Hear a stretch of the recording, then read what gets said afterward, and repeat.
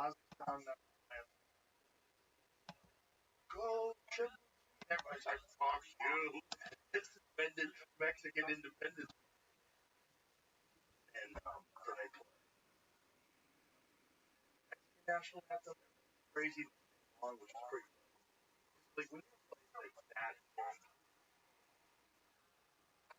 he had Mexican. Yeah, that'd be pretty. The number one. Yeah. So when songs were playing, like, you know, walkout songs, they're singing the Mexican independence Day. They're singing this song, the Mexican national anthem. They're singing this song in Spanish all together. Thousands of songs. Yeah. Before the fight started, I saw in the stands 30 or 40 seats that were blocked off that were completely empty. The former in me is like, why would they lose that many? Why would they possibly? Where are those? What bus didn't make it here? You saw it? I thought they maybe were burned by the fireworks. Right. That was my first thought. Yeah. And then it's Canelo's entrance. The lights go off, pop back on. There's a whole mariachi band playing for Canelo as he comes out. I legitimately thought that was probably fireworks were. He could get fucked up on fireworks. Yeah. Because, you know, people have been fucked up by fireworks, fight entrances before. Pretty bad. To the point where they got burns all over the body, like they couldn't fight. What happened to Pride? Pride, the dude got really cooked. Brilliant. I don't remember his name. Early pioneer of MMA. In Pride, he got torched by fire. Here? Oh yeah, this is the. That's the. I thought those seats behind them were like people those fireworks. You see how they blew them off? They blew off all that shit. I was like,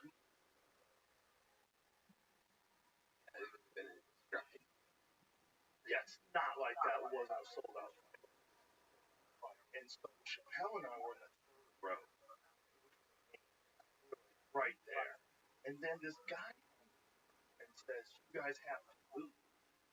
Tickets are not yours." And he goes, "I'm Dave Chappelle. I'm not moving anywhere." literally says it like that. He's wearing sunglasses. He's the coolest guy that's ever lived. The guy comes back and says, "Actually, for Travis Scott, we want to put you on the ring side." Dave and I look at each other like, okay. And so they take us from the third row to the no row. Like, it's not even a row. You're fucking right there, dude. We're sitting like with the officials. It was incredible. They were right there. I think 6 pounds. It was a good fight. It was really good fight. I mean, Alvarez is bad. He tried to turn around.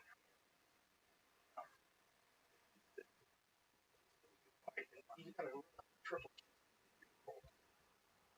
So old for a world class boxer. There's only a few guys who can pull that. Bernard Hopkins, like Muhammad Ali. Just like some of these guys, they one day the wheels fall off. Might be your 36, 38, one day the wheels fall off. The ADCC, everyone was baby shark. Oh, Ruotolo. 19 years old. Within 80s. Youngest guy ever. That kid's wild. Brother are so good. Those guys are so good. 19. Incredible. There were some times where it looked like he'd be troubling. And, yeah, guys, they make it easy. It's like they're rolling around. That's Gordon. Gordon, those guys are using totally different. Gordon is just, he's just crap. Like mentally confident. Like they were all buying into just realized that scared. But when I say scared, I'm not terrified. I mean, it's like feel the moment, right? Every one of those world class fighters, another world class fighter, at that moment, the match started. They have no. They all have like Gordon having running and he's talking shit. A giant giant good looking guy walks in. Look at him. I mean, if that wasn't a real person, if you said to me it's CGI, I'd say that's unless he's a bodybuilder, that good. And He's the fact the that best. he said that he called his mom before the tournament, told her that he won. The thing is, there's no one 27 years old and fully accepted as the greatest of all time already. He hasn't been beaten in his last 50 something matches. He gets so bored with it that he writes down on a piece of paper how I'm going to get a person like this. I'm going to get this guy to try. I'm going to get this guy. I'm going to just. Yeah, he told me before that fight, he's like, single. Yeah. They were really good training. He brought it to whole thing. I don't mind to watch how good he built up. These guys are huge and they're not just coaching the best of the best guys using each other. When Brian got Galval's back and tapped him, he's like, oh man, that is the fucking pass of the torch you're ever gonna see one. I mean, and even when he did it, he didn't have a fully locked rear naked choke. Arm across it. Sure, he has tremendous leverage, but it's not as strong as the guy. Watch it again. Watch how he taps it. Like, look, see him like arm on his forearm. That's for sure. It's not as hard as it could. Gordon went all the way over. What he's doing, he's also trapping his right arm so he can defend himself. And he's got the other arm trapped in his legs. It's really brilliant. Look at it. Looks like his right hand is, doesn't he, like, pulling that, it's sliding down. Yeah, what he's doing, what he did was he traps left leg. And he traps his right arm, left arm. So he's one arm strangling him. Literally. What I'm saying is, I'm not saying also taps him. That's not the hardest he can do. The fact that he has world with the technique utilizing a small percentage of the power that he would get. Yo, how have you been?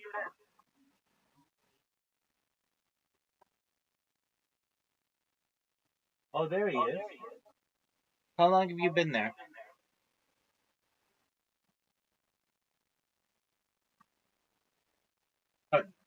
Pardon me, can you hear me? Yo, dog.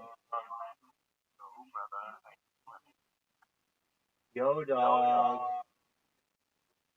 Yo, I can hear you. How you been?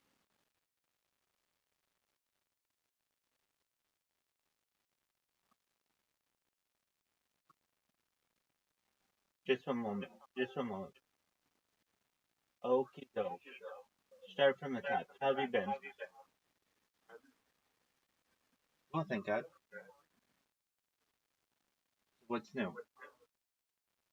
All my computer stuff, so I've just been reorganizing the bedroom so I can set it up. Excellent. How long have you been in here?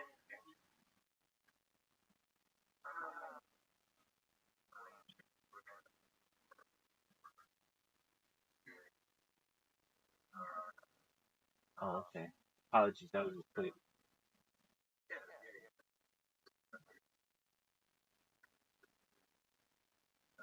There you go. And then for some reason, I don't know why, your camera is showing up as black. Oh, okay, cool. So that's what it was. So normally when it shows up like that, I think actually it was showing up like spinning to me. I usually think that when it's just one of my cameras not working, I don't recognize it. So, hi, I'm glad you're here. What has happened in the past? Have you had to ban anybody else? Oh, no. I'm saying I had. Trying to think. Yeah, I had some guys come in threatening, who were really threatening. Um, yeah, and it made me a little worried. Not really, but just, I mean, I know my ideas out there. Like whatever. Just, I don't care if people know where I am, but just, I'm gonna do my best to just protect my family. So don't say from where I am, and don't do. Just kind of make it vague. I know if people want to search me out, they can find me. But at least this one kid, because it was weird. I helped him find his gun the day before. He's in LA, and then he comes in the next day and he's like, "How did you help him find his gun?"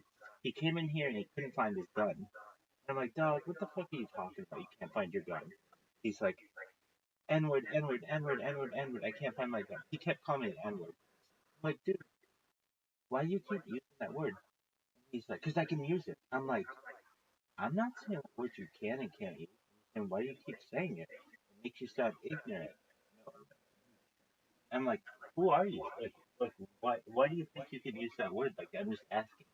He's like, "I'm Puerto Rican. I can say whatever the fuck I want." I'm like, "Dog, say whatever the fuck you want, man. Do whatever you want." Or he said something like that. Say whatever you want. So I'm like, "Let's search your house together and find your gun." And he searched for like an hour and a half, and he finally found it. He had put it down on his shelf. Then the next day he comes in here and he starts fucking um he gets really mean. Like what did he say? Well, he started making out some false accusation. What did he say? He said he was like say that like I don't know if it was exactly this, but it was something like Rabbi has raped an entire bus full of children. It's like, dog, come on, man. You know that's not fucking. So why are you being so mean? And that's what I just ask people here when they're being douches. Why are you being like why? And if people want to say, well, I want you say that free speech is so important, you can say whatever you want. Dog, go ahead. There are 500 fucking VCs in this server. Say whatever the fuck you want. But in this one, I want more positivity, and I want people to just be nice. I don't. You don't have to be nice in any of the other ones, but this one, at this moment, I do. So I'm asking you respectfully, please do not, um, or whatever. And so, anyway, this one kid, he just, um, what did he?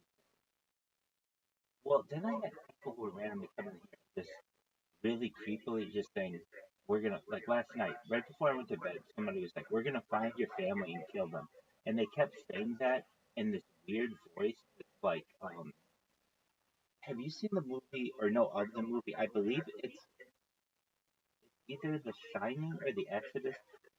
With I think it's The Shining with the two little twin girls, where they're like, "Play with us" or whatever. They have like this creepy voice. Exactly,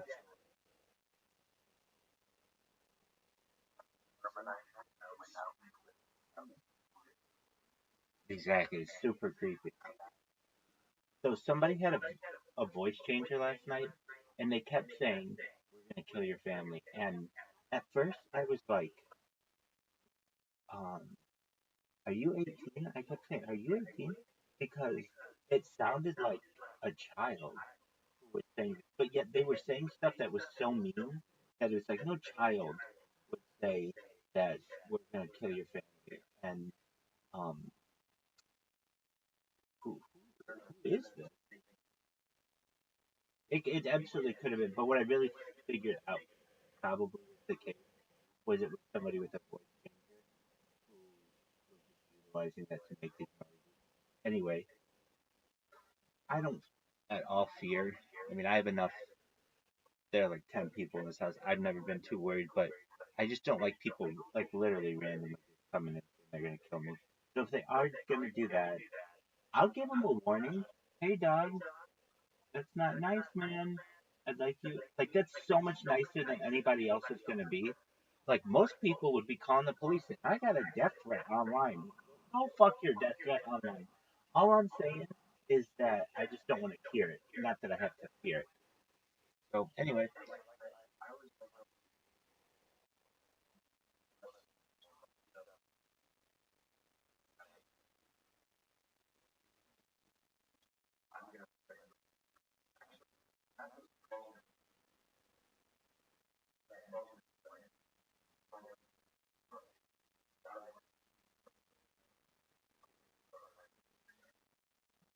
yeah, I'm actually an advocate for people to be able to say whatever they want. Though I don't discriminate between threat or hate speech or fighting words.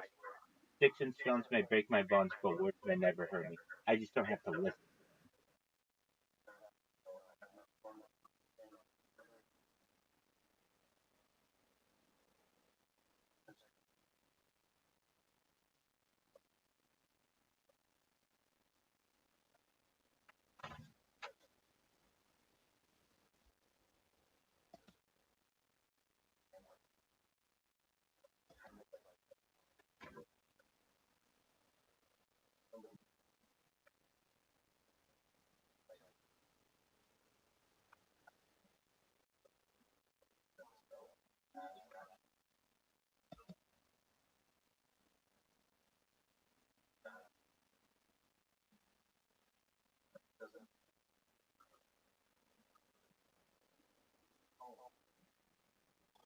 Exactly.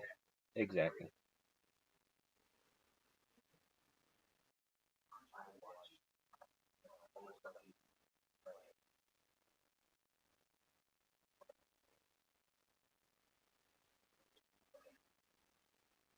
Right.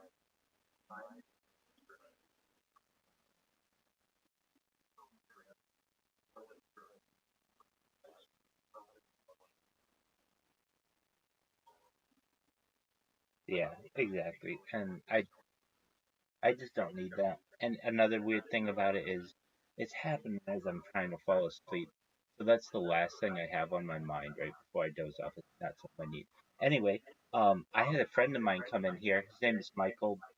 He how did I meet him? I met him on Twitter Spaces like a year ago. And this guy is a really enthusiastic individual. He's really kind. I think the first time we spoke, he's like, "Can I call you on the phone?" I'm like, "Sure." I give him my number. We must have been on the phone for like 5 hours. We just really hit it off. And he called me like either later that day or the next day, and we were on the phone for another 5 hours. It was like the first week of our friendship. We spoke on the phone like something like 5 times or maybe for like 3 4 hours each time. I can remember I would talk to him so much that it would be like, all right, man, I got other stuff to do. Like, we could talk and like come to Harry Potter Mom's Night 10 anywhere. Come to one of these places where I can talk with other people. But I remember like the phone on my battery's gonna die, man, or it's gonna overheat or whatever. And it did a few times. So what happened? So I've been having this issue with my ISP wherever, um, or it seems to be whenever I get any momentum, my internet goes down. Why? I don't know. So I finally was able to convince the people who manage the utilities for the place to contact the, the internet company. I think it's Cox. Anyway, so they said, I asked three, can you ask them three questions? One, do we need a new router? Two, is there a router like firmware? update, and 3, like, why does the internet go down once a day?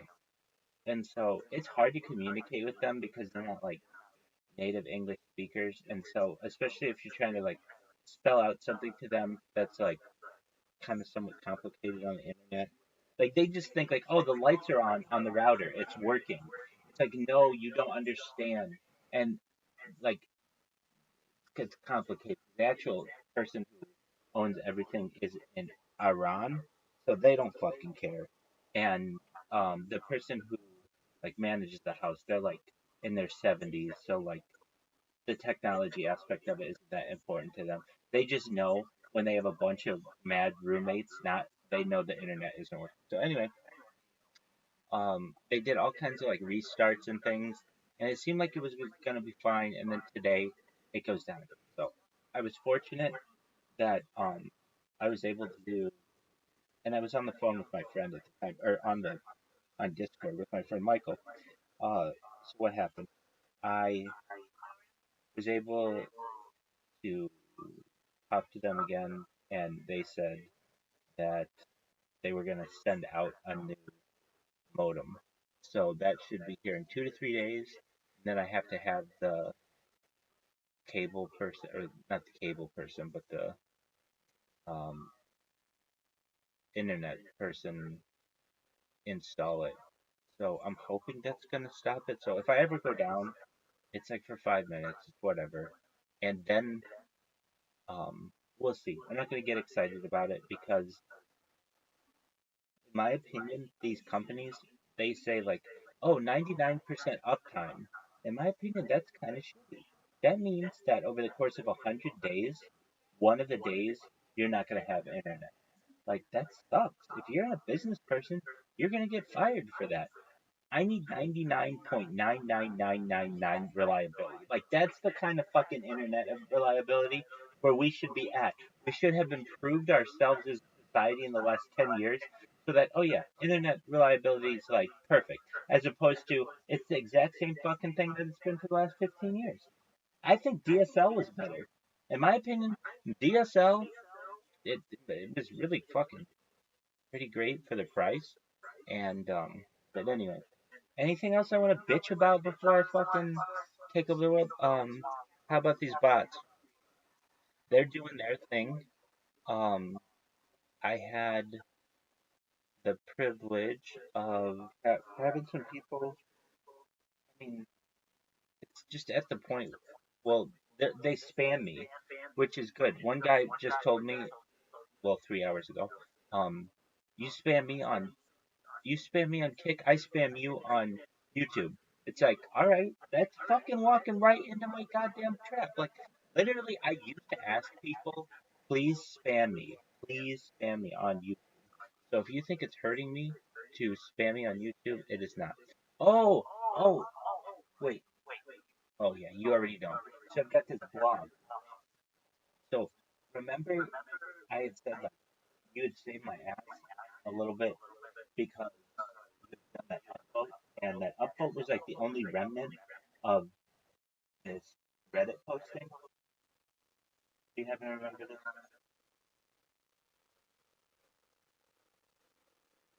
Yeah, you upvoted it, and because you upvoted it, it was the remnant of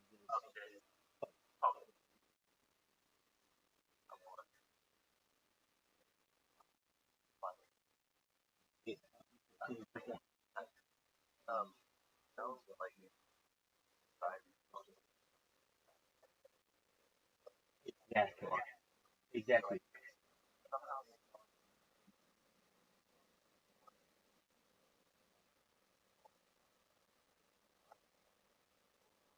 It was totally interesting, and it was just enough time that it gave me time to be able to go in with my phone and go to every single question and everything to answer. I wouldn't say I got them all. There may have been an exceptional case where there was deleted here or there, but I went through it and I got them all. And so that's good. So none of that data was lost, and then I transferred it to the new blog, and then I put an end on the blog. Why? Because I could sit there and fucking make that thing longer and longer and longer, and it's unmaneuverable now. It's so big that it's like, it crashes my computer when I use it. It crashes the phone app. So it's like, if I need to say anything else to the world, I can just create a second blog article. It's no big deal. But that one is like, well, what's important about it? There's so much interesting shit in it. I read it and I'm just like, wow, de-extinction. That's like fucking Jurassic Park with the woolly mammoth. Did we talk about this the other day? Excellent. Yeah, exactly. Colossus Biosciences. And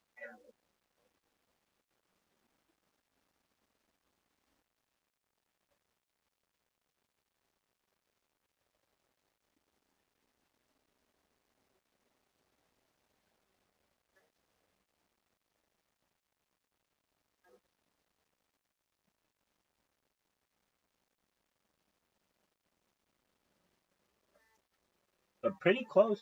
Some of this shit is in glaciers, like really well preserved.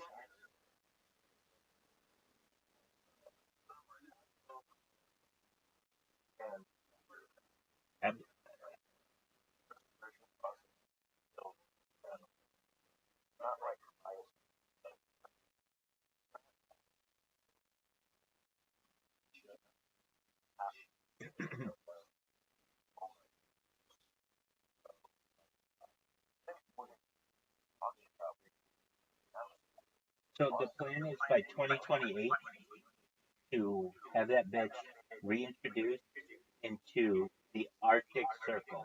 They wanted to repopulate the Arctic Circle, right?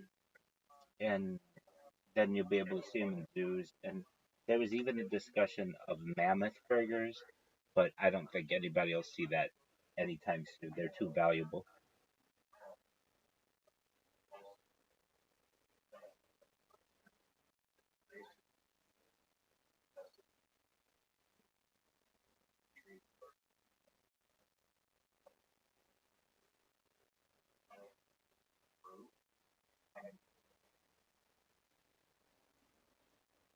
Good point.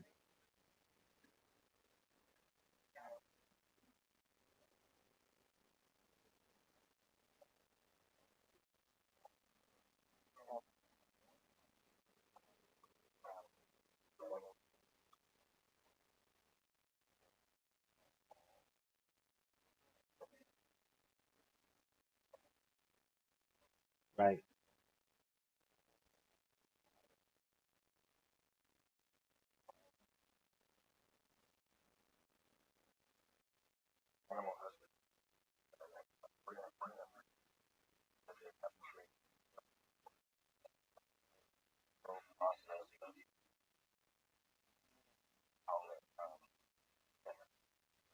Yeah. Selective breeding.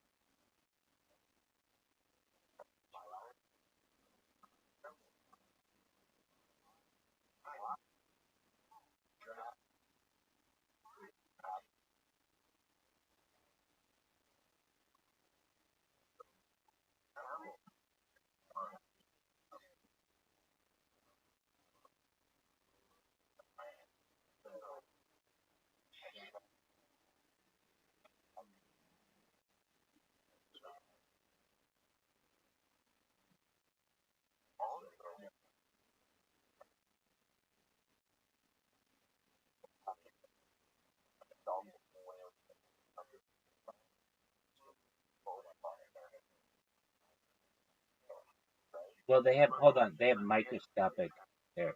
Both of them.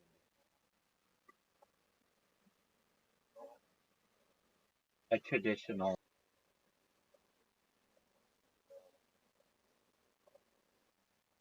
blubber.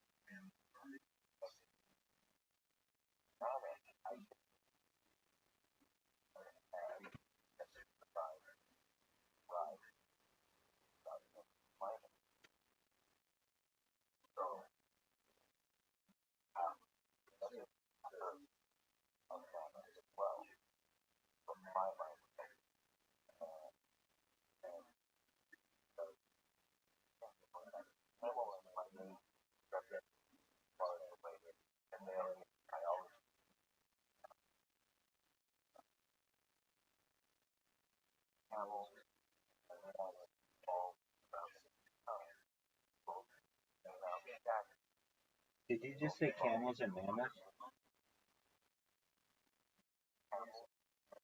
Oh, mammoths. Oh, okay, gotcha. No, no, no, no. I just you said mammoths. I just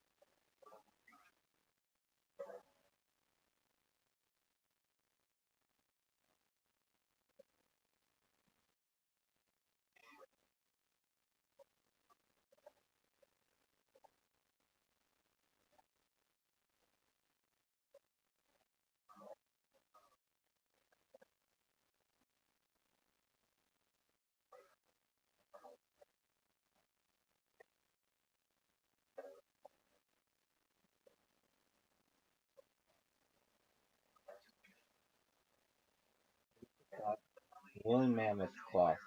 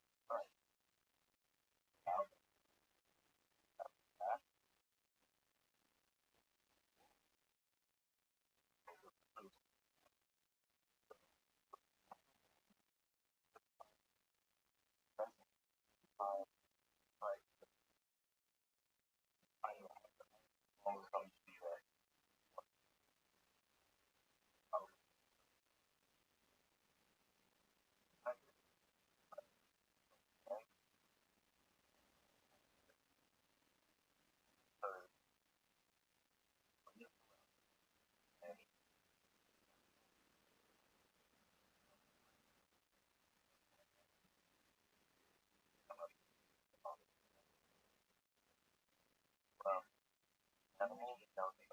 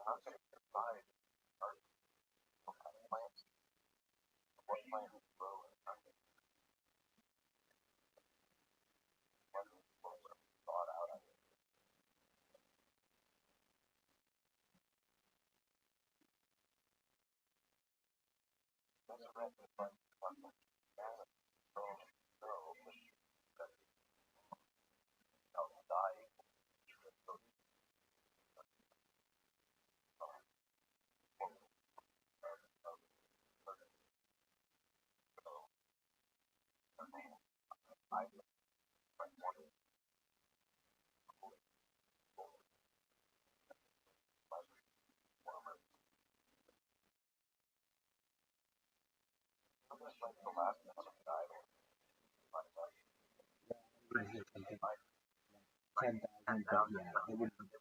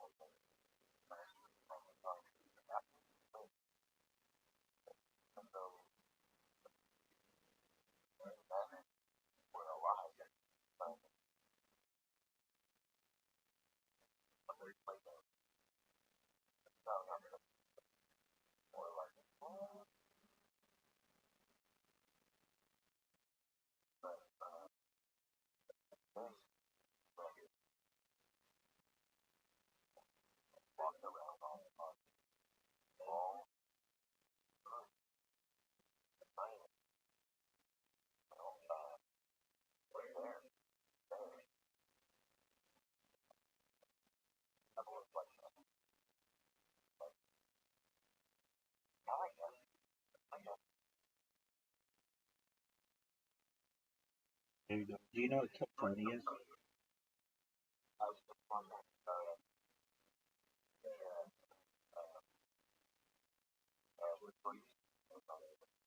Yeah, we're gonna watch that right now. So just one moment. Let me get that bitch going.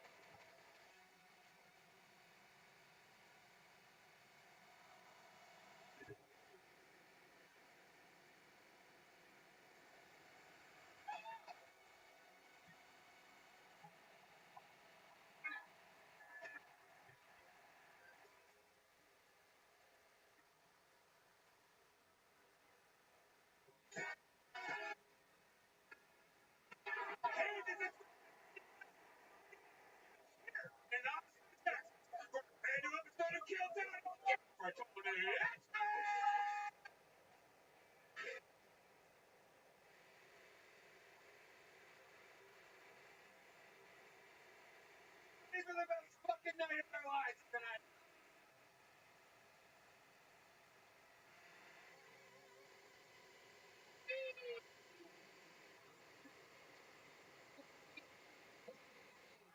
Number one, Castle. How you guys doing tonight?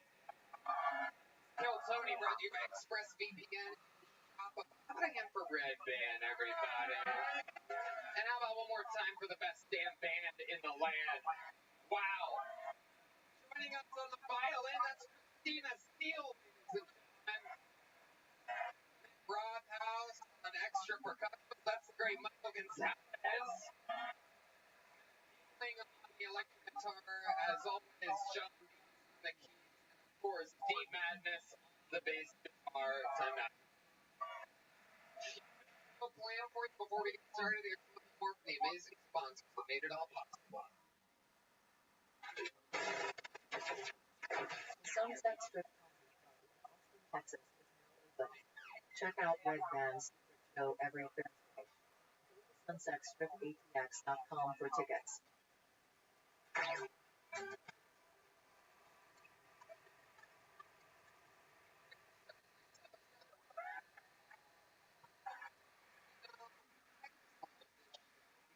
never know what kind of a melting pot of guests. Tonight is just perfect little stew. Three unbelievably entertaining human beings. Ladies and gentlemen, your guests tonight are Jordan Peterson, Tyler Fisher, and Kim Condon. Oh my God, Jordan Peterson.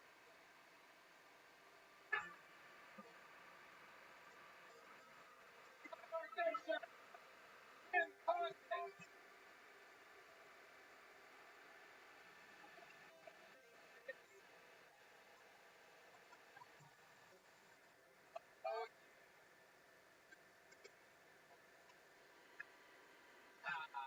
We're going to watch some damn stand-up comedy tonight with Jordan Peterson, Tyler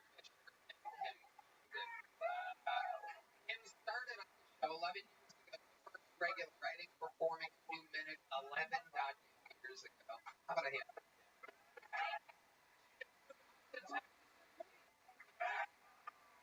We got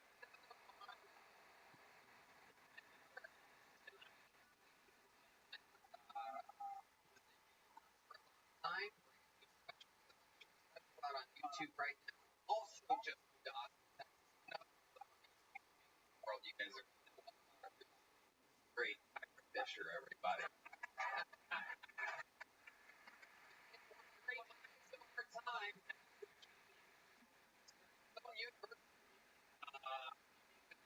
First guest on the show in 11 years. First.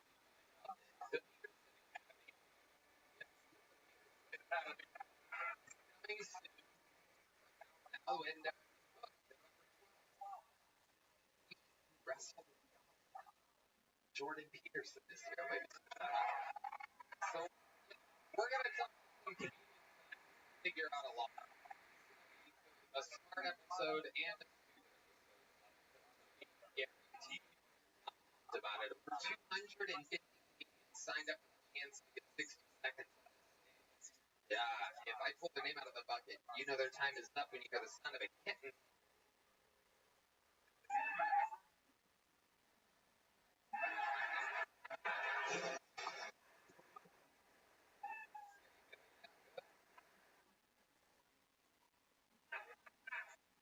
That means they have to wrap up then or bring out the Angry West Hollywood Bear. More about them. Steve gets advice. Find out something about them. They could talk about anything in the world. The whole show advice. You guys ready to start to finish it? But we have a regular that performs rotating right now. And this guy is taking the ladies. The Estonian assassin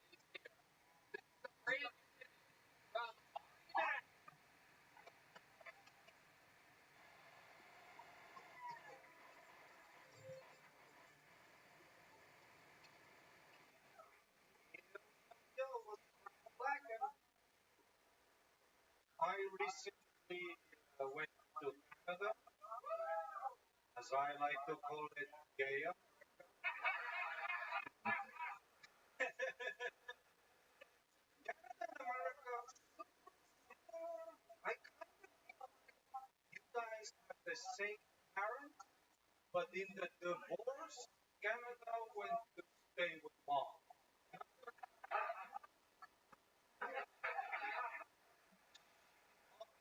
Way too much. Kept telling him affirmations. And we were so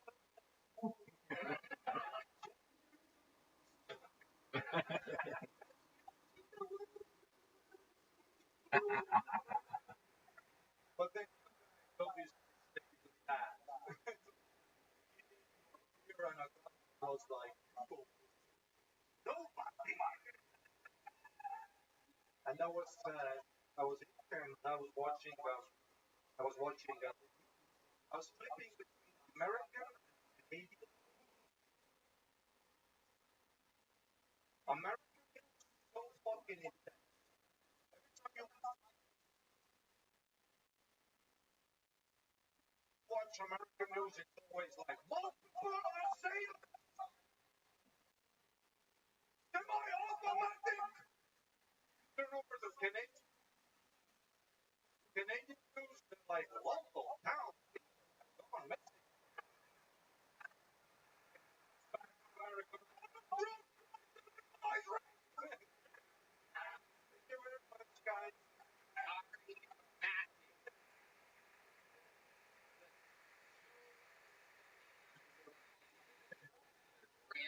minute for hurry to your American citizenship.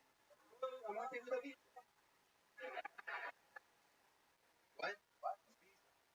Okay. Yeah. So how's that? A little bit, but otherwise it's been a show starter.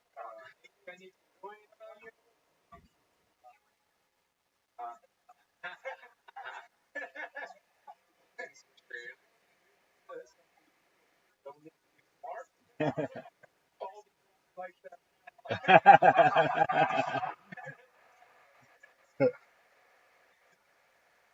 Oh, that's funny.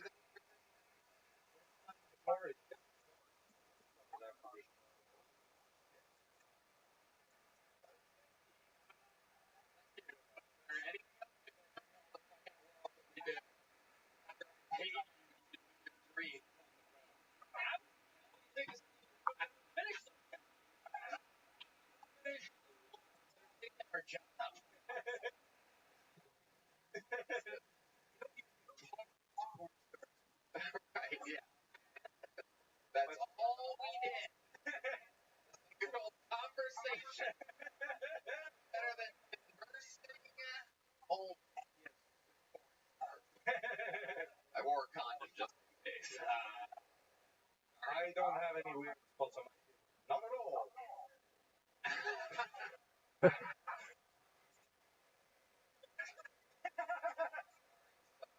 What else is going on in life? Been chilling, trying to integrate, smile more. I thought it was pretty cool. Cool club, and also Tyler just Estonians don't smile a lot. No, it means you're up. Oh.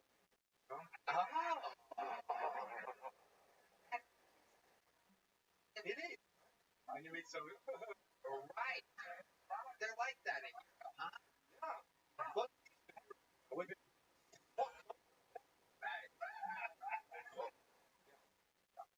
You're kind of like you can be the pedophile and the kid. You kind of that's kind of both have that vibe a little. Catch pedophiles. He's an auto pedophile? Auto pedophile. Oh, you have. That's a Carl Jung quote, I think, right? Oh, Tyler, I didn't know you have flag. Well, thank you. Oh, man. Teacher. He's trying to get a visa. You're kid. I don't like foreigners. All right, Maddie. Amazing way to start the show. As always. I like Maddie. And now things get crazy, ladies and gentlemen. This is where we meet.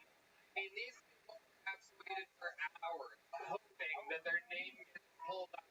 Anything can happen. It could be a crazy person, could be the future of the show, could be a genius, could be a moron.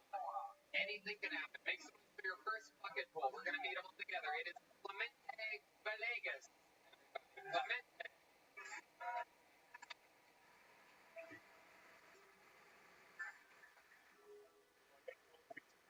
that I have a prison body. Yeah, so it was like, you're prison. I didn't know if that was a compliment or insult. You know, like, does it look like I do push-ups? Can you tell me the last bad in here? So, but I heard that, and I was like, I should get an Apple Watch. Motivate me to go run. It hasn't. But I have thought about myself. Like, I just discovered I can masturbate. Stamina. Okay. A lot of vegan food. I feel like eating vegan, eating a burger for the first time, I feel like eating a trans time. Welcome, welcome, Tim. How you living, baby? We've been waiting for you. Hope you're feeling sexy today. What's good? You're not gonna- I'm not sure. Just some old leftover dick. There you go. That was fun. It's a joke. Never had it.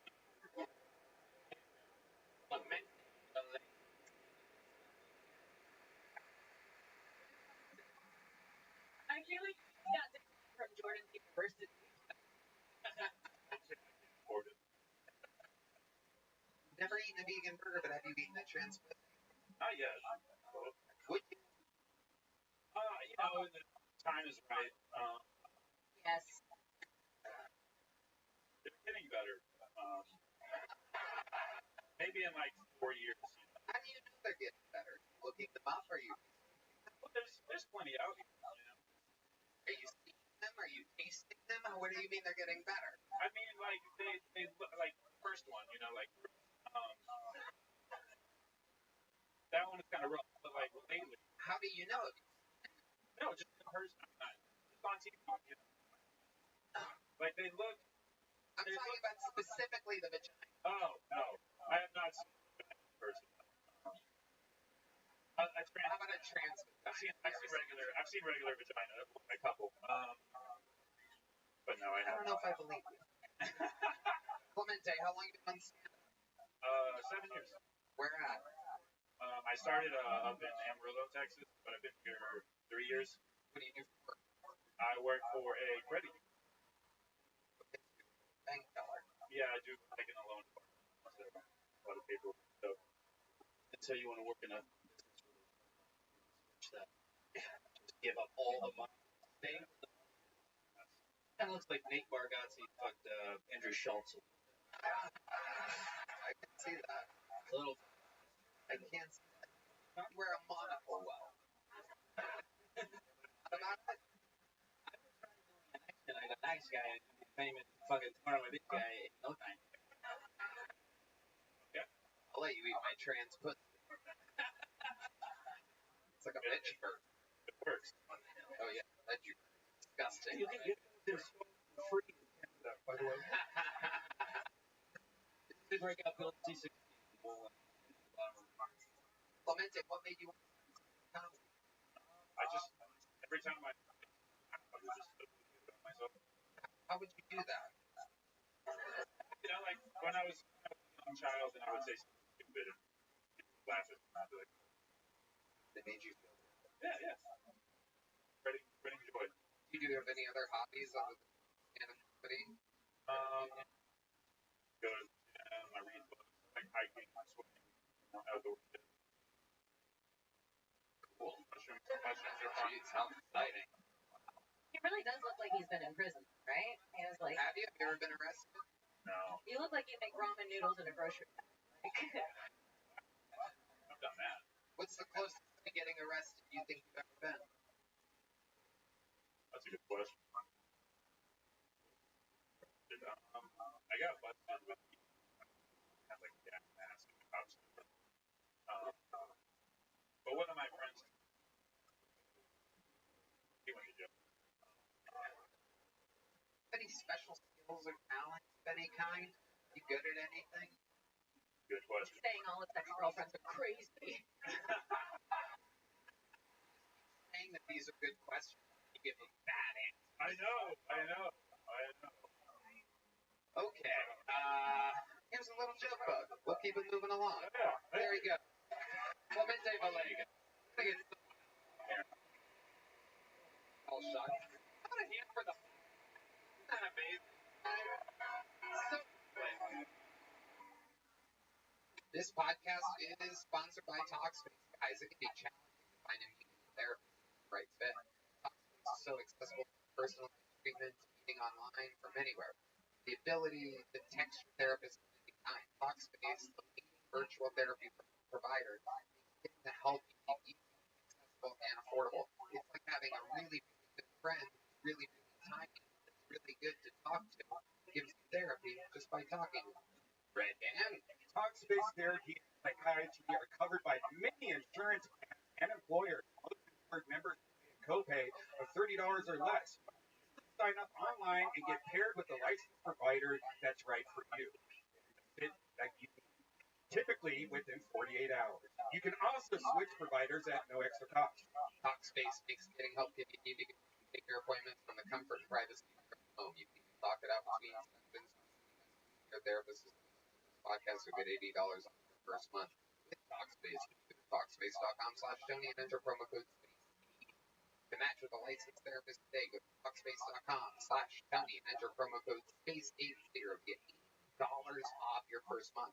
And for the show, that's Talkspace.com/Tony, promo code SPACE80 right now. Oh yeah, your next comedian, 60 seconds, going to Alex Barboza, everybody. Alex Barboza, okay. My tits are so small. When me and my husband fuck, he grabs his own tits. You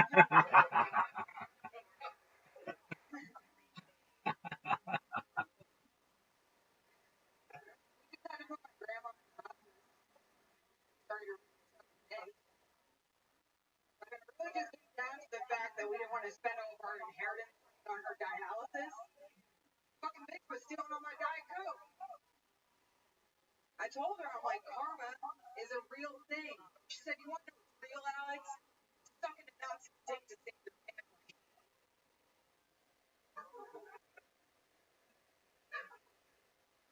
She likes the shit, but what can I say?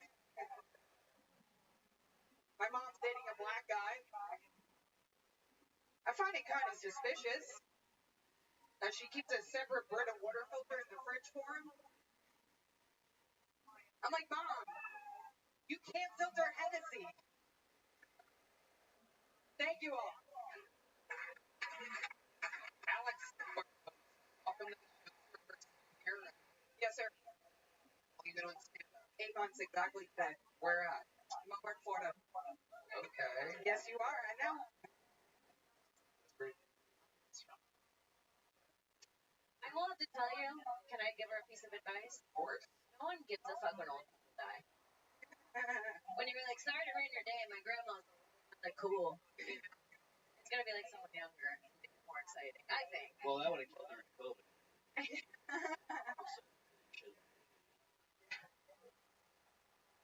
For 3 years. We don't anymore. We don't fuck anymore. We're back to not. I didn't get the vaccine. My pediatrician. So I'm still a little caught up.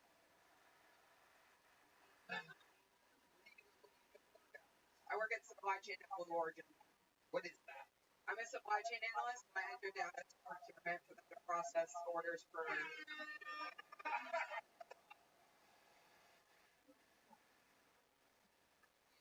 You're here in Austin until Thursday.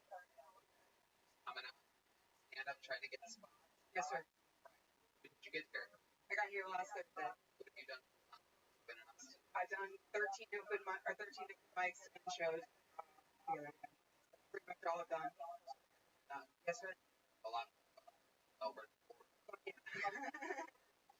What straight women look like in Melbourne? Well, Are you? you'd say I come off a little gay. You know, when you came out, I was like, JoJo Siwa's stand up. No, I am married to a man, yes. Oh. How long have you been married? We've been together for 10 years, married for 3. How long has he been trans? What does he do? He works at the same company, but he paints for on.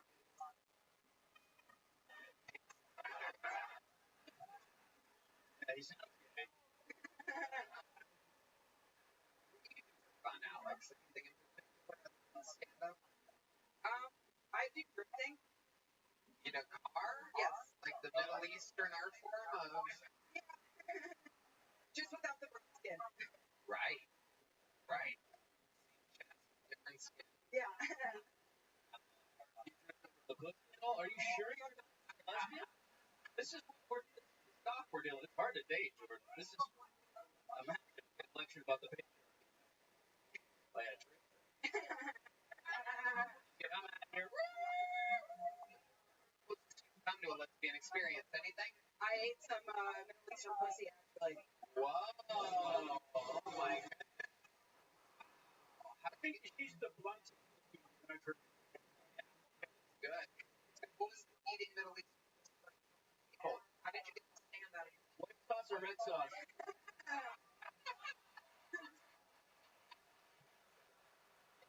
The water? Wow. What was it like? What was your experience? If I'm being honest, guys, it tasted like shrimp Curry. So that's why I'm straight. That's scarier than what's funny. Unbelievable. Your mom is with a black guy? Yes. How long have they been together? About 5 years. Was she only with white men before that, as far as you know? Pretty much my father and a British black guy. Yeah, that's it. British black guy? Yeah. Now she's with an American black guy? Yes. He's right. Yeah. Different than the British black guy. Brought to Tennessee. All right. Amazing. And so that's your stepdad. Yeah. When you say nah, yeah, what do you mean? He's garbage. Whoa, that's garbage. Because he's my mom. He's a fucking asshole. Yeah. How do you know that he cheats on your mom? How do you know? Me and my mom are really close. Yeah. What?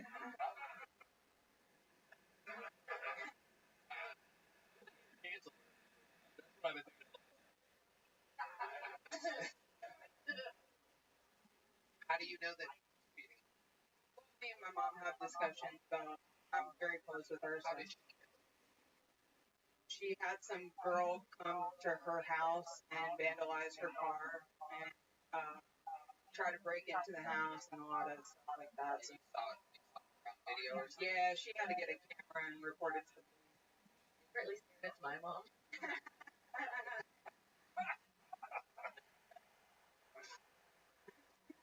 Broke up with her black boyfriend, you guys. They with the white woman. White woman. A little bit thick. Yes. Yes. Yeah. Well, it's also a black stepdad. Stand up for you. So I've tried a lot of hobbies in my life, and I've never really found anything that I'm good at. And the first time I tried stand up, it honestly changed my life. It's what I imagined doing heroin is like. So. What do you like about it? I like the rush that I feel after and the attention I get from people. Very honest answer. I don't ever actually have an answer. Correct answer. Answer took 11 years plus. Run for office. I win the Democratic nomination, actually. If only I was black. Sorry. Whoa. Okay. All right. Yeah. I love it. Well, Alex, a very, very fun, honest, real interview.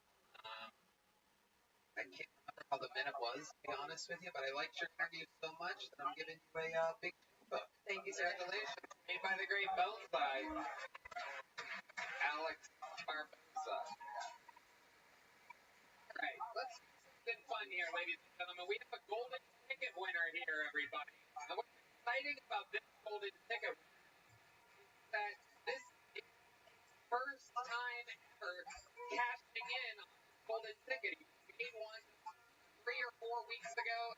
This is his first appearance. His first. He's only been on once before. This is his first ever golden ticket cash from. Oh, everybody. Here he is.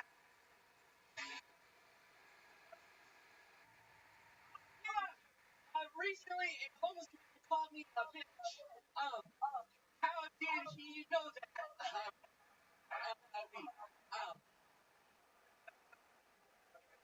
I'll tell you what happened.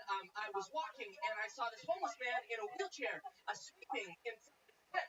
And I was thinking to myself, oh, I guess he cares about his curb appeal.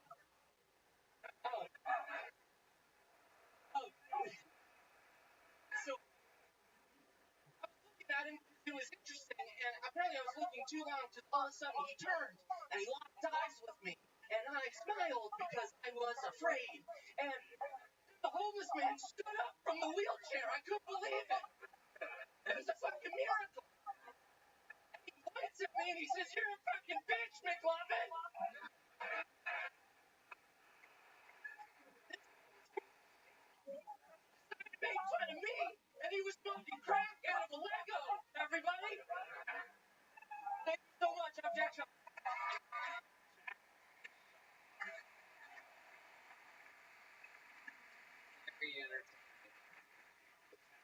homeless man for 60 seconds.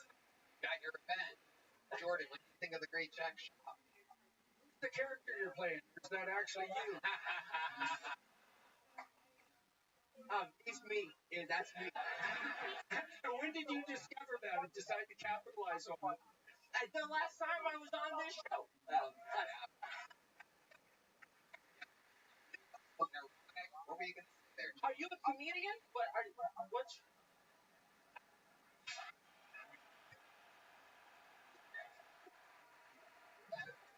Okay.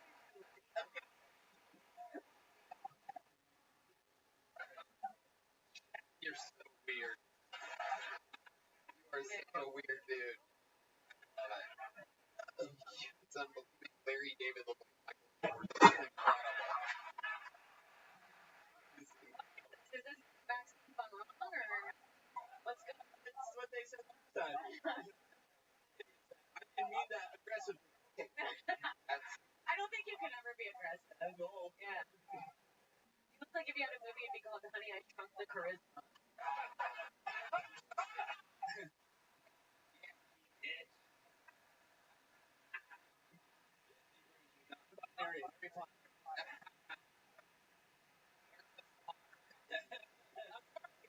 The missing episode. Love it. Jack. Break glass and come. You're how old now? 25. 25 years old. How long have you been doing this? About 3.5. I love it. And what do you do for work? I used to teach traffic safety to kids, but then I quit that. I did. Did you lose any kids? So many kids. We did discuss it. How old were the kids? About like 5 to 13. We lose everybody, dude. Everybody in between. I went to traffic school fine on the children. Is this your own business? Startup? Power wheel? Something like that? No, it's a family business. Explain to us the process. Well, there's cars in the road, and sometimes kids walk in front of those, and you tell them not to do that. Oh, you're like the elevator pitch. There's red lights, and green lights, and yellow lights. I like all three of them. He seems Unbelievable. Seems like one of the kids. for bad parents. That is correct. Did you get hit by a car? Is it a personal thing? You're just trying to pass it forward? Dude, you can make a killing live streaming. They love autistic kids like this. On Twitch. Like a neurological thing. It just come all the time. No, people tell me I have a cummy vibe. Well, yes.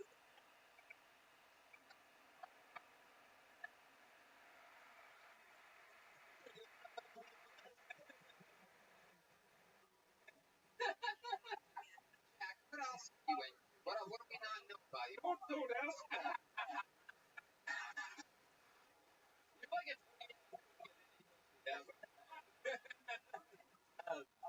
Woody Allen would love to run his own children's traffic school.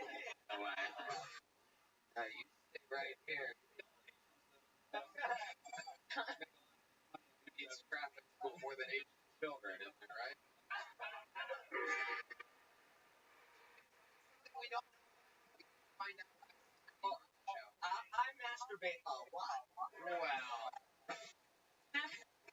I think that's something we didn't know about it. what's your masturbation process like, Jack? Well, I make sure nobody is around, first of all.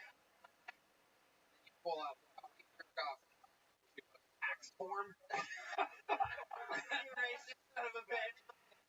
Okay. He's like, it's a coin. I use lotion, and Oh yeah, I bet you do. sit hate it, dude. They hate when I masturbate. They're always like, close the window. I'm like, what am I supposed to masturbate to, dude? It's like, that's what, you know? What?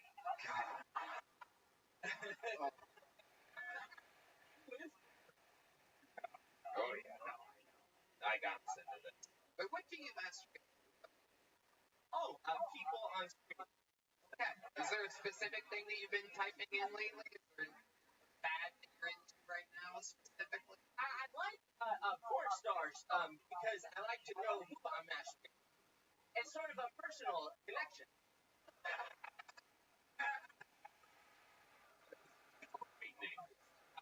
Scariest that use that all night. Favorite porn star out there? They might be watching. Oh, yes. They're hiding. You? Oh, yeah. Who would it be, Jack? Oh, I like Sky Speed. I like. I feel like I'm like show and tell for porn stars. I like Sky Free, and I like Lisa Ann, and I like Mariah Mills, and I like. My girlfriend's gonna hate this so much. Yeah, these are kind of mills that you're naming. Yeah. Very interesting. There is something specific that you're into. It is the love of your mother. What does that mean, Jordan? Do you have an analysis on why a guy would be into MILFs specifically? Why one would be into older women? Like, is there like a psychological reason for that? I don't know. I mean,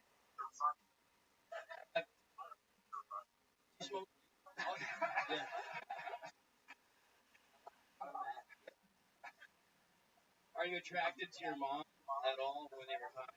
no, just when I'm sober. Okay. You are a wild boy. So how's LA treating you? LA's been amazing, man. This show changed my life, everybody. Give it up for Bill Tony. This is the best show I've ever seen. Someone asked me to sign for a tit. That guy was so fat.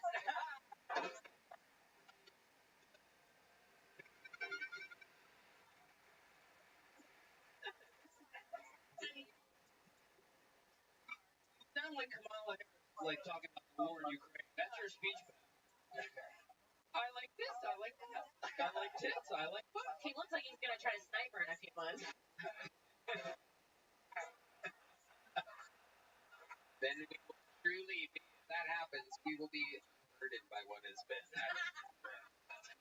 Jack, congratulations. Your first cashing in on your golden ticket. A fantastic setup, fantastic interview. This is the beginning of the saga of the young Jack.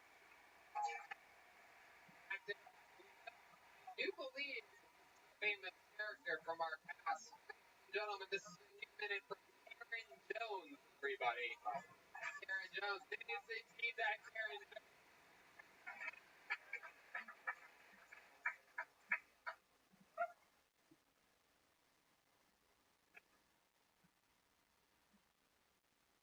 How crazy was that? Watching Trump almost get killed? That was so insane that I was distracted watching it by how stupid the Secret Service was. I watched and thought, they are so worthless. They're doing nothing. And then I thought, if only Trump would just grab them by the pussy and then hold them up and use them as human shields. They could look so cool. They could do it with girl power. But don't think that the government is feeling bad and is going to back down on going after Trump or him. They're still going after P. Diddy hard. You know, they raided his house for being at the Capitol on January 6th. They did. They said that he was calling for an insurrection going in and out of congressional offices. I was there. They're wrong. He was going in and out of congressional offices saying insurrection.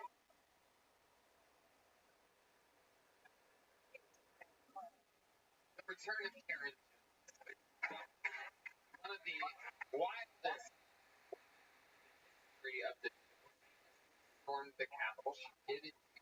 Actually, we've been on multiple times before.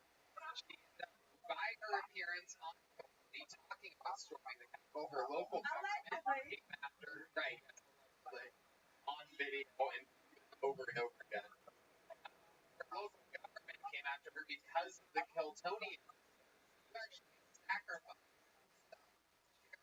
story on the show, and you know, what I love about the show is it's always emphasized people. Karen Jones clearly the type of lady that Jack Shaw would jerk off to. That's what I was thinking listening. I thought, oh no, he likes older women. He's gonna jerk off to me. It makes me very uncomfortable. Yeah, I was kidding. No one's jerking off there. And once again, just to be clear, I was being arrested and I was trying to come on the show because people that watch your show don't have a political bias for the most part. And I wanted to tell them some things. I read fact checked me on my first deal when I said no policemen were killed. So this was a way for me to A, get some truth out, and B, get a new career as a stand-up comedian. It's a pretty fun thing to do. Jordan, It's a very unique that you have. You Americans are really quite diverse. yeah. No, seriously. That scares me coming from a psychologist. I mean, people call me crazy, but when you say it, it seems clinical. You have your upside, I would say. A fair bit of courage. But anyway, yeah, it's been wild, and I've really been having to thread a needle here because my husband and I pled guilty on the day Trump was convicted. You and Trump were both found guilty on the same day. Yes, and that's like my family thinks that's wild. I just thought it was just another kind of crazy coincidence of the last 66 years. Not nuts. I can count backward by 7. Sorry, that's Joe Biden.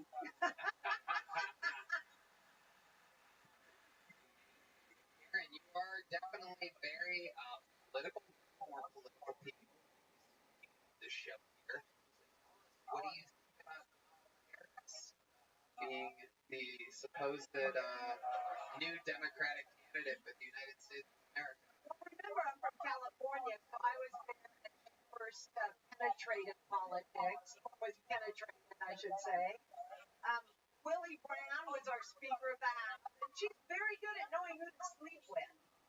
She is excellent, and that's a certain kind of smart, but she has screwed her way into maybe the presidency, and hats off.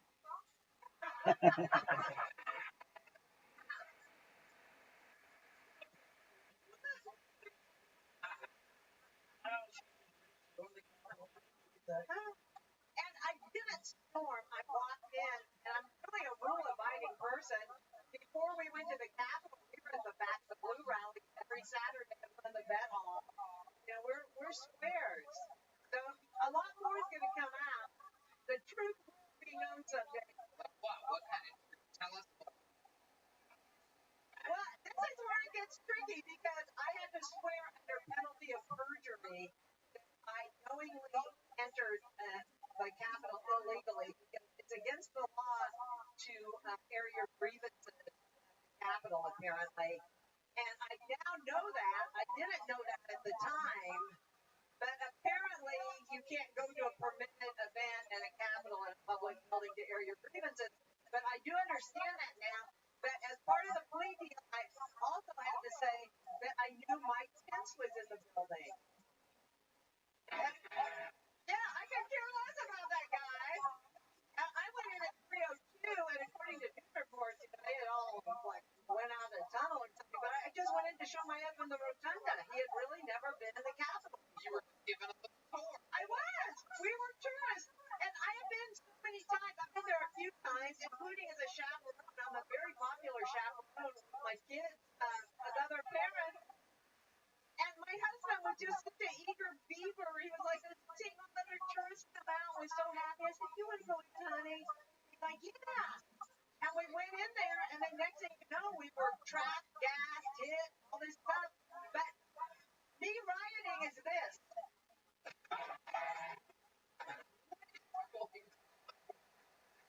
Because I don't want to be hurt. Maybe creating a potential. Where did you get so Oh, that's actually a good question.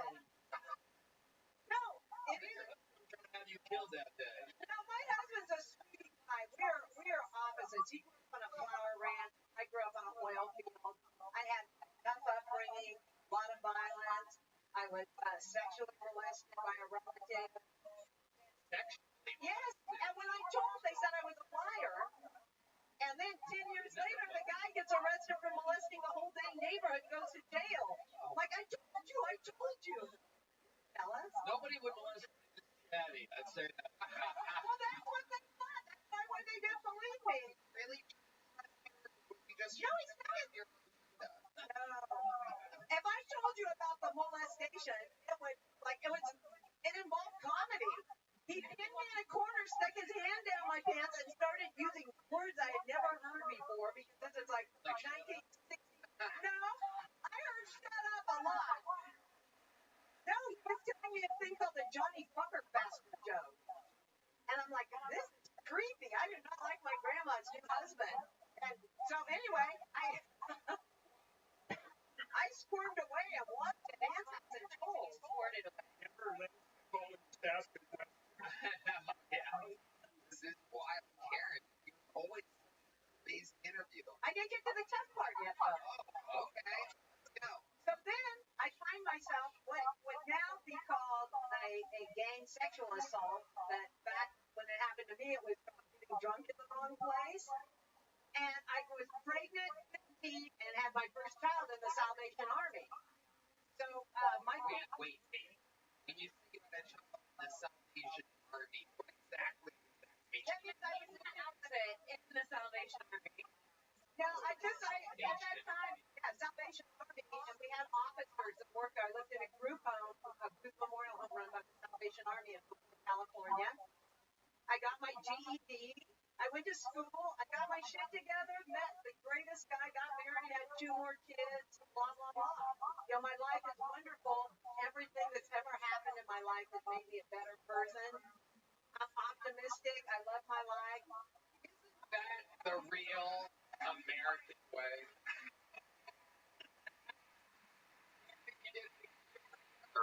Yo, guys. Hold on a second. Forever. I'm so fucking funny, man. I've been becoming the funniest person on earth. And at this point, I think it's the only thing that gets me through the day. So, whether you agree or not, this is what I have to say. Is that after watching as much fucking stand-up as I do, I need to fucking put together a little 1 minute. What would I do? I'm not doing Tony. I don't have the finances to be able to travel to Austin and do all that kind of shit. But these jokes that I have are so fucking funny. I think they would fucking. So you know what Tony is, right? It's 1 minute, right? Okay. So I'm not done yet, but I just came up with a really good one. And I honestly think I could be a fucking joke machine.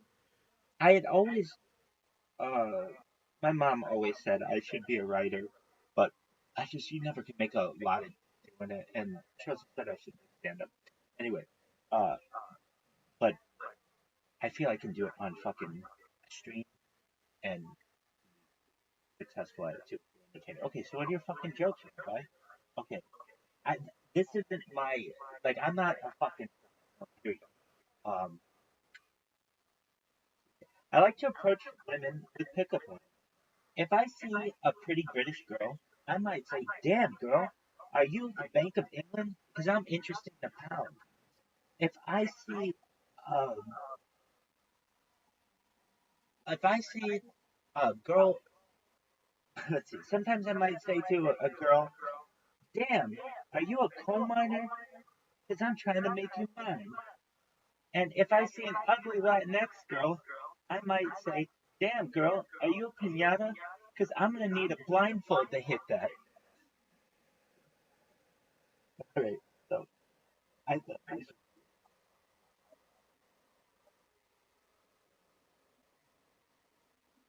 yeah, dude, they are. And so, and like, I have no delivery, but dude, oh, absolutely. Absolutely. That 60 seconds, if I get like five or so good pickup lines and I just memorize them, that's fucking hilarious. And then you've got like you could literally put together 5 minutes just with the pickup lines that you get off of them. And all I would do is say, I would give credit where credit is due. I would say I like to get a lot of my pickup lines from Reddit. Here are some of the best of them. If I see a blah blah blah blah blah, this is what I might, you know what I mean? And then it's like you're not joke stealing, and you're giving credit where credit is due. And I don't know, you don't have to say that, but then I think people would think you're quite humble because you're like willing to say that, hey, I'm not just. But here's the Bank of England one I did. The uh, oh shit, I had another. Oh yeah, so the coal miner one I the one that I read on Reddit wasn't as good. Here's the one on Reddit. Damn girl, are you a child laborer in the 1800s? Because I'm trying to make you mine. It's wordy. Mine is, damn girl, are you a coal miner? Because I'm trying to make you mine.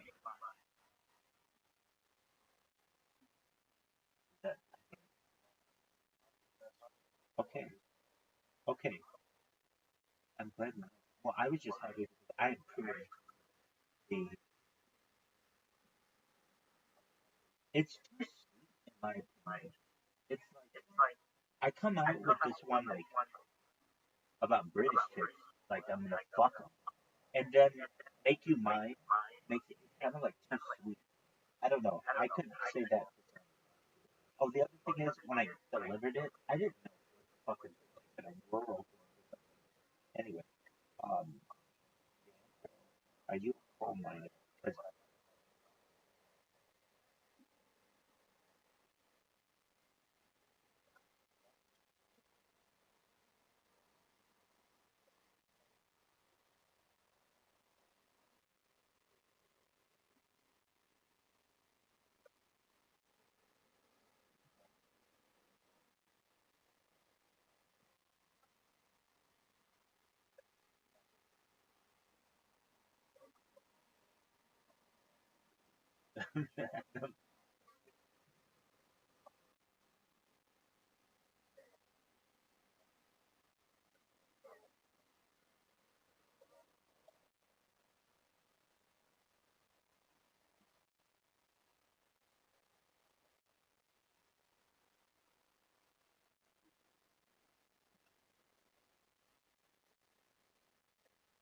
Doug,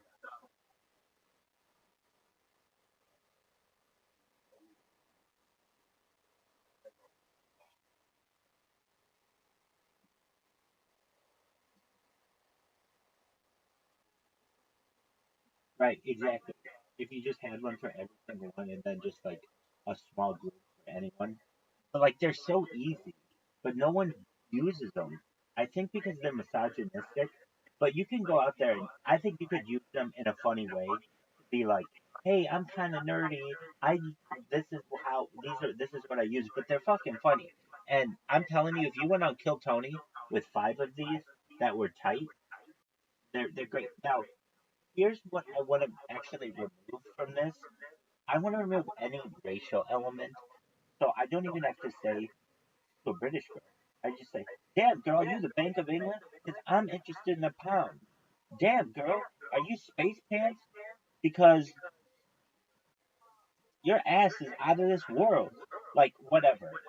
I find like 6 good ones that aren't don't have anything to do with race. I just love that loud. That's fucking hilarious. Um,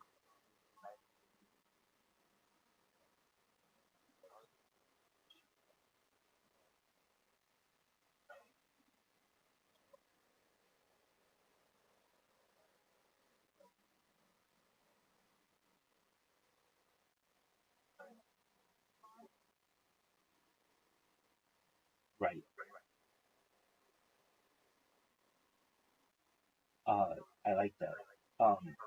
Damn, this one is dark. I wouldn't use it, but it's funny. The reason why I wouldn't use it is because I don't feel this way. But damn, girl, are you a toaster? Because I want to take a bath with you.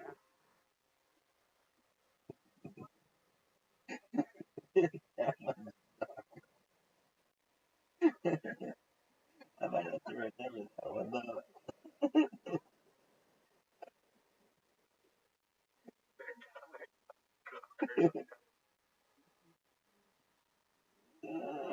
That's really funny. That one goes like against the grain mentally. Like I'm thinking, okay, damn, girl, are you a toaster? Okay, like I'm expecting something bread related, and then it's like, because I want to take a bath with you, which is like not. They don't go together, but if they go, it's very dark and edgy, and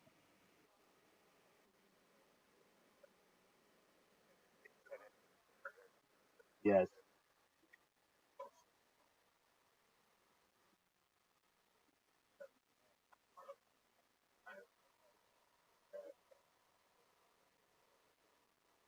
excellent.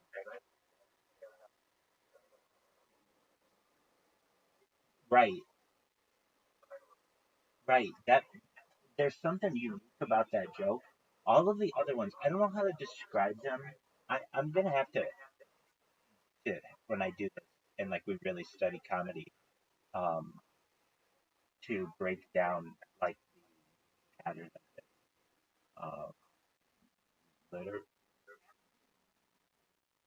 not literally, but well, yeah, literally, but in a like linguistic form. But basically, the joke is, damn girl, are you a blank? Because I can see whatever. This one has the added dimension. Usually, the first thing and the second thing, damn girl, are you the Bank of England? Because I am interested in a pound. That's a good joke, in my opinion, because it also has the interest in it, which is fun as well. And I think I could word it differently to probably be funnier. But the funny thing about the one with the toaster is the two things don't go together. But if they do, it's fucking terrible, which makes it very funny.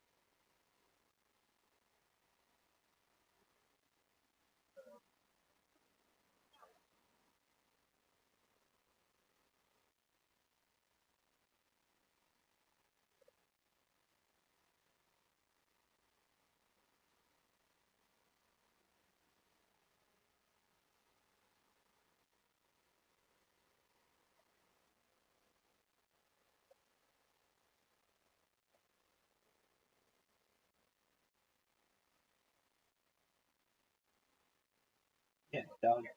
Shakespeare.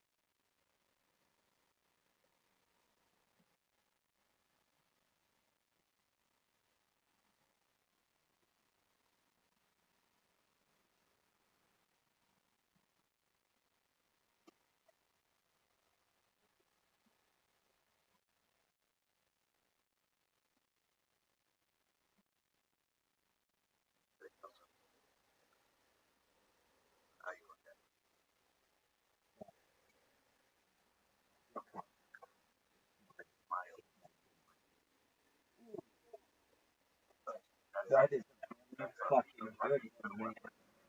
That is a fucking good one. Damn.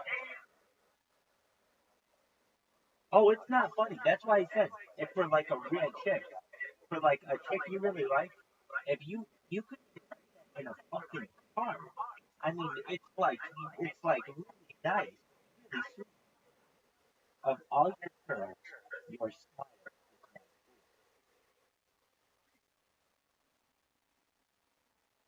I mean, I just think that's really fucking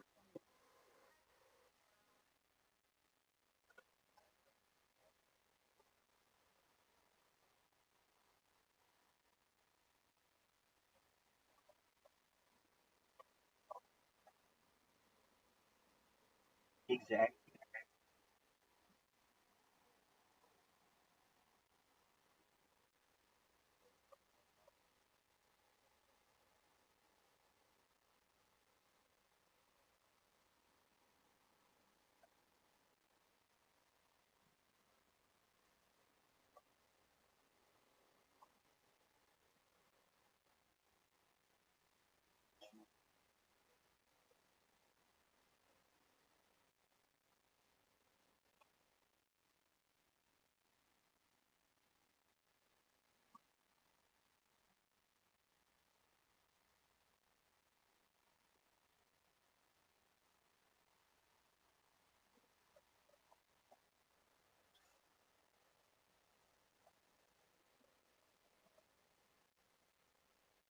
Oh yeah, definitely.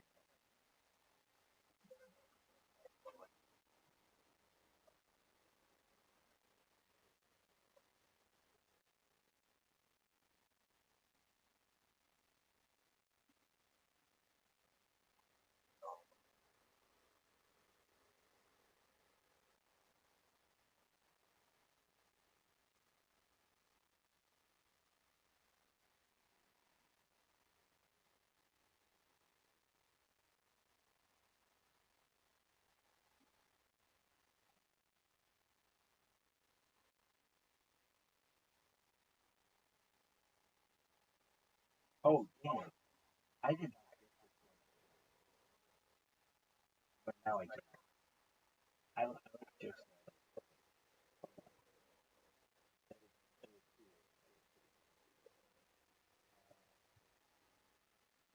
I wouldn't use these in a stand-up bit.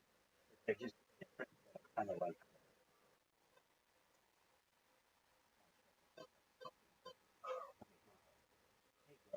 If you were fruit, you'd be a pineapple.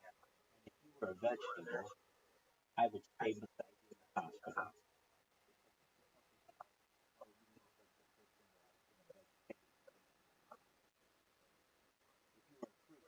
Pineapple.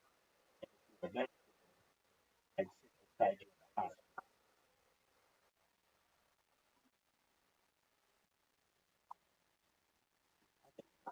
Damn, dude, your bone structure is giving my bone structure.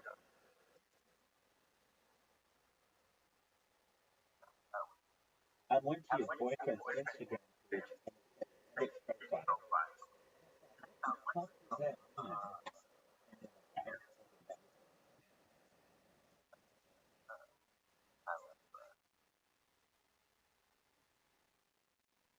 But like literally, I swear to fucking God, dude, to quote unquote kill Tony, this is all you have to do.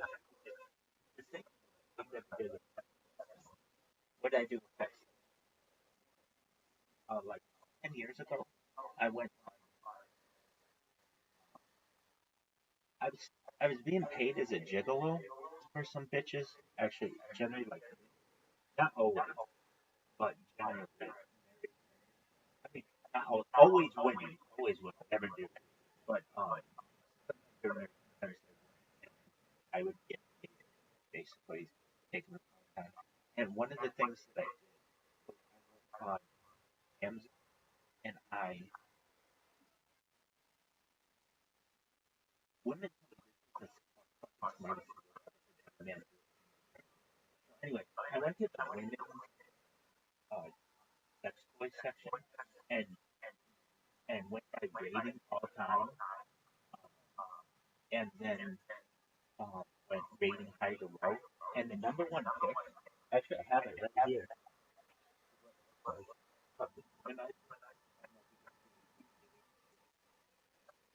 And it creates like a little bit of suction on a woman's clitoris. Um, it's like, and viral, I will do orgasm creator. Anyway, so I can just tell you that like that, I bought the top toys that showed up, and they were all fucking one of them. So in the same way, you could do the same thing with a lot of shit. But I thought, okay, I'll do the same thing on Reddit for their joke section. Like the 10 best dad jokes, their 10 best pickup lines. You have like clean jokes, you have dirty jokes, whatever. Um, and then kind of get a theme. But I mean, I don't know. I'm somebody who just didn't want to come up there and just sound stupid. I want to be like, damn, this person's fucking creative. And so it could be like, um, picking up women, which is always like, in my opinion, um, it's like a safe. Generally, I think it's kind of like a safe topic. You're not going in there talking about races and all kinds of other things. So I don't know. It's kind of a traditional thing, but um, I so what did I do? I went to Reddit and I went to pickup line section and went all time, highest to lowest, and like one of the highest ones all time was of all your curves, your smile is my favorite. How good is that? Like that that to me could be a Hallmark, like a sexy Hallmark card.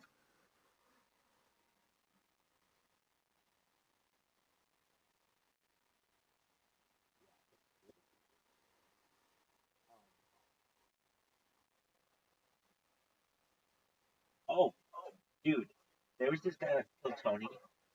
So do I have your friends? I'm pretty new to it, even though I'm like super fan. I didn't last, and I've only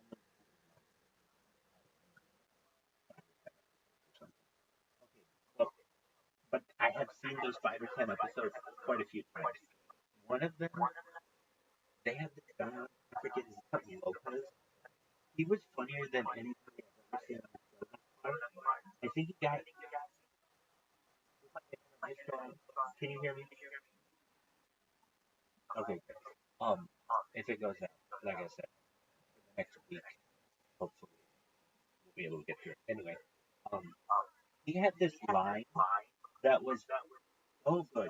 He had so many lines for like shit that people gave back to. So what did he do? He worked in like a cattle rancher or like working at oil some fucking Texas thing. And they said this thing to him like Oh, so how do you like to pick up a woman? And he'll just say, he said, "Do you come here often, or do you come here often, or do you wait at home?" There, now you're here. I know it takes a second. It takes a second. And the way he delivered this, he had already given his 60 seconds. They were flawless. They were tight. They were funny. And then he just comes up there and they're like, all right, so in fact, motherfucker, let me see if I can find this guy. He was so funny that it was like, this guy's a natural talent where he just has zingers that come, you know. And I love that about people. Honestly, I tell this to everybody. I have a conversation about Tony. Tony Hinchcliffe kind of pisses me off in a way. Not I should say. I don't think he's that funny. He thinks he's so funny, and exactly. And some of the jokes that he makes are so cheap that I'm just like, no, like you'll never, in my opinion, be like a really great comic. Perhaps maybe it could be, but like I don't know. Just you can't take every fucking thing. He takes every fucking, and so he strikes out so much. He gets some. He gets some.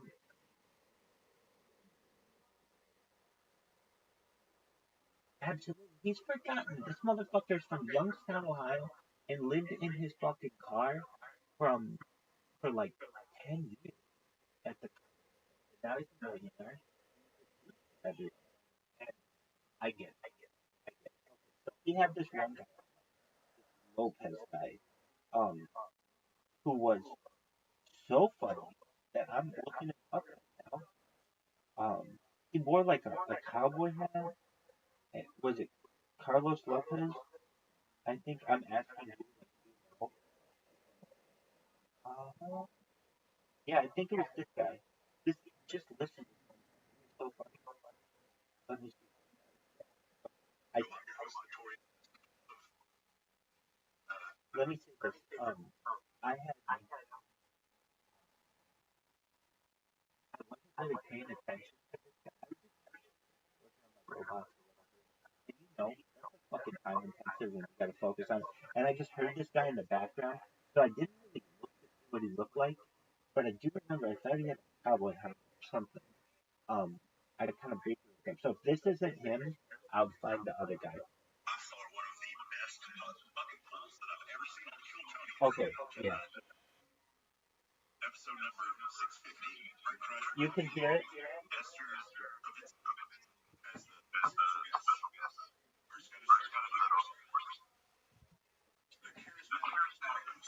This guy is so funny.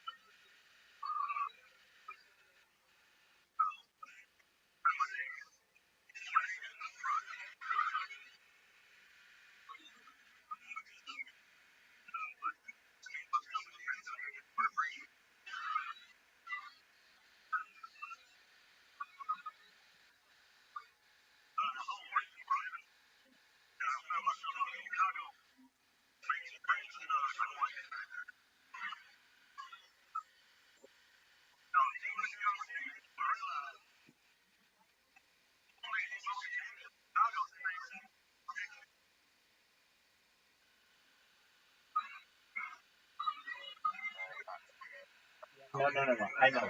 And I gotta say this. He was 60 seconds is okay. His repertoire or his repartee with the panel is a. You just gotta hear the first like 2 or 3 minutes of it. He's so on fire. I know it's hard to hear, so we'll see how it goes. We're not listening to it. They had him on. They had him on for 60 minutes. I'll send it. Let's see.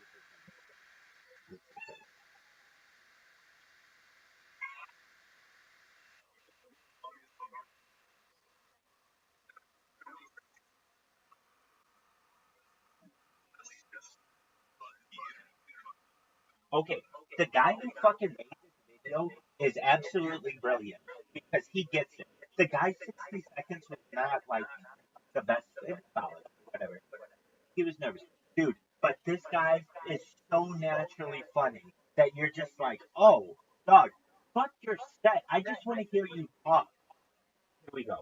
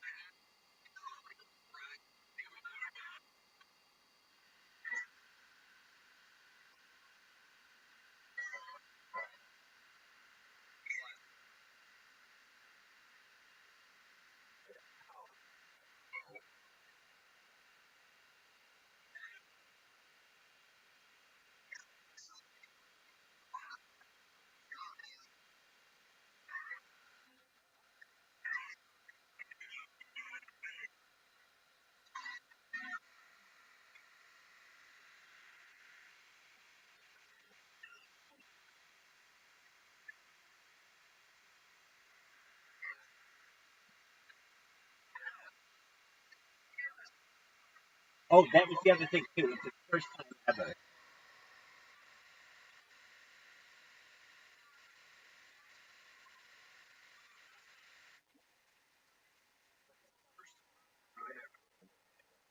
I will.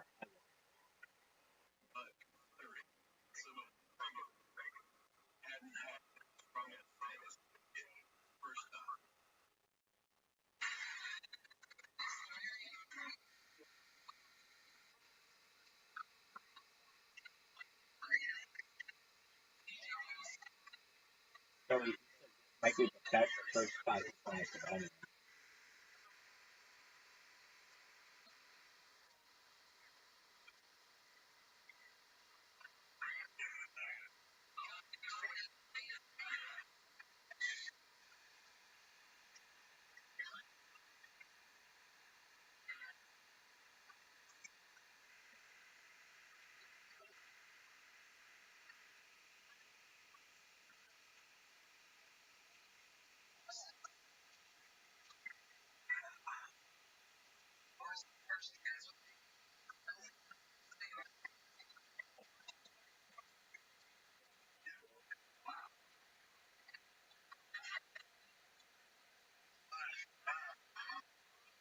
So they played like the sound of galloping horses, and he said, "That's the sound of." They say, "Is that the sound of your horse?" He said, "No, that's my wife." Which he was fucking on. I'll send it to you because this guy is you asked for it. Um, he is. I wondered when I saw this guy or heard him, it was like, damn, this guy might be fucking like best at least conversationalist they had. Not necessarily conversationalist, but he had a lot of things. Not everything he said was funny, but he just had a few of them. And I'm glad that that person who made this video recognized how fucking funny this guy was. And it wasn't his set that was so funny. I said it. It was his anyway. Back to the set. So um, I think that the theme of pickup money, and I think that you know I don't think you're gonna get in too much trouble using it's misogynistic, but like you know what about what funny um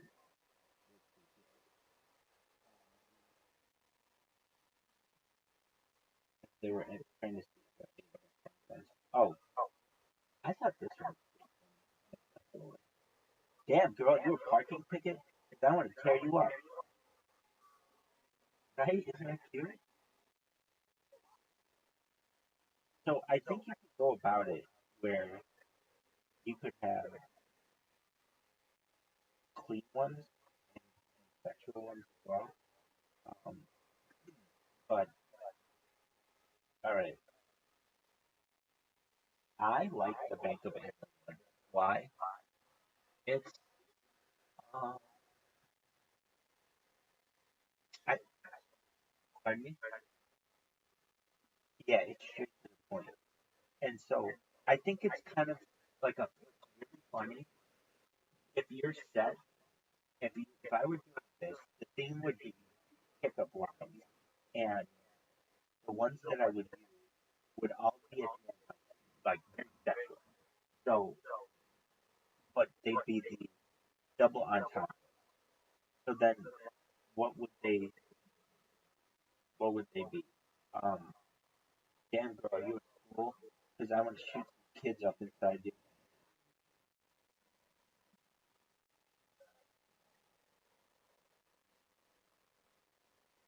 Right, exactly. But the thing is, it's pretty raw, and I also use that joke, my closer, quote unquote, which you don't really have in this second thing. But damn girl, you a haunted house because I'm gonna scream when I come inside. That one is it may not be my closer, but I know that one gets a joke. That one gets a fucking laugh. I use fucking um it all right. The toaster one though is so fucking dark and funny at the same time that I almost want to make that the toaster. All right, so um, I had some that aren't that funny, so I'm gonna get rid of what would and I'm sure I could get them back. But I was trying to do one for a big kitty goth girl. You works like a there are some that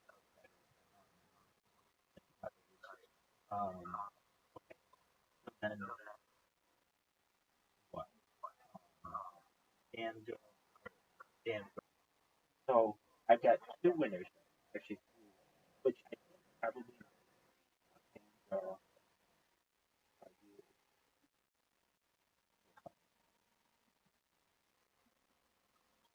Right.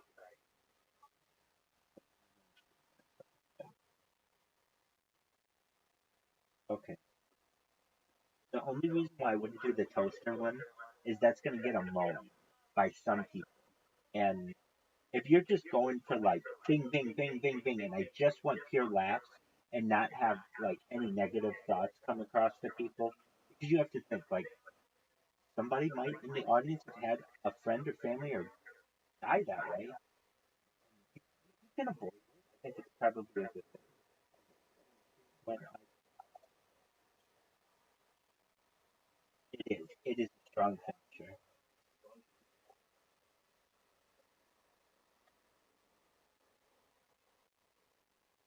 That's the way to do it, dog. That's the way to do it, my man. Now that is fucking funny. Now and at the end when you struck out and not a single one of these has worked, on your way out say, "Damn girl, are you a toaster? 'Cause I want to take a bath." I like it. I like it. Very funny and definitely something. Okay, so I've got three of them that are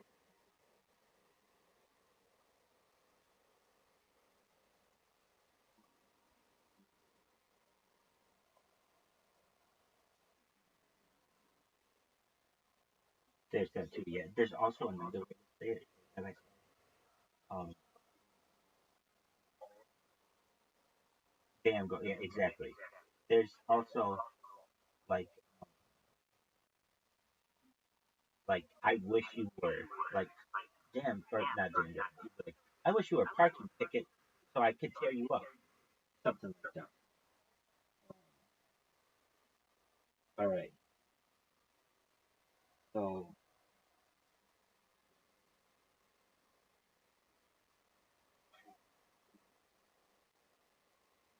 yeah,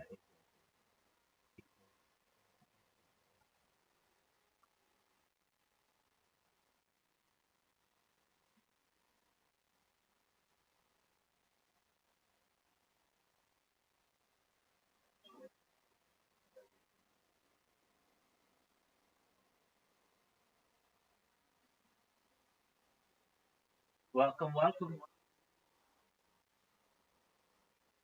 Hey, it happens, baby.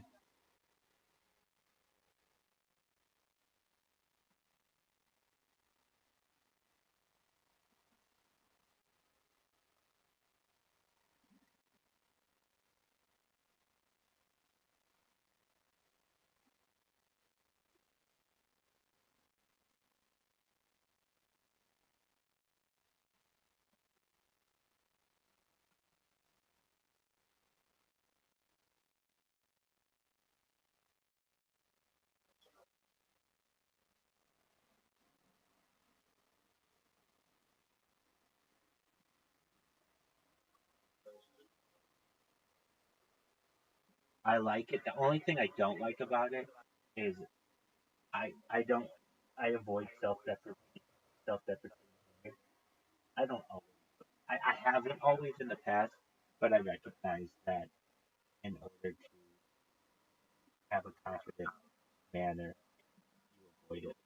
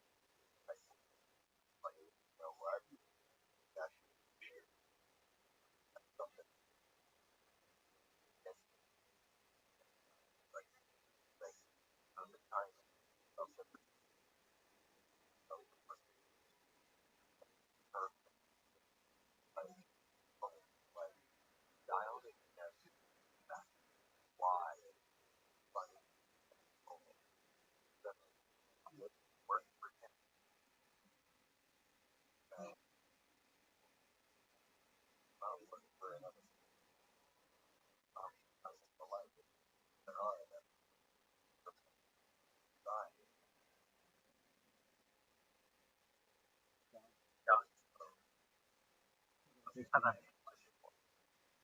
you as my pinky toe. I'm going to bang you on every piece of furniture in my house. So that's another strong one. So I like instead of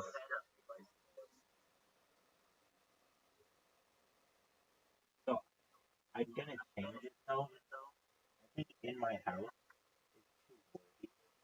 I'm gonna say every piece of furniture I own. It should in the simplicity.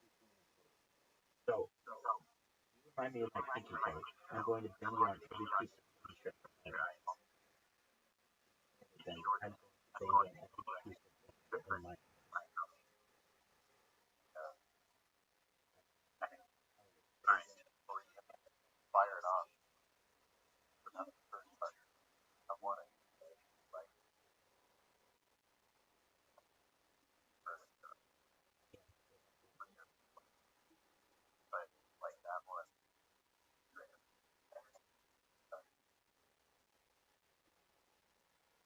right. What I'm gonna do is in a format of damn girl, whatever it is, and then change all the beginning, whatever. That part, they're interchangeable. Here's another one that isn't in the same vein. That like, I don't know, those ones where it's like, I'm gonna beat the fucking shit out of your pussy. That's like a good 60-second set. I've got 3 or 4 of those right now. I've got the Bank of England one, the Pinky Toe one, the parking ticket one, and the haunted house. That right there is fucking 60 seconds of the most solid fucking material that would have ever been on. I mean, like, if you came out with those 4 jokes, they would fucking give you a standing ovation. Why? Because you do a really tight set and anyway, there's another one though that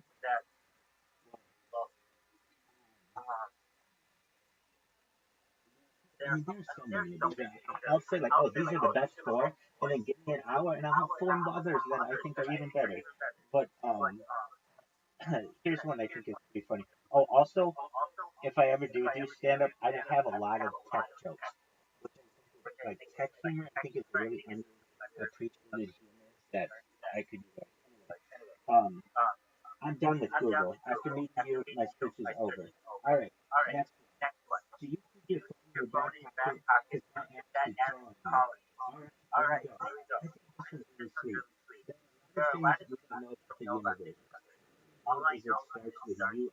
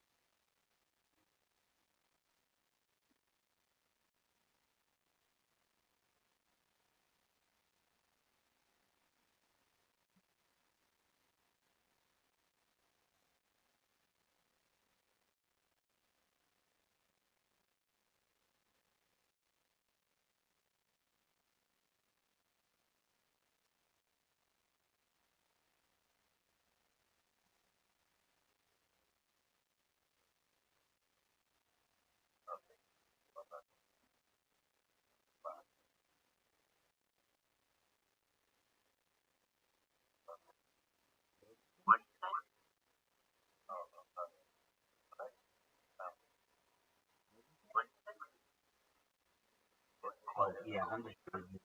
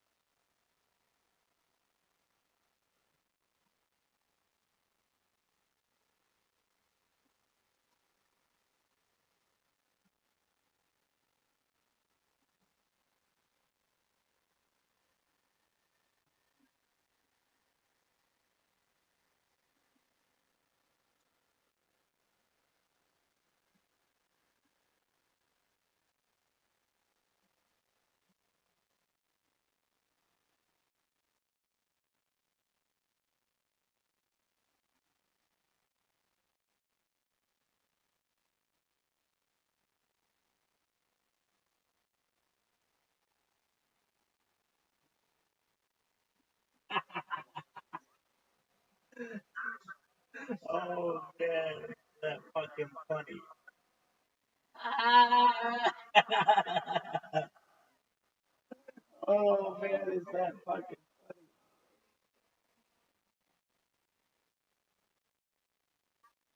oh man, that fucking funny. Oh my god. I love this. You are back just in time. You ready for it? I hope you have pet insurance because I'm gonna destroy that puppy.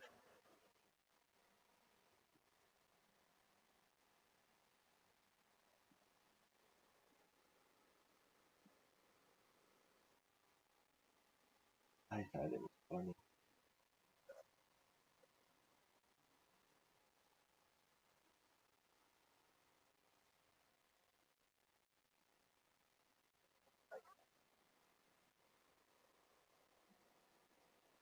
Yeah, because you don't. I know.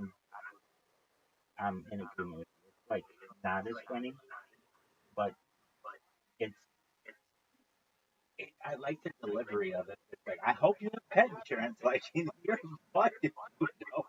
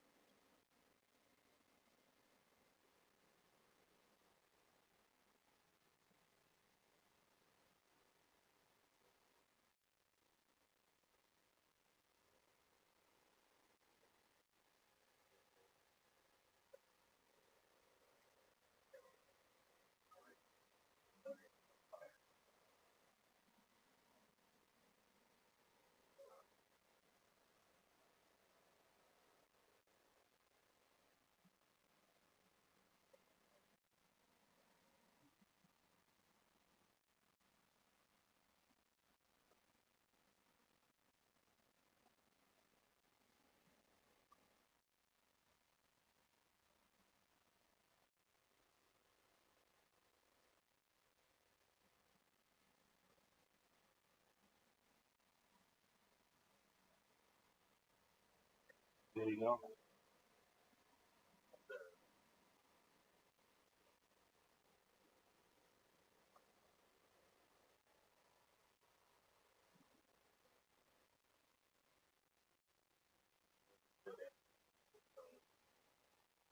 There you go.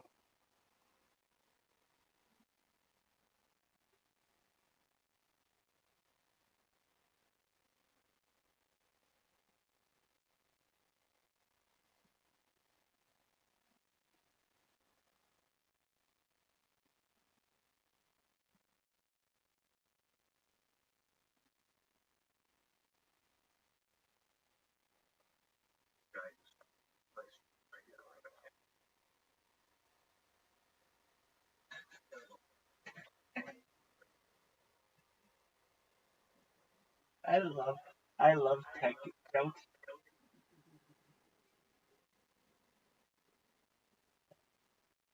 I love tech jokes. Hey, my name is Microsoft. Can I crash at your place tonight?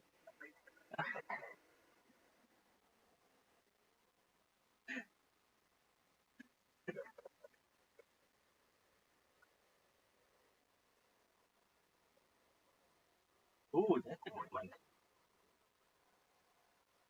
Oh, I just think it's hilarious because of Microsoft. I mean, but, but okay,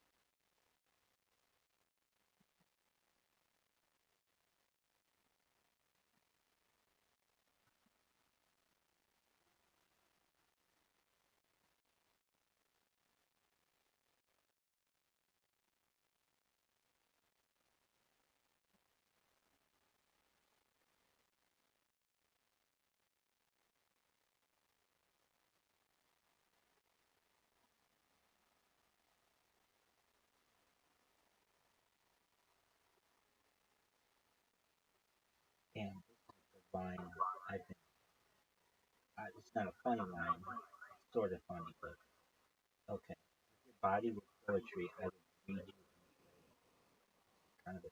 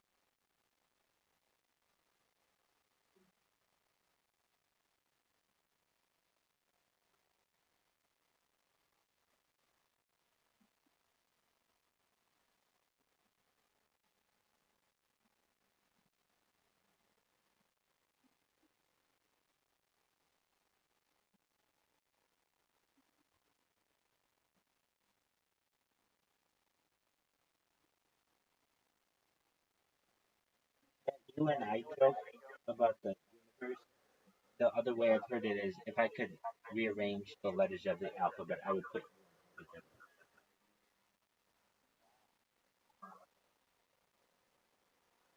right. That's where I heard it.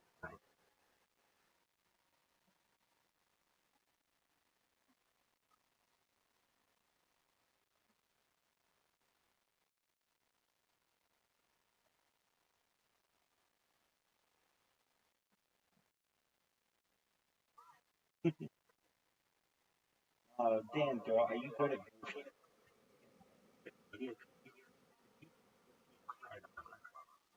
I love these. They're just very cute.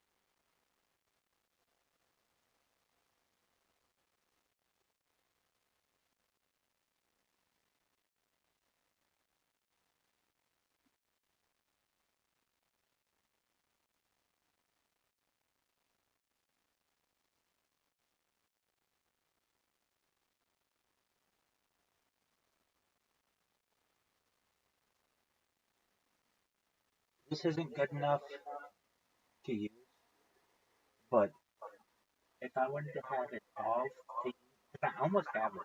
I almost have like 5 Halloween themed pickup lines for some reason, and one of them could be, it's not that good though. Damn girl, are you a grave?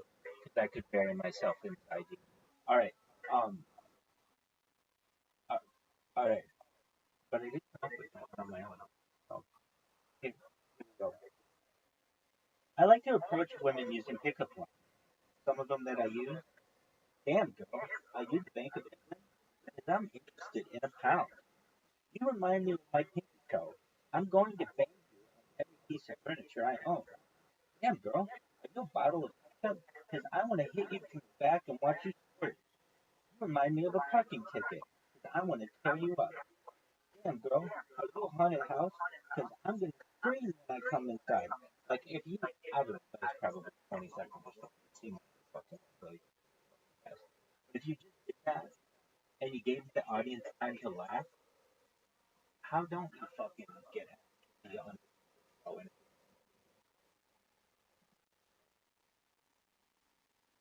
And I don't understand why people don't do what we just did.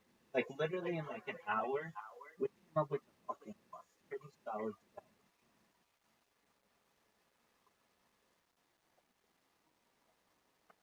Yeah, exactly. And if you can't do that, you're in the wrong. He's gonna be tough on you, but it's like he asks the same question. You'd be ready for it. What's the first question he asks? Or what are the questions he asks? How long have you been doing stand up? What do you do for a living outside of stand up? You haven't like what where are you from?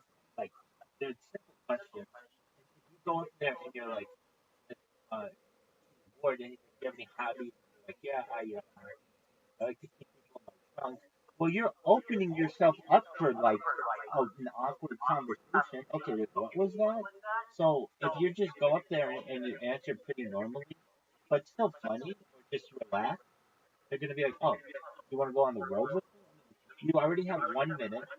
Um, put that together, make a good 5 minutes, and you can start. And oh, the other thing is that like 1 minute, one bit. I mean, it's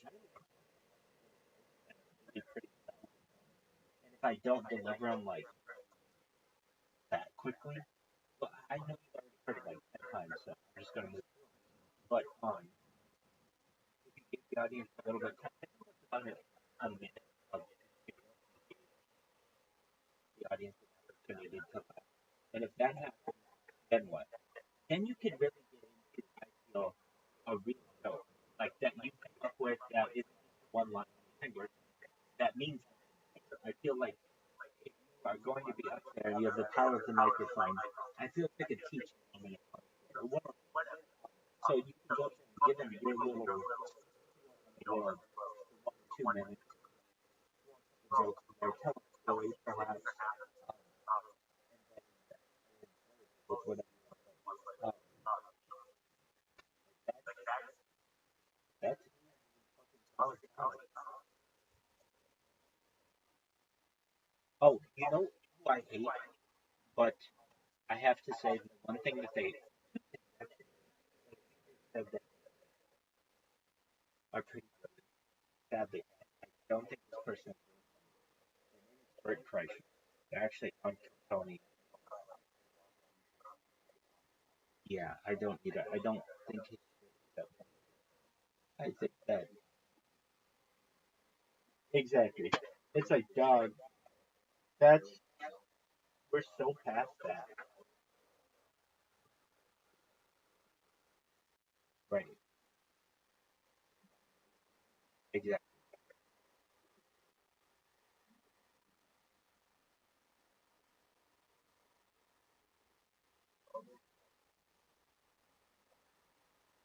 Dog. I cannot stand. Um. To be honest with you, I've never really watched that. I've watched it stand up. You know, home.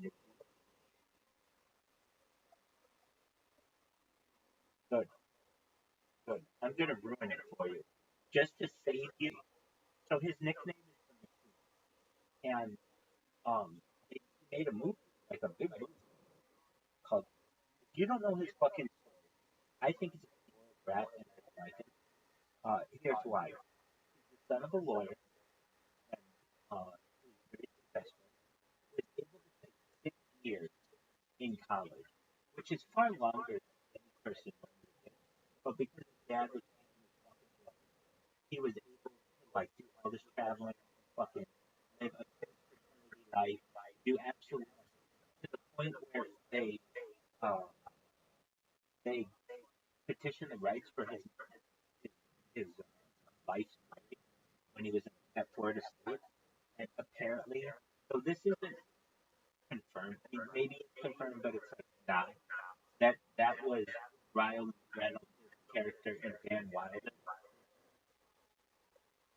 Um, so that was supposed to be the inspiration. All right. So he goes around and does this fucking like to me he's a spoiled Florida kid.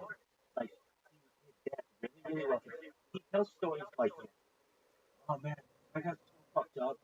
I was with my parents. I was so fucked up.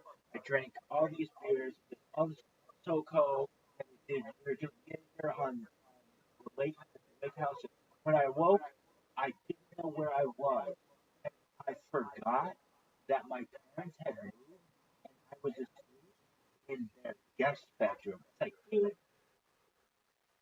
you're like dunking now. Like you're basically bragging that your family's so wealthy that you could awake in a new room in their house, not know what it was because they have like different houses. And that isn't like they have different houses because you gave them to them and like they're like, no, your parents were well off, well before. Like if you were a normal motherfucker, you could not have lived off your parents for that long. And so I can't stand that. Okay, what else? But um, okay, so he has this story that was different than Van Wilder. But again, I think that Van Wilder character, maybe they interviewed him and everything, but he did not look like Van Wilder. He partied a bunch. One of the things that he did, he went abroad to Russia for like a semester. And I'm telling you, I'm gonna ruin this story. This is his big fucking story, and this is what I can't stand about him. He's not a stand-up in the traditional sense. He's a storyteller who has some funny aspects of stories, but I don't think that's funny. But he's not like a traditional good storyteller, or traditional comic line, or at least not funny.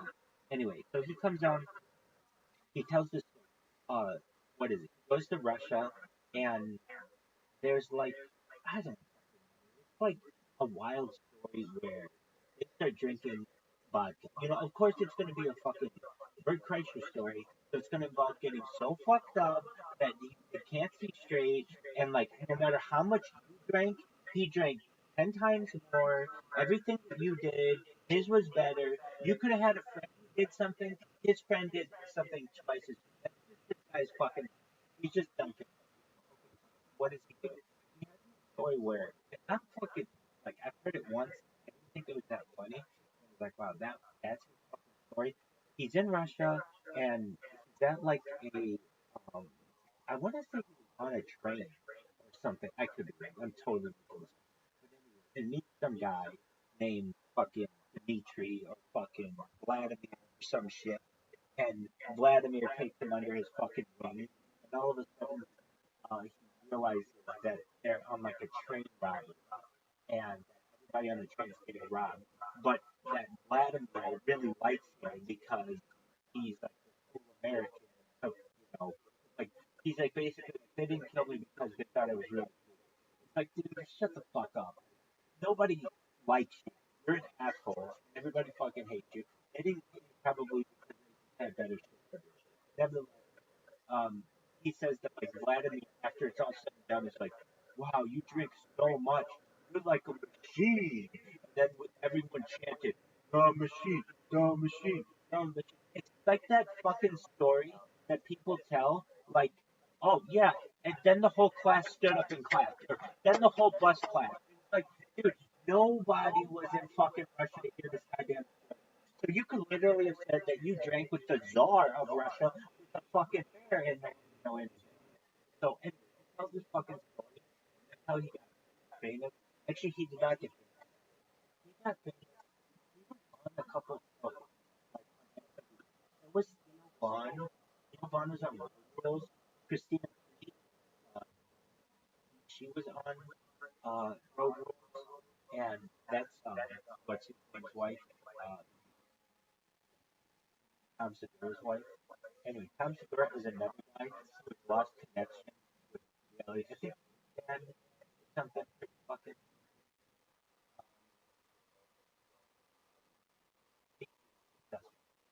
Oh yeah, have you heard his story?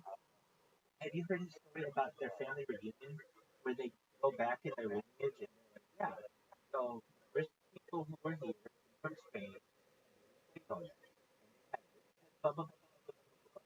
So he just wanted this like old money, like Spanish countries. Anyway, sounds like from Peru. Anyway, just exactly.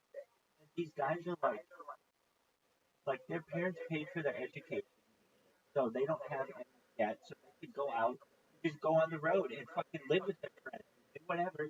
They didn't have to go get a normal fucking job.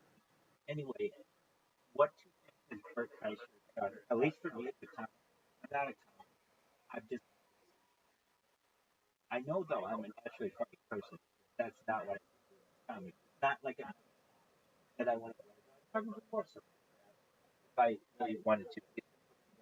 Because in my opinion, it's not that difficult. I know it's really, you know, you gotta fine tune it and everything. And I'm sure when you're in front of an audience, it's much more difficult.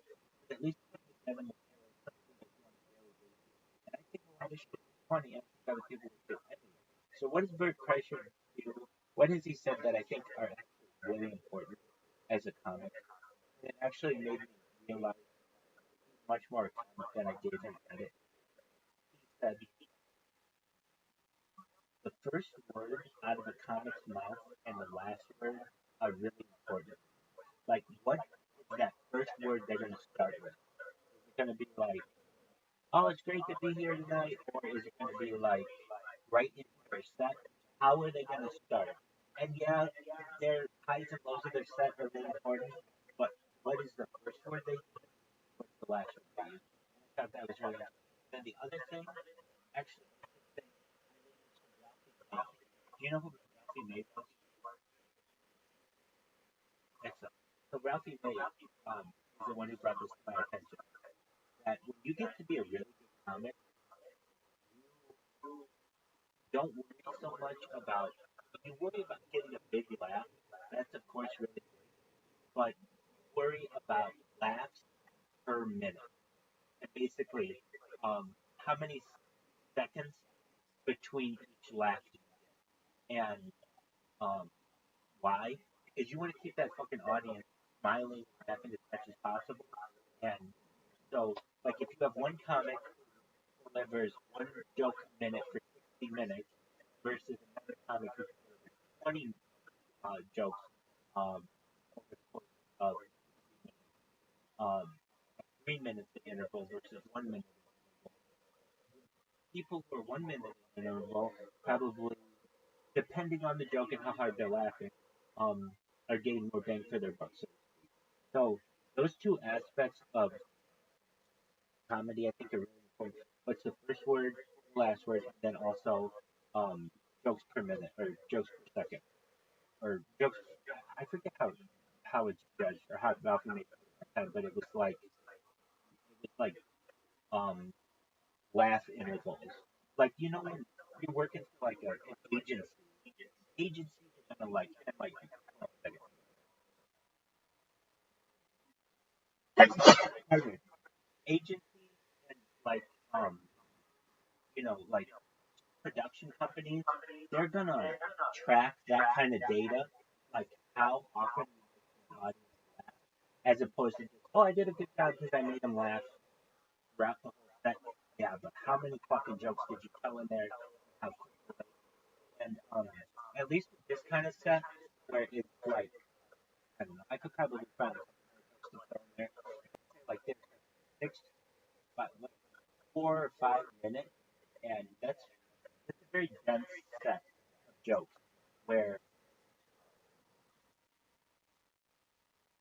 I personally think if you're only given 60 seconds, make the audience laugh as many times as possible.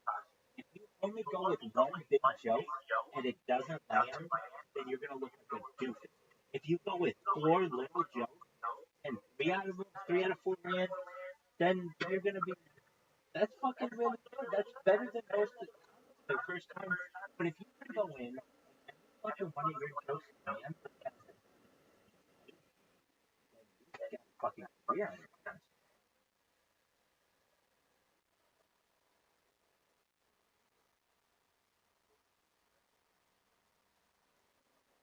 Yeah, exactly. That's a really good point.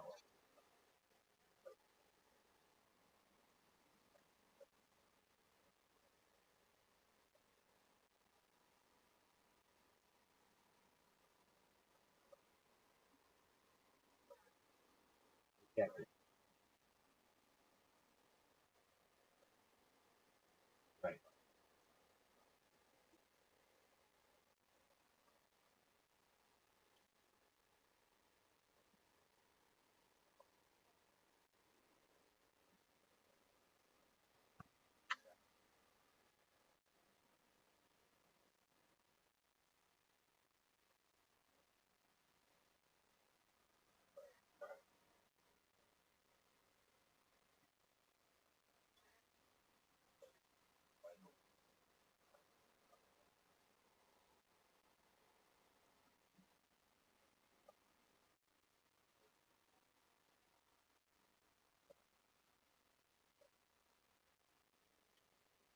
Right.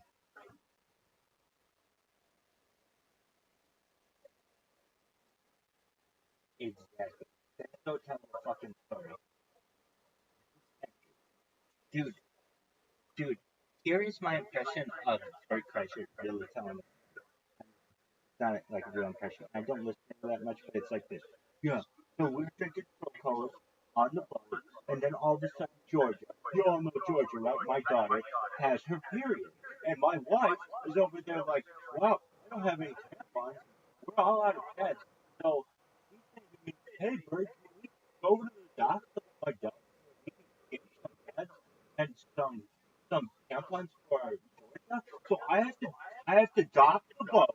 Think about it. Think about it. I got the Soko there. I got the Jaeger bomb, and now they're asking me to dock the boat. So I docked the boat, and now I gotta wait for them to go get these pads, and it's just like the most annoying thing ever. I'm just like, what in the fuck? Why can't you hurry up and get these pads, get back on the boat? We're gonna go out to the sandbar all after. Like, why do I say that's fucking everything about drinking, like a lot of times, oh, something like that, travel. Also, it's an embarrassing story for his family. He'll be like, oh yeah, Georgia had her first period, and he'll be like, oh, your daughter is like 13 years old. Like, she doesn't friends are gonna fucking see it on the internet. She don't have to do that. You don't have to do that. And his stories are always like that's not funny. Well, I just thought you would think it was funny because my wife, I forget what her fucking wife's name is, but it's just like, oh well, she just she told me that she would divorce me if I didn't do this new next tour. So I figured like I'm counting the money from the travel channel, and we've got Georgia who's going to be going to college, and I'm thinking to myself, you know what? It's just the right time. It's just the right time. So I'm going to be coming out with my own brand of tequila. It's called Bert Kreischer Sex Cock. Everybody's gonna want to be drinking it. Everybody loves it. Oh, and then his fucking laugh.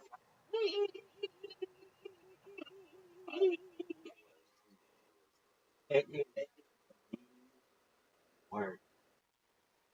I cannot stand him. And honestly, I think I could tolerate him more. I don't know why.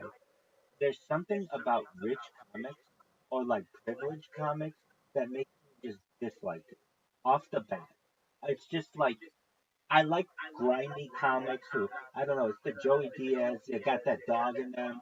They're having to climb up. But I'm not saying that you can't come from a successful family and be a really good comic. You can, but then don't tell me stories about your family and how all this shit.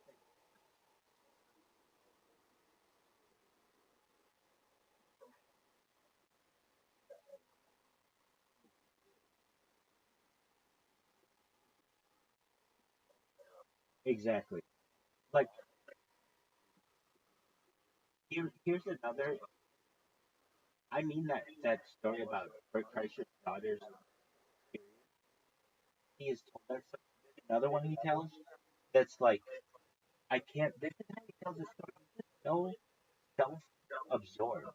So he'll be like, "Yeah, so I was going to private school in Tampa, and you know how it is when you go to private school, and well, at least when we went, there were like, uh, right, exactly. Well, like you've got not only Washington audience, like the school, but also you've got the Hispanic kids, and then you've got the white kids. And I was like the one white kid that all the Hispanic kids liked because I made friends with a guy named Miguel on my second day, and all of the Hispanic kids liked me, and I was always like their homie for the rest of the like dog.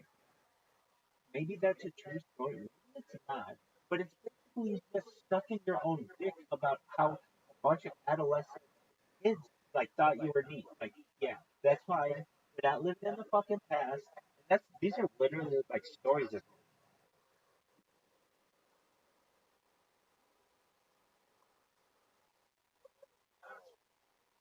right,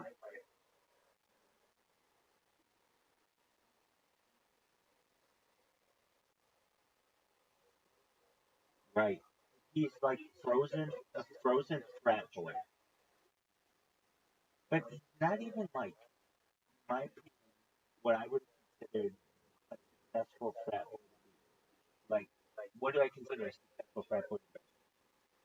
I don't know. Not that. That's kind of wrong. Like, yeah,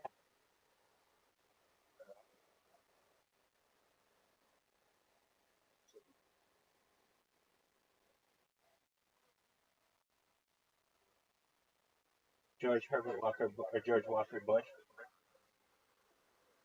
So that was Yale undergrad because Skull and Bones and Harvard graduate school.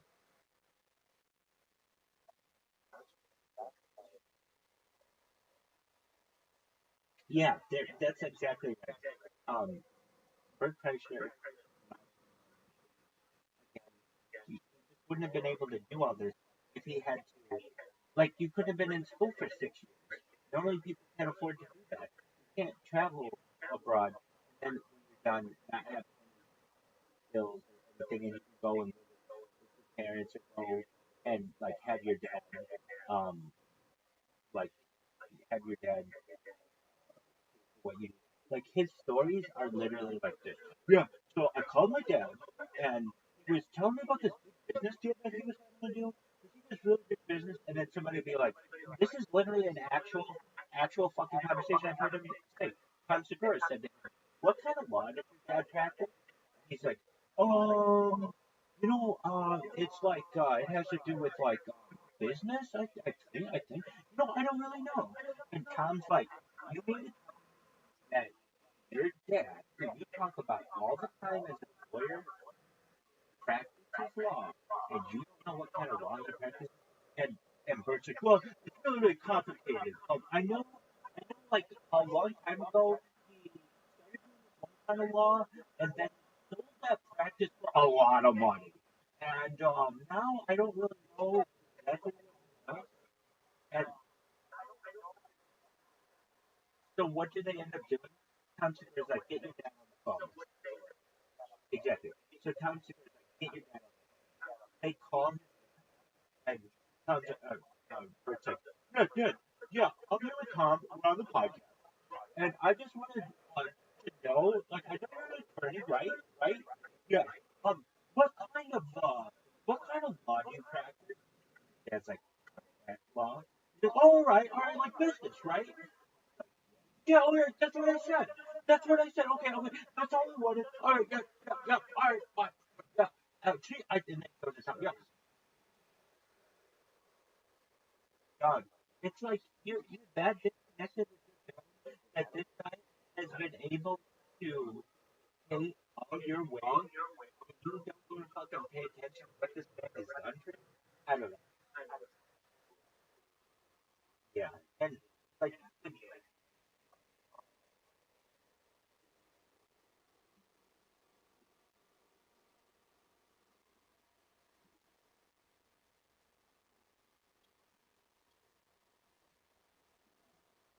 right, and it's like you're just so disconnected from your family, but also like this is what funded all of your bullshit, and now you don't even know like what paid for your education. You don't even know what paid for your your house. Like there were these three stories really fucking pissed me, or four stories. His daughter's fucking period story. His dude, that's not your news topic. Public. There's um his machine story, which is overblown. There's this one story that sticks out in my head where he's like, I got so fucked up on the boat, and when I awoke, I didn't even know where I was. It turned out I was in my parents' new house. I had never been there before. I was so drunk that they had to carry me to the restroom. That's where I awoke, and it just comes off as such a just like a you're out of touch with normal people that like yeah. And then the last story was um the one where he just from their fucking show, Two Bears One podcast or whatever. Two Bears One Cave, and he goes, um, yeah, I didn't even know what kind of law his dad had. I can't find him. So is he my least favorite comedian of all comedians? He's up there. Yeah,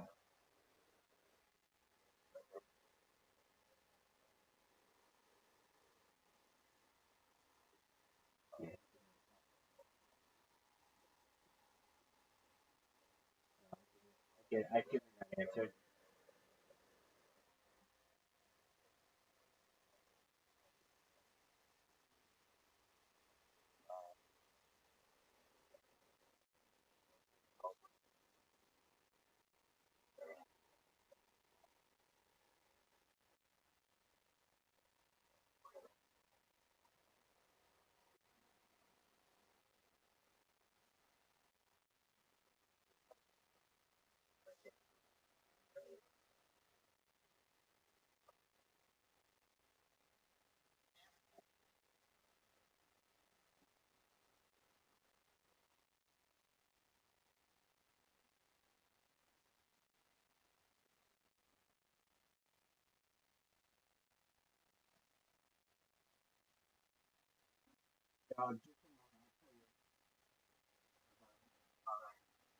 Just Iron Man. Three, two, one. I just gotta get the fucking whole studio going. Let's go, baby. Um, in my opinion, when people talk about the great comics of the world, yeah, I include George Carlin in it, but he, in my opinion, graduated from the level of comic to philosophy.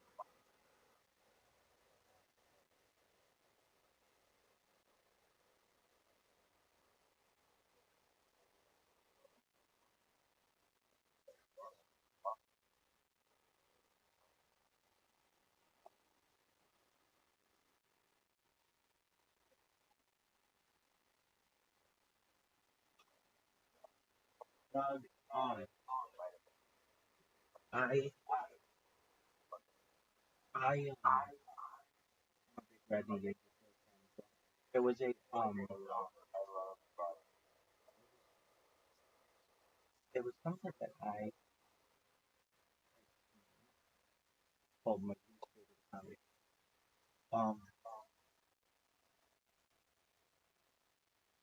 Woodward Carson. Yeah.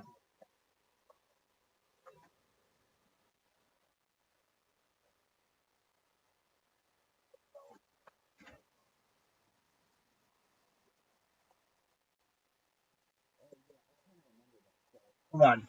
I fucking hated that show. I think.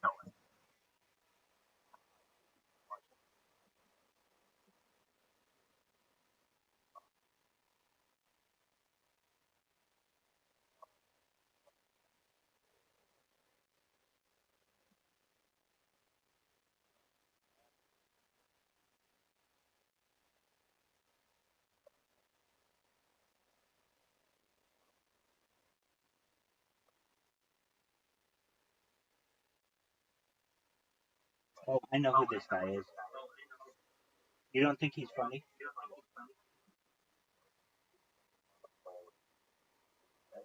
Yeah, dude. I can see that. I can totally see that. He's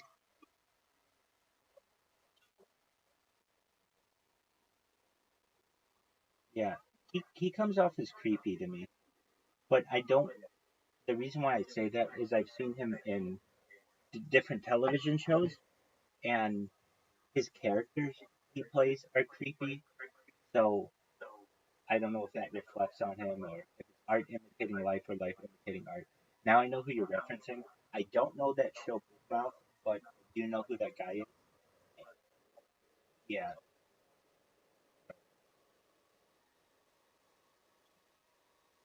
I get it. I get it. I know. He's got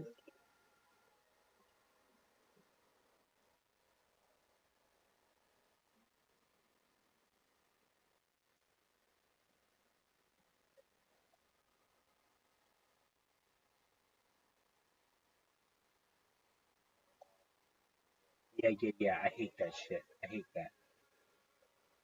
I hate that.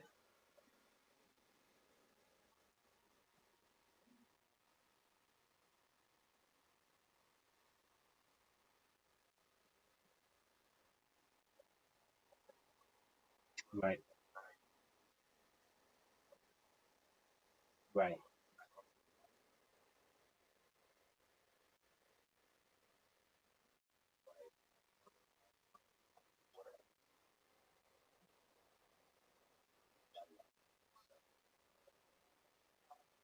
right.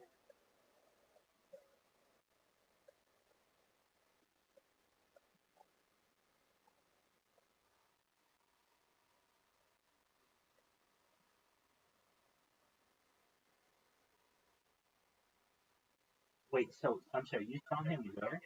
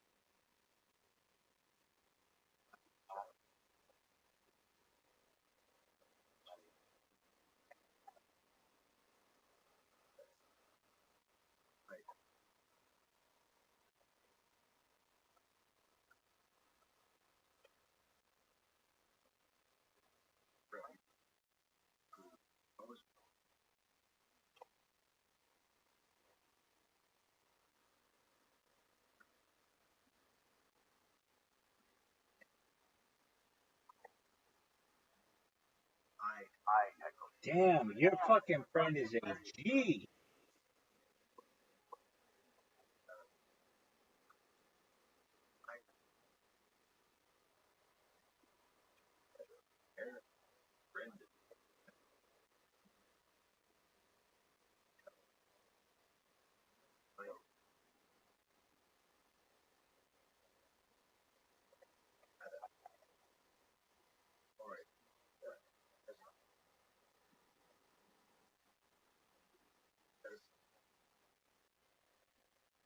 What did he say?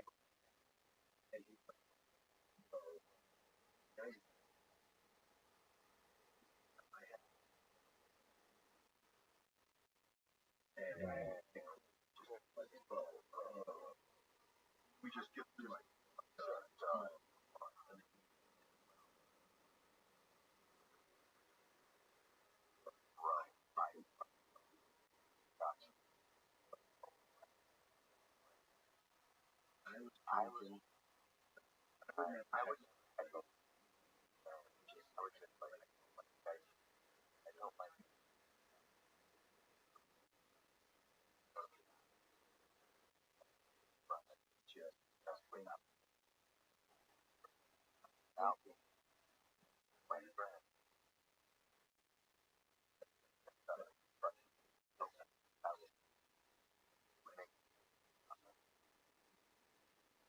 I was also funny.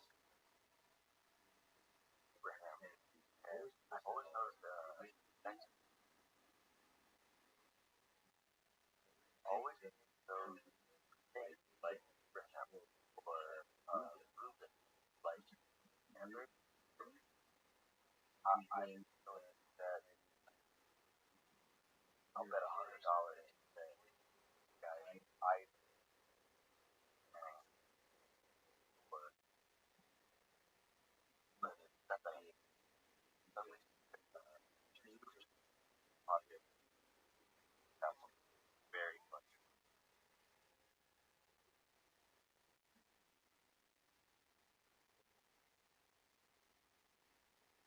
something like it like really but my but it's like really like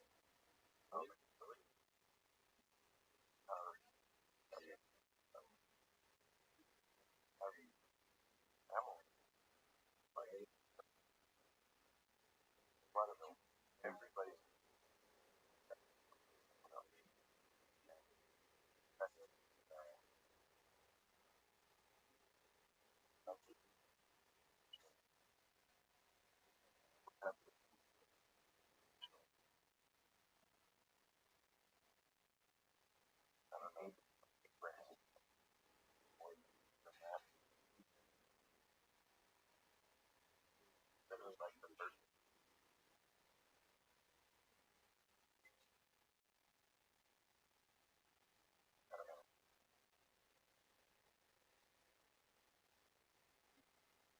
There we go.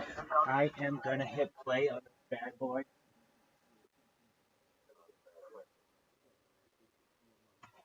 I'm a nice next to my bed. 12 rules for life. I go over with my grandchildren. I'll be correct. You're a wonderful man. Love you, Mother.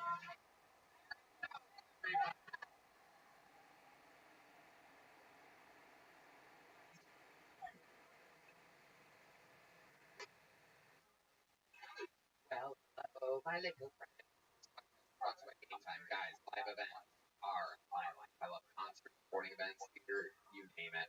Performing in arenas. That's why I'm excited to partner up with Game Time. Game Time makes getting concerts events faster, and even if you don't buy tickets right away, prices will go down how close it gets to start time. Killer last minute deals, all in price. Keep their lowest price guarantee. Game Time tickets. Guesswork out of buying concert tickets. Right, Dan? Tony, I love Game Time app. There are so many great shows coming to Austin. Some of my favorite comedians, Sebastian's in town, Santana, and even my favorite, Barry Manilow. You know, I personally love the app's last minute tickets, flash deals, and deals from all the seats in the venue, and Game Time offers the lowest price, guaranteed, event cancellation protection, and job loss protection. Get a panoramic view from your Game Time app before you buy Game Time coverage. Making your purchase flexible customer service policy and ticketing. And we've got to buy concert tickets with Game Time. Download the Game Time app for you. $20 coverage. Terms apply. Again, for Game Time AILLP for $20 off. That's why. Download Game Time today. Last minute tickets. Price guaranteed. All right. Pull another name out of the bucket. 60 seconds. Interrupted. Everything's going to be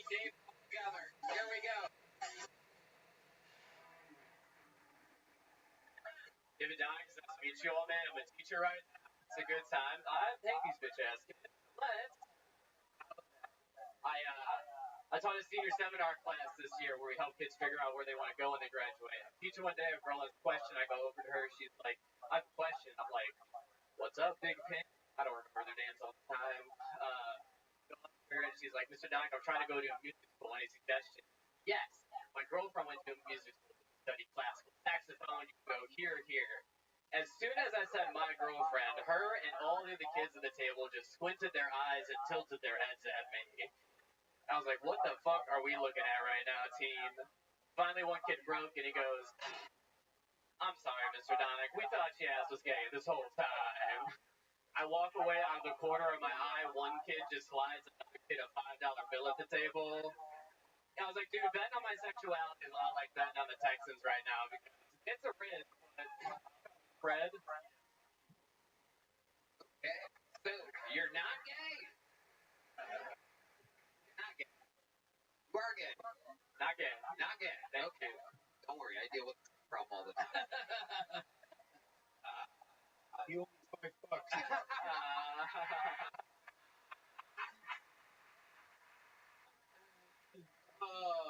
David, welcome to the show. How long have you been on stand-up? Thank you. It's nice to meet you all. I've been doing it for about 5 years. 5 years. Where at?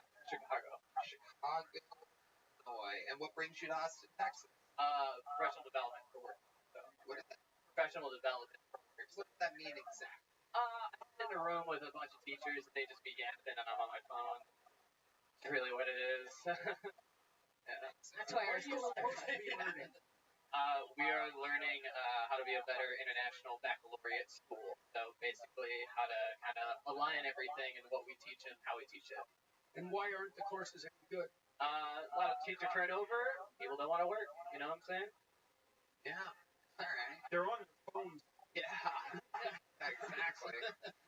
Teacher turnover. Storing that up for a little fantasy later? Yeah. You know what I'm jerk off to. David, Chicago, doing teach. What exactly are you teaching? I teach English. Yeah, high school. High school. Okay. Is it in South Side? It is. Yeah, it is the South Side. It's a fun time. Shakespeare is hard to teach, but we make it work. You know? So it's mostly black students. That's not. We have like one M&M, but we don't talk about.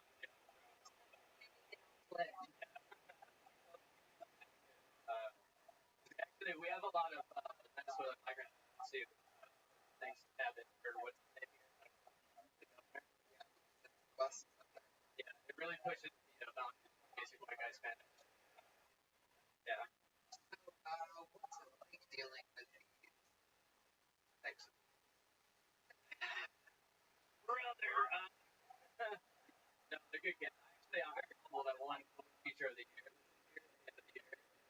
So, I know.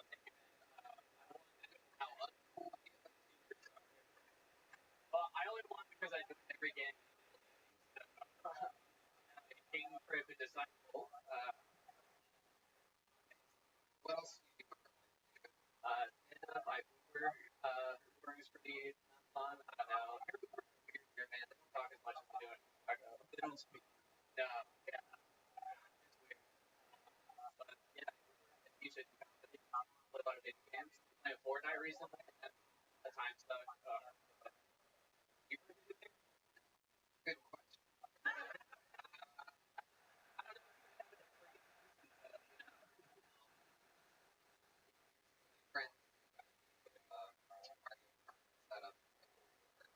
Congrats! Can I? You know, like stuff. Mediocre.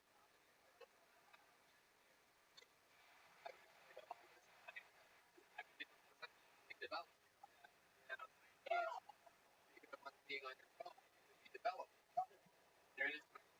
Nice. David, give us a bit about your life. Everybody. On the next week, in my family. Passed away when I was Fred. I know. Yeah, he had a. Yeah. Yeah. He did.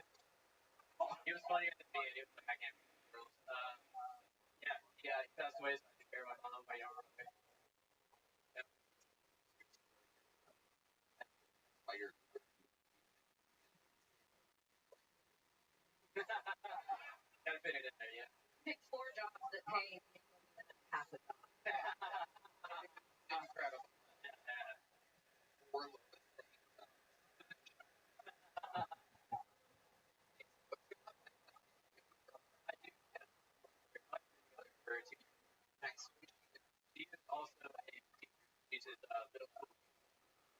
She teaches kids how to, basically, yeah. She's a really talented saxophone. Really talented saxophone. Saxophone. That is not saxophone. That's what exciting. All right, team. My stand-up. I did performance for a long time. Part of the way I know my dad died, I did debate. Male teachers were kind of those. I don't know, but they put me in the performance.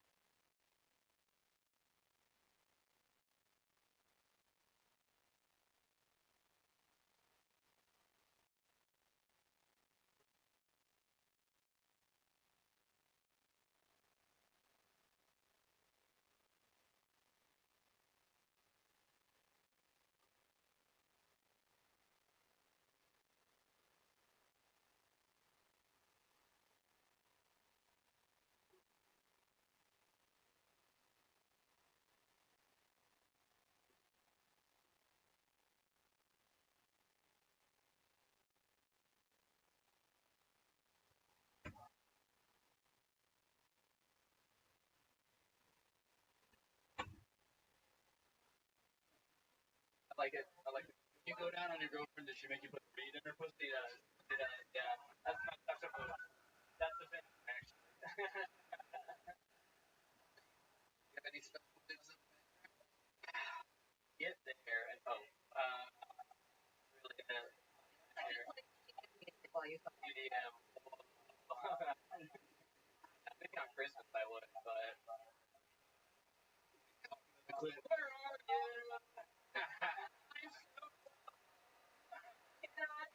I cannot sleep tonight.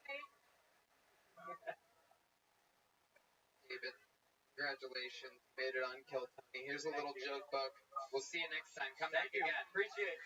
David Donick, ladies and gentlemen.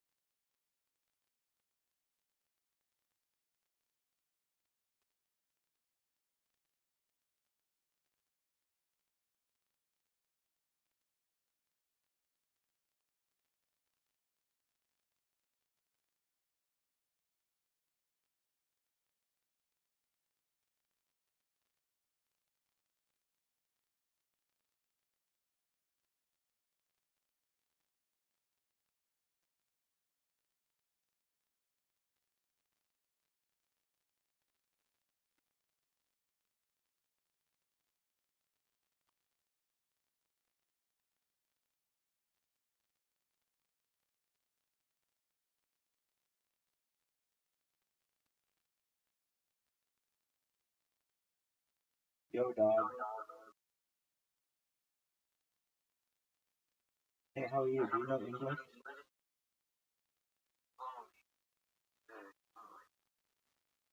Excellent. What up, hard chick? How are you?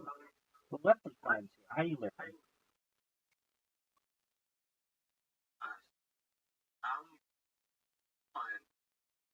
Amazing. You want to learn how to speak English better? You're in the right place. Yeah, I do. I'm the biggest deal in global history, and I'll teach you how to speak English better than anyone. Excellent. Well, I'm teaching English as a foreign language certified, but to be honest, I'd like to first know at what language level are you?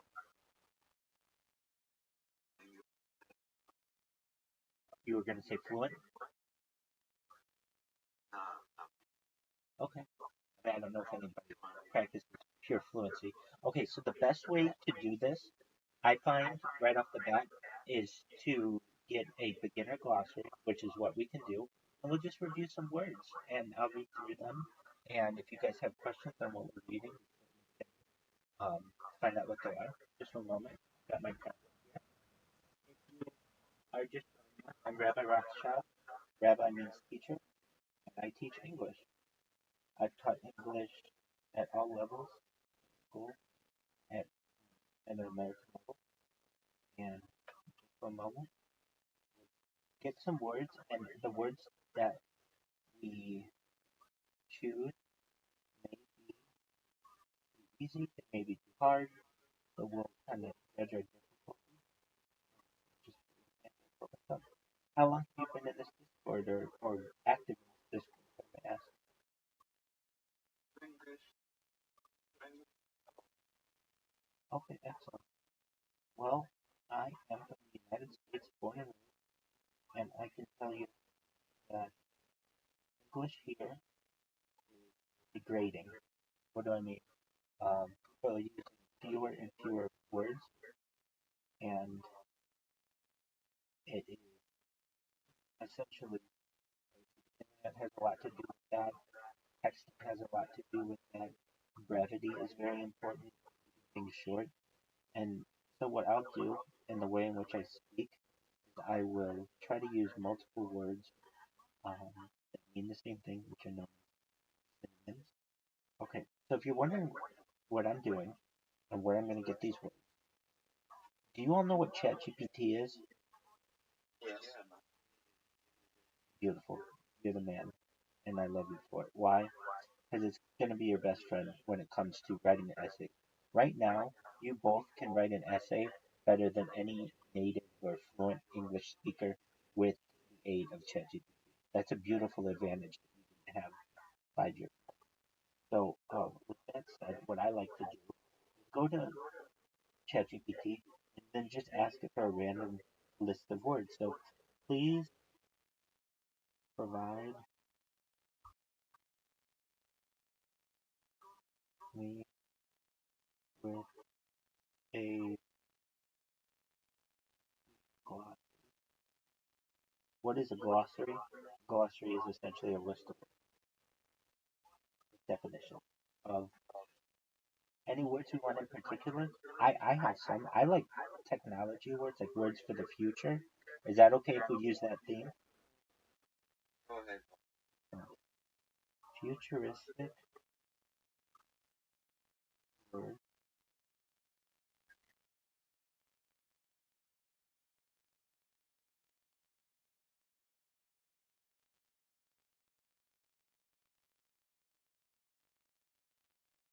Let me ask Go ahead. you, live in, why are you? I want to make friends. Nice. Oh, thank you. Yeah, I have my own Discord, so I have a lot of friends, but my friends are asleep right now. They're actually asleep in my Discord. And so while I had some time, I thought, you know what, I'm going to check this out.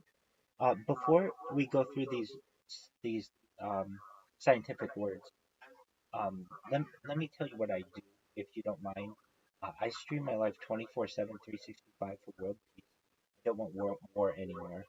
And some of the words that I use on my stream, I think are important for you to know in English. So there's some of these futuristic words, so I'll explain. The first is de-extinction. Dextinction. What is de-extinction? I know extinction. Okay, so you know extinction. Extinction means to eliminate from the ecosystem, essentially, from the planet, to for an animal to stop living on Earth, generally. But de-extinction, the the prefix de essentially means the reverse of or to undo. So de-extinction is the type of technology that has been currently developed to bring extinct animals back to life. Okay. Now this is a type of technology that has already happened. Okay. So I'm sure you both are educated individuals, so your best friends are going to be ChatGPT and Wikipedia. And I'm sure you guys already know mostly both of those. But with Wikipedia, if you go to the de-extinction page, which I can, but I've read it enough times to just give you the gist of it. During the late 20th century, so that's uh, the years from 1901 to um, the year 2000, there was a type of ibex, IBIX. An ibex is like a deer, and it lived in the Pyrenees Mountains. The Pyrenees Mountains are located between Spain and France, and this Pyrenean ibex was going extinct and eventually did go extinct, but scientists were able to take its DNA and actually impregnate other ibexes with it and actually bring one uh, to full term. And it's considered it happened in the early 2000s, the first true de-extinction. So this is very exciting for society because some of the other projects that are being worked on currently as we speak is de-extinction of the woolly mammoth. Do you know what the woolly mammoth is? No, I It, have no idea. it's okay if you don't. I'll show you a picture of it. Just one moment. So woolly mammoth was an animal on Earth that was like an elephant but with hair. Welcome. A woolly mammoth. Yeah, yeah, Okay, so you know what mammoth, right? I was like, Elephant. Yeah, it's like with yeah, exactly that was like here on Earth until like 10,000 years ago or so. Here's what they look like. yeah. Excellent. Good. So there's a company called Colossus Bioscientific that is working to, by the year 2028, to reintroduce that animal that's been extinct for over 10,000 years back into the Arctic tundra using a an African elephant. So basically, they're going to create a hybrid of a woolly mammoth and an African elephant and then try to create a manageable population in the Arctic where they once were, which is just really, really interesting. Well, that's one word that we talk about on the stream, but it's an important word to know. Another word that I like to use quite often is cryonics. Cryonics is the use of cold, like as in temperature, to um, preserve things. Cryonics, it comes from the Greek meaning cold. And what I'll do too, what's very important, and if you don't know this word, you should learn it, is etymology, Etymology. I'll do my best to spell out long words for you as well. Et- Etymology is the study of the root of a word. So cryonics comes from the Greek kryos, meaning cold. And I'll do my best to teach you that as best as I can. It's low temperature freezing and storage of human remains and speculative hope that resurrection may be possible in the future. So cryonics. Um, and then there's cryogenics, which is a little bit different. Cryogenics is the use of cold for living people. And just one moment. Cryogenics is the production and behavior of materials at very low uh, temperatures. So you can use cryogenics though on the human body, um, and you can use cryonics on the human body as well. So those are two words that I want you to know. Other words that are important to know as we move into the 21st century are words like life extension technology. So you may be like, Rabbi, what is life extension technology? Life extension technology is really could be anything, but particularly specifically, it could be any kind of medicine, perhaps that makes you live longer. So anything from vitamins and minerals that you may take in a supplement form to a pacemaker. You know what a pacemaker is in your heart. To um, if you don't know what a pacemaker is, it's like a little What is machine. microphone, guys? Hello. Yeah, Sorry for like, what are you talking about? we're talking about words that are used in the future. So they're technical Okay. words, like scientific words for the future. And the word that we had just used, we were talking about life extension technology. There's another phrase that you should know known as stem cells. If you don't know what stem cells are cells in your body that can be whatever you need them to be. So they can be neurons, like neurons are for feeling or perhaps transmitting information between your brain and other parts of your body or storing memory. They can help regrow your cells. So stem cells are really important. Another type of technology that you should know, and a phrase that with which you should be familiar. Just for a moment, someone's in my Discord. Hey, how are you? I am teaching an English class. Feel free to listen. Another. Hey, just one moment. I'm in the middle of an English class, so if you can just listen for right now, I'd appreciate it. Thank you. So another type of technology that we have, especially that we're going to be seeing over the course of our lifetimes, in addition to cryonics and cryogenics and stem cells, we also have something called human growth hormone. What is human growth hormone, you may ask? It's a phrase, so it's three words: human growth hormone. Human means like a Homo sapien, that's our genus species name, that's how we're classified in science. So mankind, humankind, human growth. Growth, of course, means to get bigger. And then hormone. Hormone is a word that has been used to describe the chemical compounds, essentially, that um, are within what's called our endocrine system. Endocrine is a big word, it's a scientific word, but basically the part of our body that regulates emotion. So human growth hormone, with human growth hormone, we can create more cells, we can grow taller, we can grow bigger muscles, all kinds of positive things. So those are some great phrases to know. Additionally, a great phrase to know is something called mind uploading technology. What's mind uploading technology, may I ask? It's the ability to scan your brain into a computer for later download. Now I'm going to use some words that are very scientifically oriented here, and I'm going to describe each one. So perhaps in the future, you may be able to download your brain into an Android. What's an Android? Android's like a computer. It's and also an operating system, kind of Google based, but I'm talking an Android that's more like a robot. You can download your brain perhaps into a robot. What is a robot? A robot's essentially, you know what a robot? Okay, a cybernetic being. Cybernetic being. The word cybernetics is essentially the combination of biology and technology. So basically, using technology within the human body. So a cybernetic being. Another thing that you perhaps could be is a clone. Clone where we take perhaps your DNA, create a secondary one of you, either older or younger, or perhaps more than that.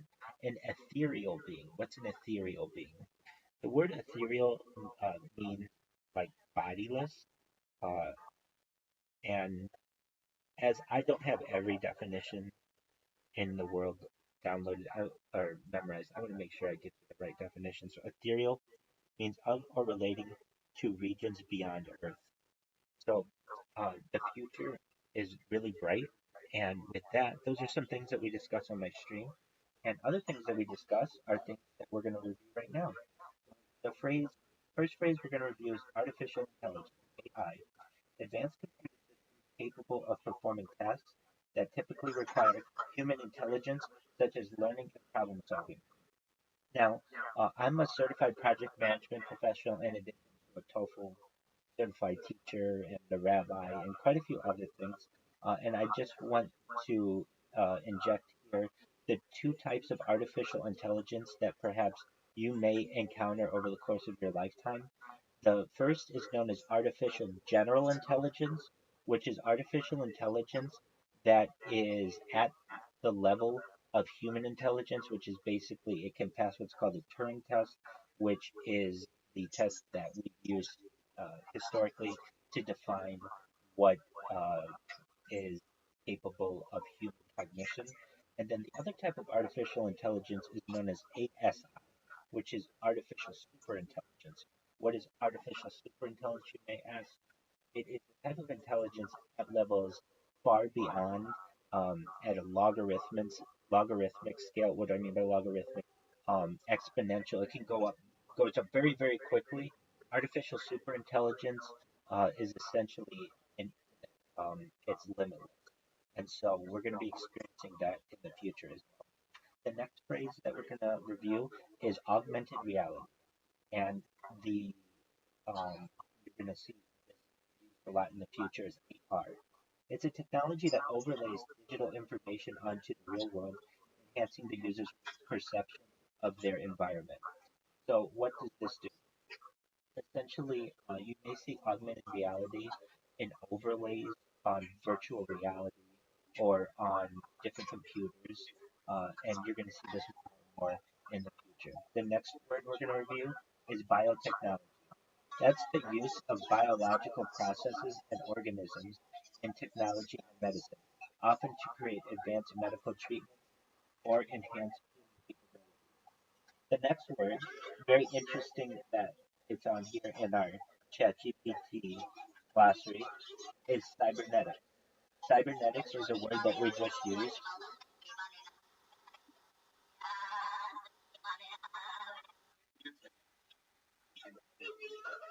You got it. Done. All right, cybernetics is our next word. The study of communication and control in living organisms and machines, often involving the integration of human and machine systems. And the way that I like to describe cybernetics in simple form is it is a combination of technology and biology. Technology, of course, is the study of machines and such, and biology is the study of life. Next word is futurism. Futurism is the study and prediction of future trends and developments, often including technological advancements and societal changes. And that's what we're talking about right now, is futurism. These are all futurism words. The next phrase is genetic engineering. That's the direct manipulation of an organism's genes using biotechnology to alter its characteristics or create new traits. And you should know that, at least in the United States, there's a company that has been doing genetic engineering. It's known as CRISPR, CRISPR, and that allows for genetic editing and genetic engineering. The next word that I want you to know is known as nanotechnology. That's the science and engineering of manipulating matter at the atomic or molecular scale to create new materials and devices. And in addition to nanotechnology, there's a phrase I want you to know, a word that I want you to know, that is even smaller than nanotechnology, and that's known as picotechnology. Picotechnology. Why do I want you to know picotechnology? Well, if you're going to be my friend, you need to know that I'm always on to the next coolest thing. When people are studying 5G wireless, I'm studying 6G. When people are studying nanotechnology, I'm studying picotechnology. The next phrase that I want you to know is quantum computing.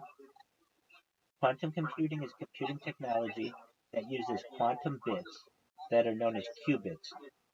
Qubits are spelled Qubits to perform calculations much more quickly and efficiently than classical computers. The next word is robotics. That's the design and creation of robots and automated systems that can perform tasks usually done by humans. The next word, or next phrase, is space colonization. Uh, Space, of course, is that which is above Earth, and colonization is a word that means to inhabit something.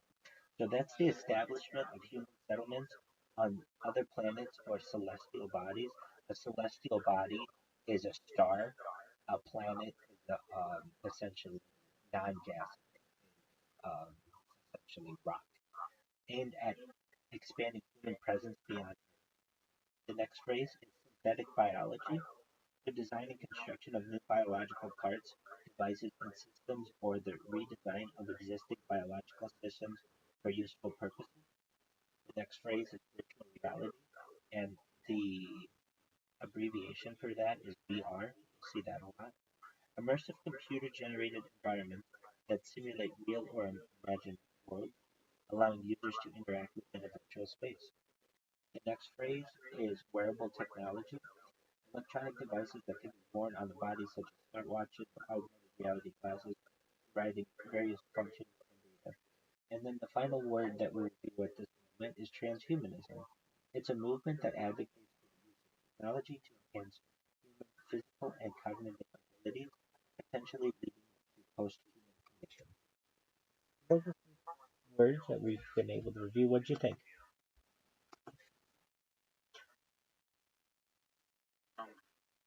I appreciate it.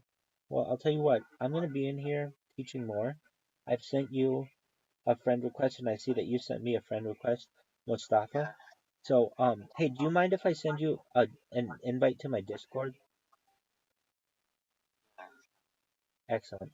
So you should know I'm always live, and if you have the opportunity, you should join it and always hang out in there when you can, because I, like I said, I've been a teacher. I'm teaching English as a foreign language certified.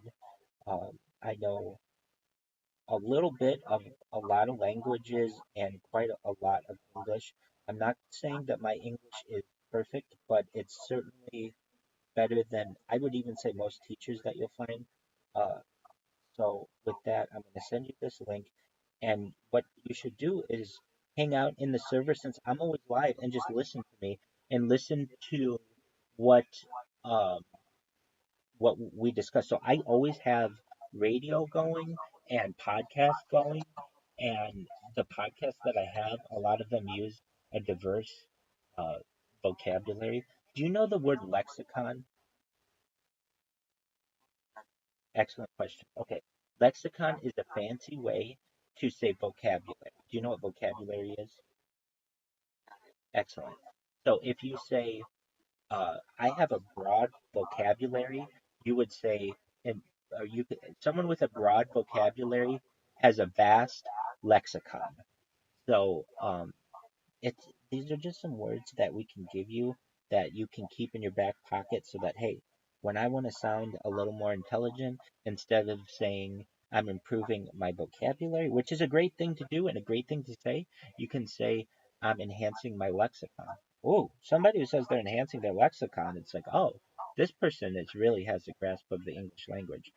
So these are some phrases that you're going to hear, and I have many English speakers in my Discord. In fact, right now I have someone from Australia in there, and you'll hear all kinds of English accents and English phrases that we use. And yeah, I look forward to our friendship. So I'm going to attend to this person in my Discord, but you should know that we're friends now, and you'll either see me in here just teaching quick English classes like this, or you'll see me in my Discord, and I'm always live in there. I'm always live on YouTube 24/7. You can always check me out. I stream my life for world peace because I don't want war anymore. This is essentially a time capsule for society, just like one or two.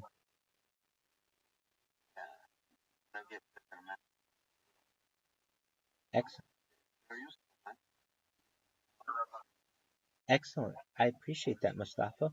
Well, with that, I'm going to attend to this person in my Discord. I hope you learned some new words, and we'll be friends, and I'll teach you a lot of words, Mustafa, and I'll teach you a lot about life. We'll take care of you, okay? Excellent. Take care, man. Peace. Yo, what's going on? Did you make another 40 bucks?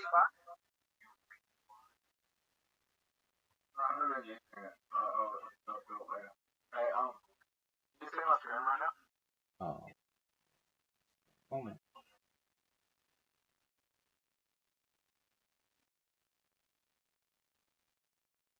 Yeah, poker night? Yeah, I don't have the ball on right now. You want to play poker? Yeah, fine, okay. Oh, yeah. And you don't have the gamble as a rabbi? Yeah, so You long have a as massage. or it's not as a rabbi, it would be as a Jew. And yes, so long as I don't make gambling my primary mode or career. Okay. This isn't that money, it's just fake money, so. I know that. Ooh, I want to get in on this though. Yeah.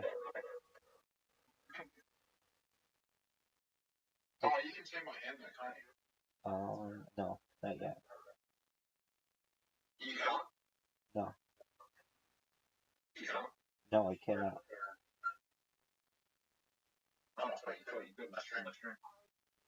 Well, hold on. I'm not watching your stream. I'm playing the game with you.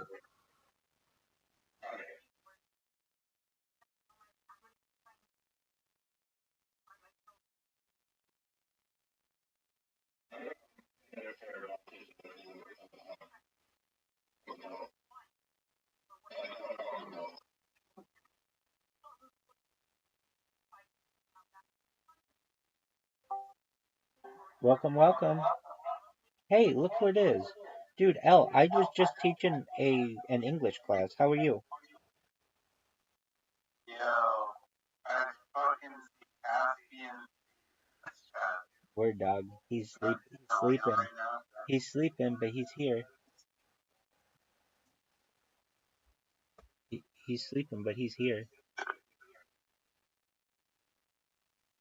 Yes, you do see him. Yo. Dude, L, Oh, I can start talking to you. Realize that. L, you sent me that really nice message. Thank you so much. Yeah, I have. Oh, you don't want it, man. Yeah, you don't want it. I like the deal, man. L, I'm so glad you're here. How are you? Yeah, I just, Dude, you just missed me. I was teaching an English class. I can hardly hear you. Hold on. Can you? Oh, see this one with the finger? Turn that one up.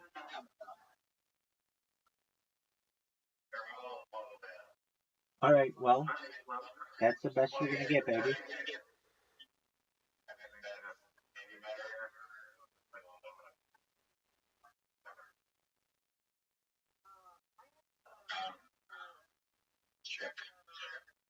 Check.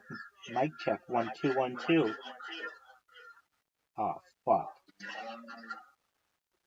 Check.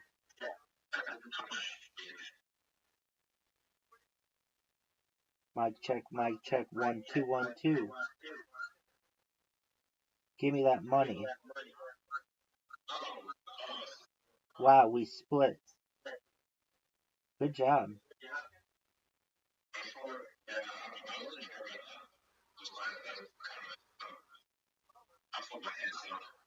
So did I. Well, it didn't. We had the high pair, but then the king and the jack came, and we could have easily gotten fucked on that. Yo, Riser, get your ass in here, dog.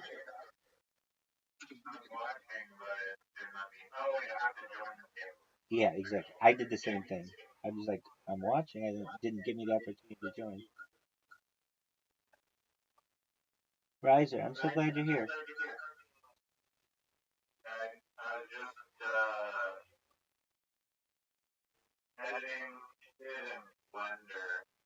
First time, kind of, I got my first ever 2 cinematic shots for AI video making. Dude, that sounds extremely time intensive. Yeah. The thing about, like, you know what an AI make today with the controversy going on right now? I mean, I thought about that. I was like, fuck this. Let's start out. I think that the controversy is actually good for this AI channel because people look for imagery that isn't tainted, but is also really fun and entertaining to watch. Since my competitions are grounded in reality, I can just make these crazy challenges the real world. My first challenge, I have like 500 frames set up, like production frames set up, and then I have a bunch of like celebrity AI characters competing to try and find free cake, like $5 million in it, and there's a bunch of stuff and chaos along the way. Dog, that sounds so complicated.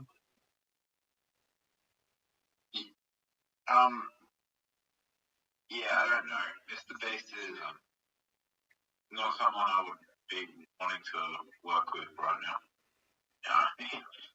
But yeah. He's the most successful YouTuber who makes $700 million a year. Time for my bad. Hold on. I have something in my throat. I'm time for my bad.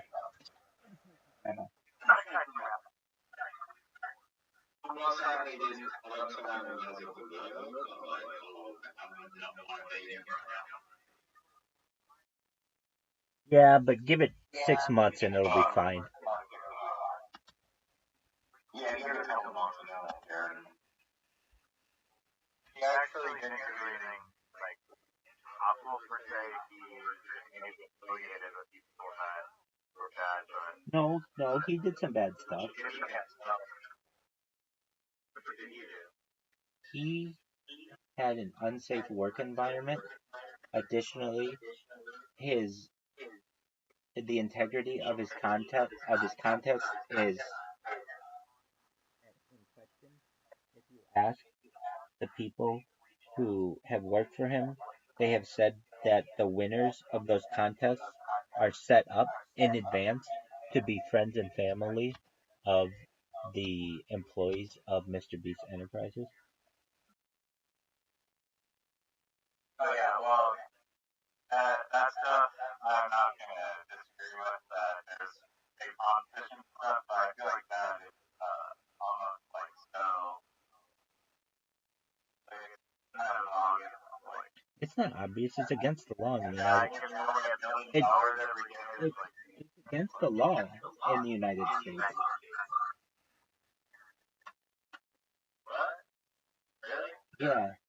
So in the 1950s, they had something called the quiz show scandals of the 1950s, specifically a television show known as 21. And what ended up happening, sorry, I'm trying to kill fucking echo. Okay, I think I got it. So what ended up happening was the producers of NBC's 21 had prearranged outcomes with the contestants, and what they did was prearrange with one of the contestants that they would have like a large winning streak, and it became a national phenomenon. And then all of a sudden, it was uncovered that the producers had conspired with the contestant in order for good ratings, and then they made it illegal.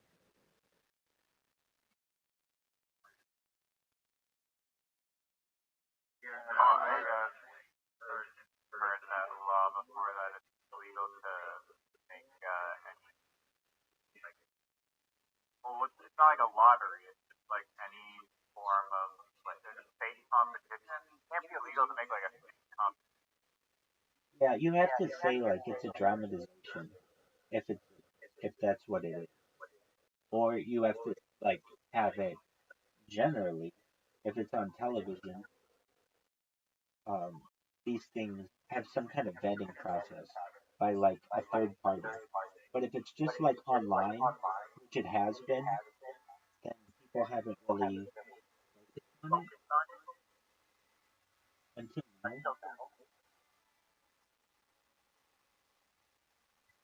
I would say that Mr. Beast, aside from not being as cool as I am, is I would say probably like aside from these little bumps that he's experienced, extremely successful. He'll be totally fine. He'll fucking have some kind of whatever, Mr. Beast philanthropic, all that shit. He's gonna be. Well, here's the thing. This is how I know he's gonna still stay successful because they haven't taken his off the puzzle. If it was really like level like Excellent point. like Excellent. Excellent. He has not been canceled. If it was like R. Kelly was that, I wouldn't buy a Mr. Beast chocolate bar. Be able to get a Mr. Beast chocolate bar from the supermarket. Those Mr. Beast chocolate bars, the newer ones, like not the old ones and stuff, the new ones that they have, they're actually not bad. I don't know They're what they actually taste really like. good. What do they taste like? It's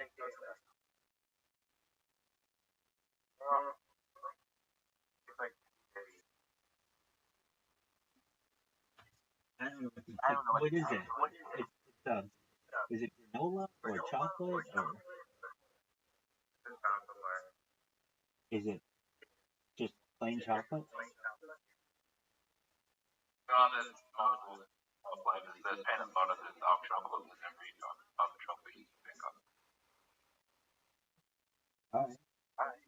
Do you have any nougat?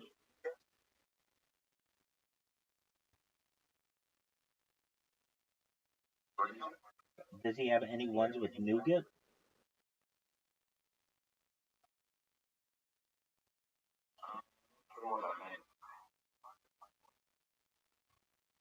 Riser. How would you describe nougat? I'm with Zeus here. I have no idea what you get. Never heard of nougat? Dog. It's like the soft inside of a candy bar. So like I think you would call I think is it like Milky Way that has caramel in it? So you would call that a caramel nougat? People give the same hand, Jack too. Jack too. Every hand I have Jack. Nougat, technically, by definition, is a confection. It's a family of confections made with sugar or honey, roasted nuts, almonds, walnuts, pistachios, hazelnuts, macadamia nuts are common, whipped egg. What is it? Like a confection. Did those bots put more money? Those bots get more money? Fuck. I'm not sure. Dude, fuck has the big fucking dick in here? Just putting down huge fucking money. Right off the bat.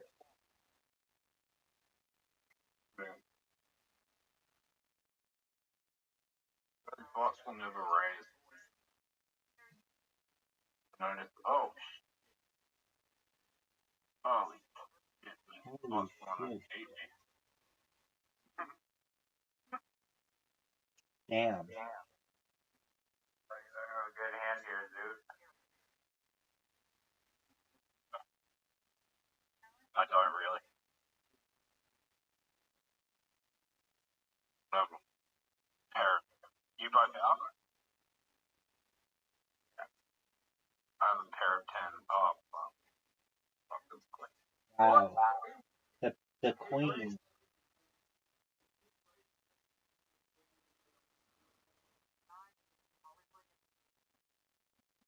What a ballsy move.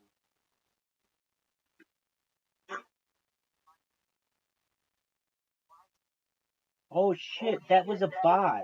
I didn't even recognize that was a bot. Well, you're over here like the bots never raise. This motherfucker's raising a mortgage.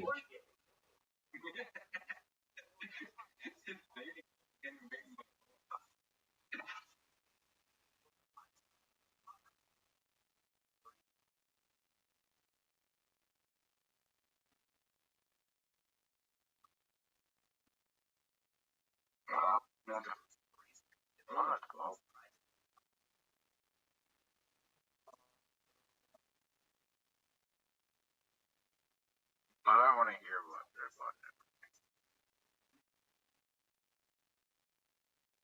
Joe Biden has to be the worst president.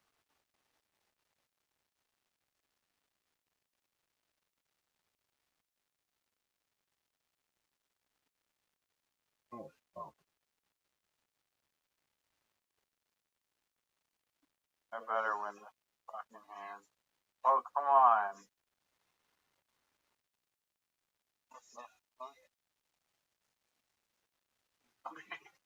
Yeah. $255. I have a 10 and a 5. I can't. I don't know if that's good or not. Is that a terrible? Dude, and he's not even gonna have to show his hand. Oh. Yeah, this from the guy who was like, I don't think this bot knows how to raise. This fucking bot invented poker.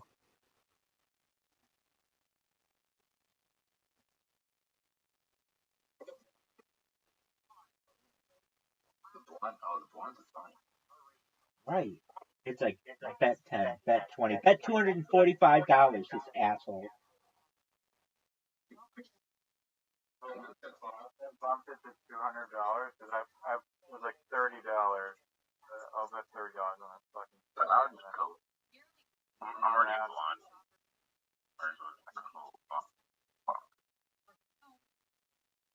haven't died a terrible bit, but I with that. Well, then my two is. Really? You have 2 aces?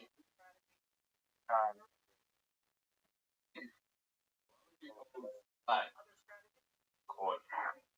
Yeah, that's the joke. Yeah, I was playing a poker game once, right? And I was sitting there and I was just like, I had double 2 aces, right? And this is what happened. 3 aces fell off on the board, and I have 2 aces. And like I was just like, what? And I was like, okay, this doesn't make sense. And like the whole, there was 5 aces, and I was just like, God, why is that 5 aces in the deck? Like, Yeah, is that even possible? yeah, it is because you mix 2. Gotcha. And then the same night, right? The same night, there was a deck with, and I realized there was the deck with only had 49 cards in it, but people were trying to fuck me in the Oh corner. shit, they would fuck you.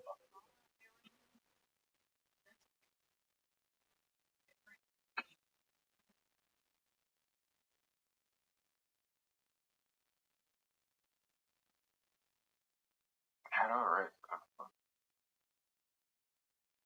Man, I'm trying to get the ball. too rich for my blood. Oh, he called it? Dude, you're fucked. Call this shit. Call it, Riser. Riser. Ooh. Son of a bitch. Son of a bitch.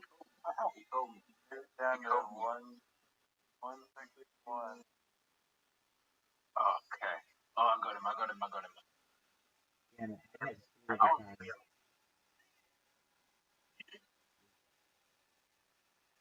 Everybody to feel good.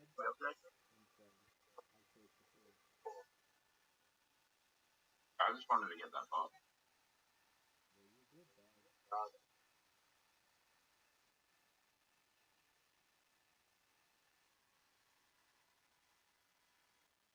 Fuck. Up to 600. What the fuck was that? That I almost just out of fucking like laziness pressed fucking way. If I would have won this spot too, I'll be so pissed.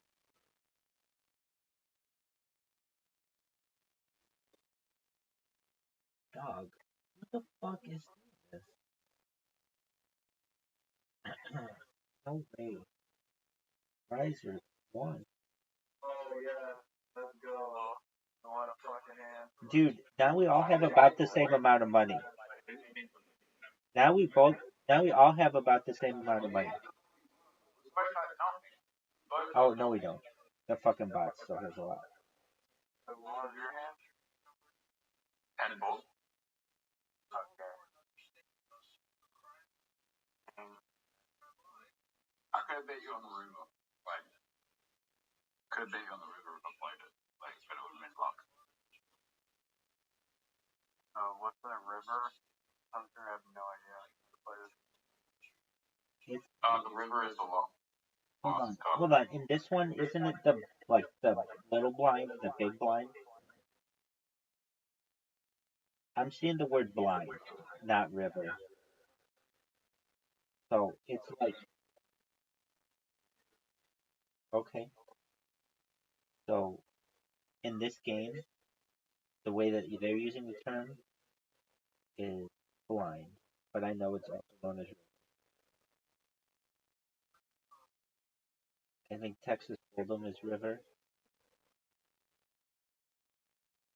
I really want to get this ball.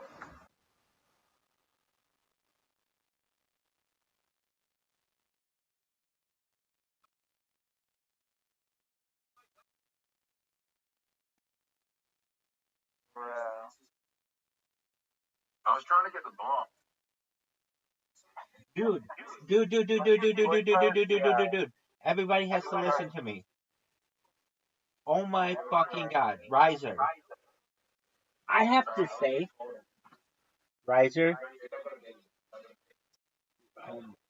Oh my fucking god. Yeah, you wouldn't have made me. Riser.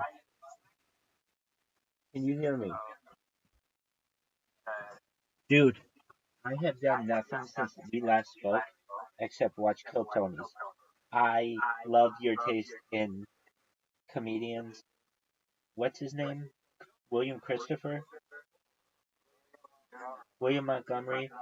The Vanilla Gorilla is hilarious. I can see why you like him so much. And I love how he doesn't take any shit. And like, if anybody says anything to him, he is just all in their fucking shit, just almost like over the top. And he seems to be doing really, really well, especially on fucking that whatever Canva or whatever that fucking website is. Canva.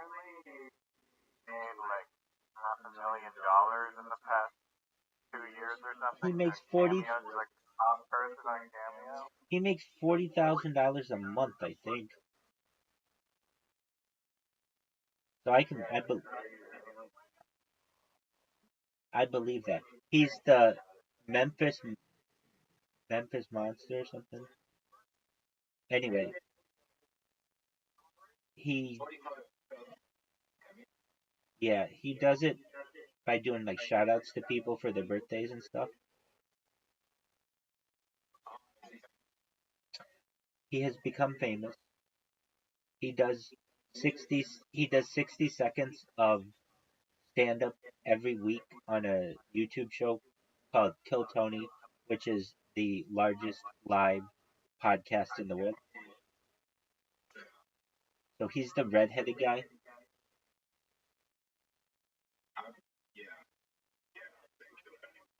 Okay.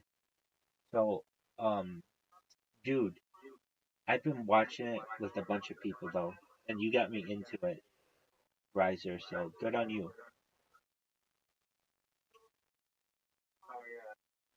You're welcome. If you like William Montgomery, has a funny podcast that I started listening to last year, and Do you know if I do this is Hans Kim, this is Hans Kim, this is Hans Kim, this is Hans Kim. Do you know what that means?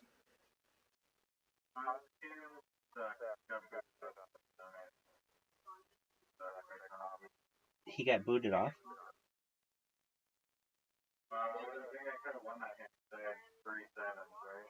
You definitely would have won. How the fuck didn't you?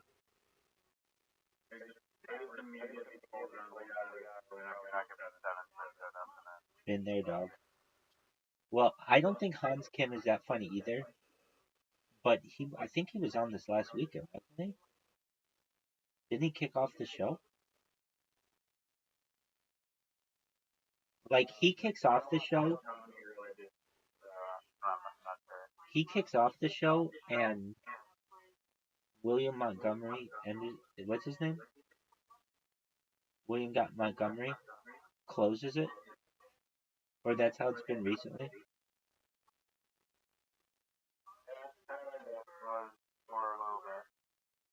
Hans Kim was on the Joe Rogan Experience, which, like, that's really nice of Tony to have had him on there.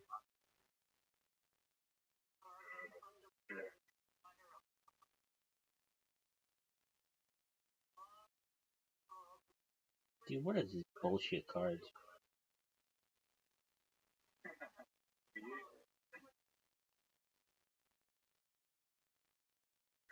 Like stand-up thing that happens at the bar in my town.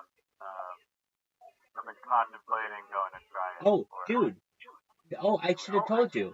It inspired me to come up with a 1-minute set, and I did. Yeah. You've always wanted me to do stand-up, or you told me, you didn't say you should do stand-up, but you said, like, hey, like, don't you, maybe you've said, like, have you ever thought of it? But I know as people have said, because I have it in my fucking profile, that I just say stand-up comedy. So people think I do stand-up comedy, but I really mean we watch stand-up comedy. Anyway, yeah, so, let me do my minute for you in just a moment. After this game, does that sound okay? I'm thinking of going to the next open mic. I have a few little bits that I'm bringing in. Dude, take my jokes. Dog, take my jokes. Take my jokes. They'll kill. I'm serious. I'm absolutely serious. I already went over them with people. They're fucking hilarious. They're dead set winners every time.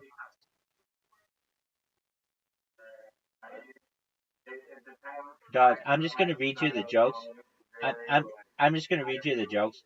They're sexual. Okay, so if I have to fold that one out, shit. I have really good cards though. All right, here we go. Are you guys ready? So please give me my time and don't cut me off. All right, here we go. I like to approach women using pickup lines. Some of the ones with which I've had success. Damn, girl, are you the Bank of England? Because I'm interested in a pound. Another one that works great. You remind me of my pinky toe. I'm going to bang you on every piece of furniture I own. Another surefire hit. Damn, girl, are you a bottle of ketchup? Because I want to hit you from the back and watch you squirt.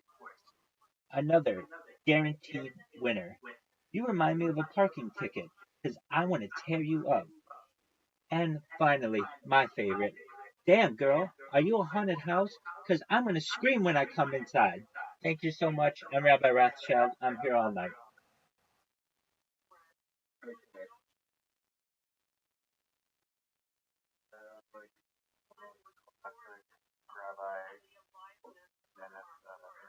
Thank you.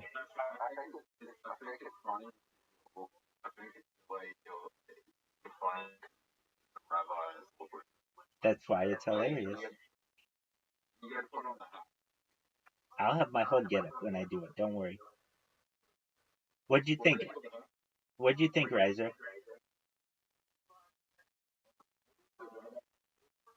Uh, there are quite a few different ones.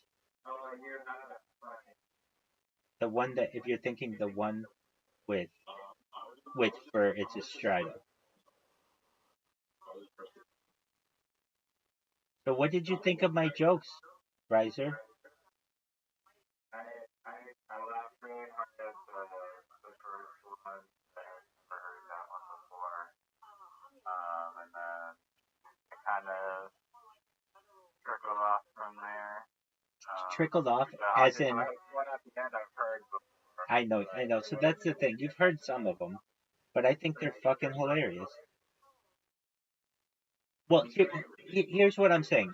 If I went up on Kill Tony, not that I am, not that I would do, but if I did, and that's what I said, I think that I would be asked to do the secret show because they're like 4 or 5 tight little jokes that are funny.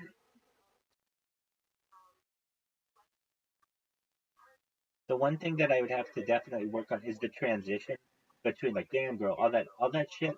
But the joke premises are there. If you don't think those are the 4 fucking funniest jokes in your entire life, I don't know what you're doing.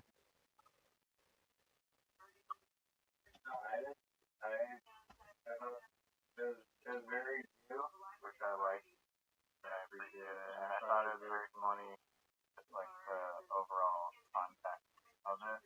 Dog, for never having delivered a joke to people publicly before this moment, that's pretty damn good. Alright, so I've got some other ones that I could use, but they wouldn't be in my 60 seconds. But either they're really funny or they're just they're overly used. Is that a mirror in your pocket? Because I can see myself in your pants. I'm done with Google. After meeting you, my search is over. Do you keep a phone in your back pocket? Because that ass be calling me. There are lots of things we don't know about the universe. All I know is that it starts with you and I, which there's an alternative of this. If I could rearrange the letters in the alphabet, I would put you and I together. Another one, are, are you a hole? Because I could bury myself in you. Hey girl, are you a communist? Because I want to seize your means of reproduction. If your body were poetry, I would read you in Braille. I hope you have pet insurance because I'm going to beat that pussy. Damn girl. Oh, this one is fucking. This one is dark. Damn girl, are you a toaster? Because I want to take a bath with you. Are you a crib? I'd like to put a baby in you. Damn girl, are you a school? Because I want to shoot some kids up inside you. Damn, damn girl, are you a clock? Because I'd like you all the time. I wish I had your heart so I could pump inside you. This one, hold on. This one is the best pickup line that we read, and it might be the one of the best pickup lines I've ever heard. Ready for this one, boys? Of all your curves, your smile is my favorite. Ooh, is that a good fucking line? I think it's a good line. All right. Hey, my name is Microsoft. Can I crash at your place tonight? I think that's fucking hilarious. Riser, you ready for this one? If you if you see an ugly Latinx girl, you might say, "Damn girl, are you a pinata? Because I'm gonna need a blindfold to hit that."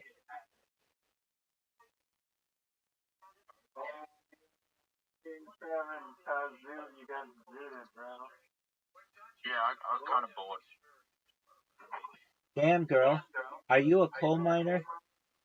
Because I can make you mine. Like, don't know why, but like you can't change the blinds. Like this game shouldn't have been going so long. If like this game can go forever if like you don't go take high risk here. Dog, you can change the blinds. You just press the settings in the corner.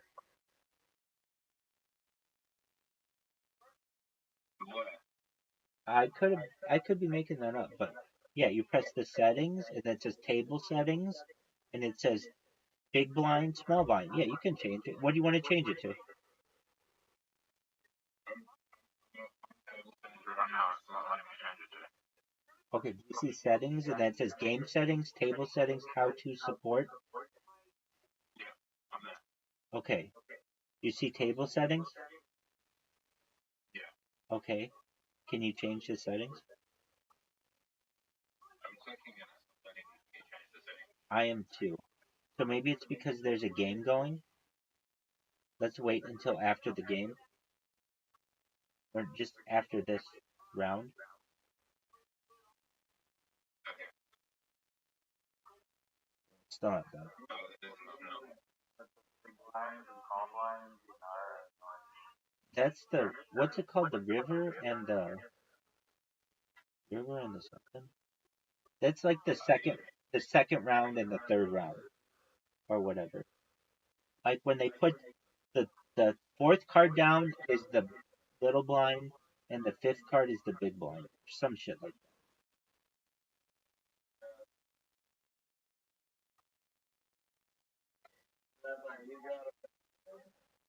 Yeah, because I was doing my stand up and I think that yeah. Well, but hold on. Oh, you guys fucked up.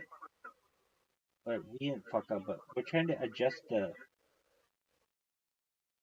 the thing. Oh, here's the betting rounds. Okay. Oh, it's the flop. Oh, wait. Hold on. This is what it's called. The pre-flop are the two called cards dealt to each player. The flop is the three community cards are dealt. The turn is the fourth community card being dealt, and the river is the fifth community card. So if you're like, what are the blinds? The small blind is the player sitting directly to the left of the dealer, and the big blind is the player sitting directly to the left of the small blind. So it goes dealer, small blind, big blind. And those are the people who have to bet.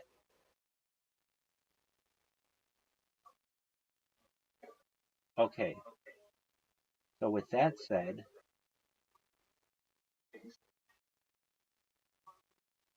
player stats. Oh wow, they have really good stats. Right, leaderboards, zoo, settings, support, how to, winning. So it's Texas Hold'em rules. Oh, you know what? You know what? I bet you can't change the table settings. Hold on, Rabbi's coming up.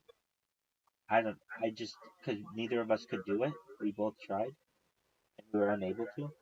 And because of that, I have the idea. I think that just tells you what that shit does, or what the big blind is and all that, but you can't change it. That's my assumption. I could be right, I could be wrong. Once I get in this game, we're going all in. Dude, Riser has a lot of money. How much does it have?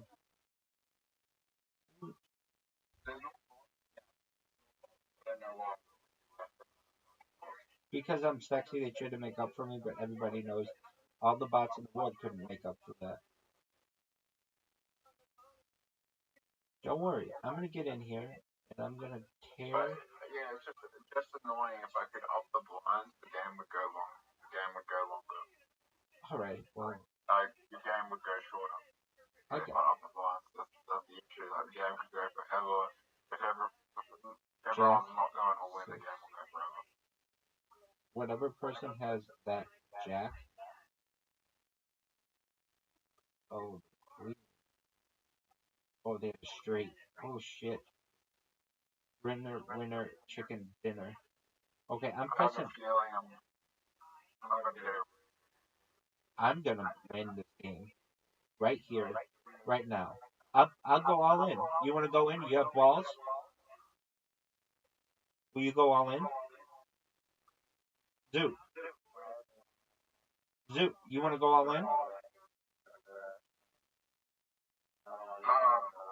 Zoo, all in. Yes or no?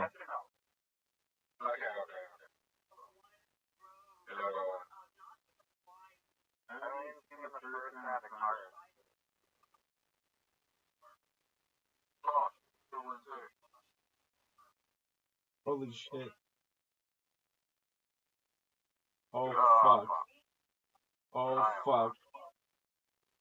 Oh fuck. Two pair, baby. Nobody beat it. This asshole's gonna get me. I know he is. I know this asshole's gonna get me with like a 10. Oh my god, he did. Wait, what did he get me with? Oh, there was a side pot. There was a side pot. stupid little stickers. Look at this. Wow, 3K, one hand. Oh wow, Zoot. Zoot had 2 threes. No wonder he was like, I have a good feeling about this. Zoot, get back in.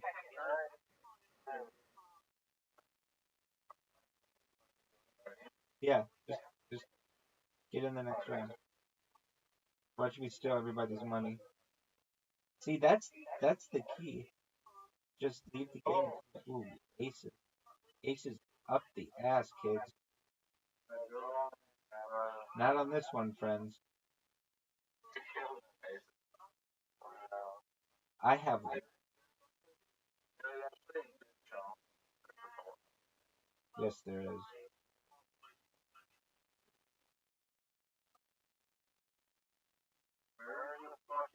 Last hand, I never had an ace and a jack. If you not even you have aces, there's a good chance that will have an ace. I had 2 aces last, or an ace last hand. Oh, king and an ace, of course. Oh, I have a king 7, correct, buddy. The vanilla gorilla. I'm the vanilla gorilla. Fucking no money because I gave $1,000 last hand. Baby. Yeah, I gave 400 around. Even though I was bad the worst hand, I just did it because Rabbi was pressuring me to. There you go. Peer pressure. But when you leave, you lose all your money? No. Oh yeah, you do, and then you come back with $1,000. Yeah, you just come back. Yeah, come back. I just lost my $600 I was actually winning. Back where I don't know why. Wow, there's a lot of money involved in this one, and I don't know why. Holy shit, people. I'm just gonna go for it, dog. Let's get sexy. My cards suck cock. My cards suck cock. Everybody call. Okay. Oh no. They still suck cock.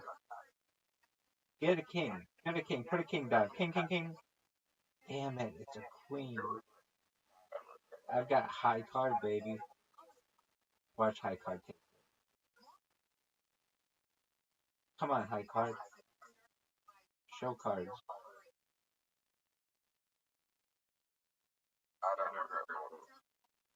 Show cards. Alright. Let's see it. Where is... I put show cards.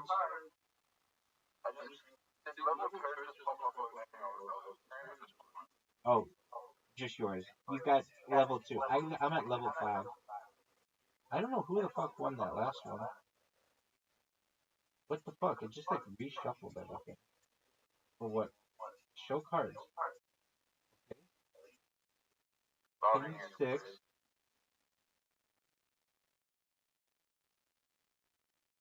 Did it just...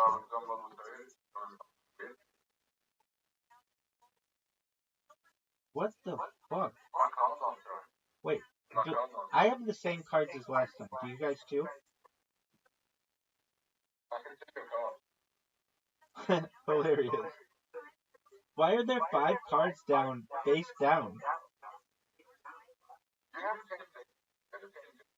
Yeah.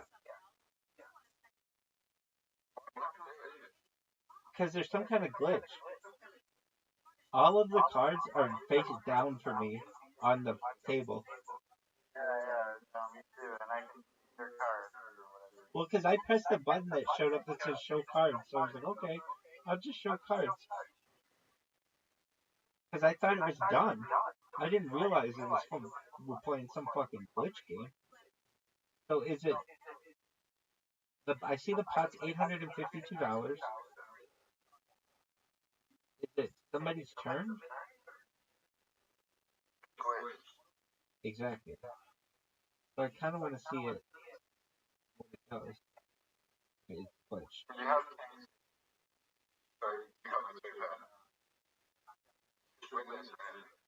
Oh, I thought I folded.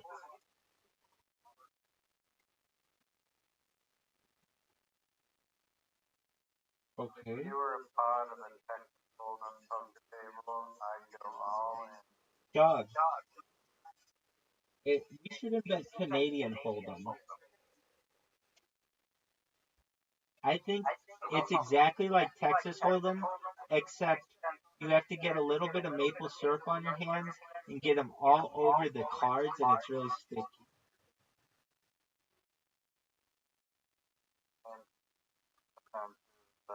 What part of That's Texas offensive. Hold'em? Is that really offensive?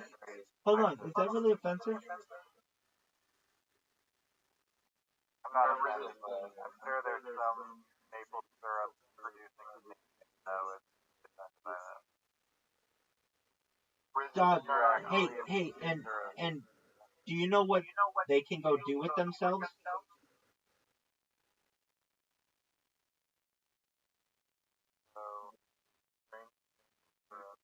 No, they can go fuck themselves along with everybody else in that fucking country who doesn't like playing Canadian Hold'em. What is like integrated with like Texas culture and Texas Hold'em? Great question. When Texas originally, prior to becoming a state, it was its own country. It was known as the Republic of Texas. So basically, it was like Spain who owned Mexico. Then Mexico got its independence, and then there was the Mexican-American War, which Americans won.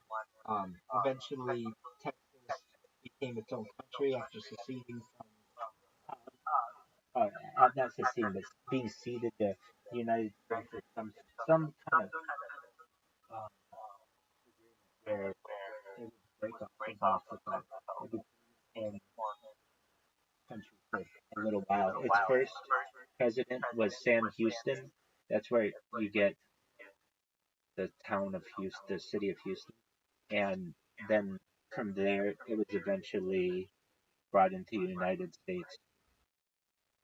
And the reason why it has such a culture is because it had a different way into the United States than any other of the states.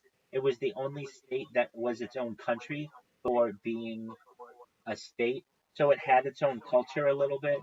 And also because of its size, it has a large population and it becomes very state centric because of that.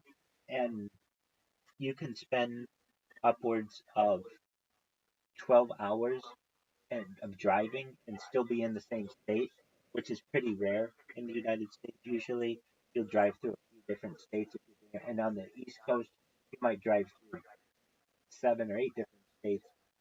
When in Texas, it's one big state.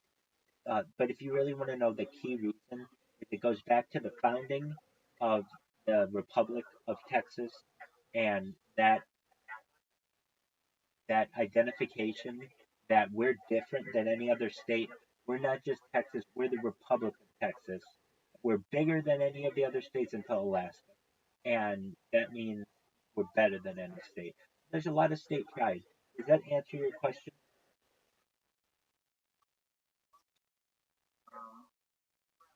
So I guess still can't see the connection that has to poker. Oh, to poker. Oh, no. I'm sorry. I either wasn't hearing you or I misheard you.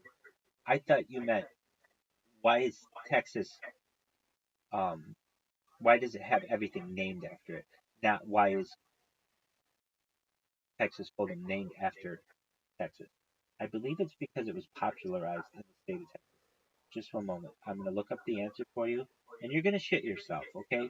When you find out the answer to this fucking question, one of the best questions that I've ever heard in my entire life, of all the questions that I've ever heard, why is Texas Hold'em called? How about I do it all in right now? I got out. No, you're not out. Based on the provided search, Texas Hold'em, it was originated in Robstown, Texas. Likely refers to its regional origins and that players hold or keep certain community cards. How do you like that one, Davey? So,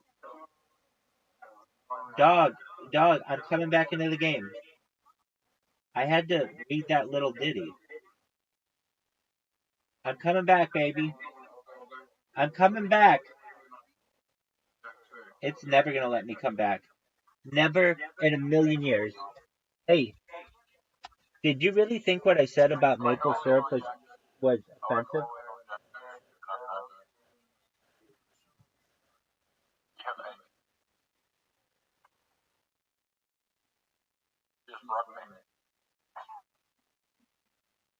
Oh, do you know why I quit the game? I mean, I'm back, but because it fucking had glitched on me.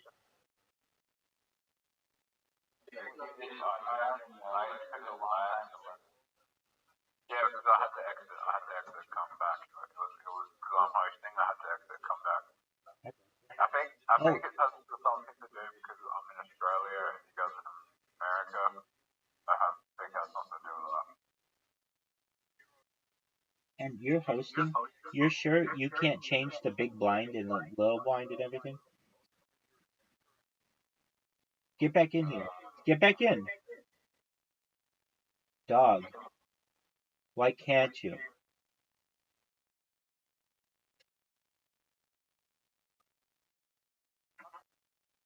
Dude, what the fuck are you guys doing with this bullshit? Oh, I fucked everybody in the mouth. I fucked everybody in the mouth.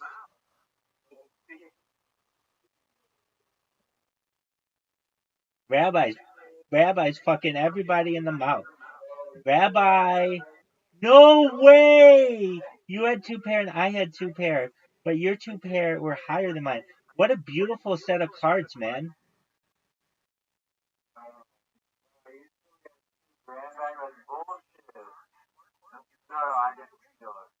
I leveled up to 6. 6 grand and 2 hands. Let's go. Damn. That was really good. I was like, there's no way I'm losing this. I have two pair. Yeah. Add everything. We gotta steal this fucking money from Riser. Shut the fuck up. And I went all in, and then okay, so that can is type. I see it. Everybody's in.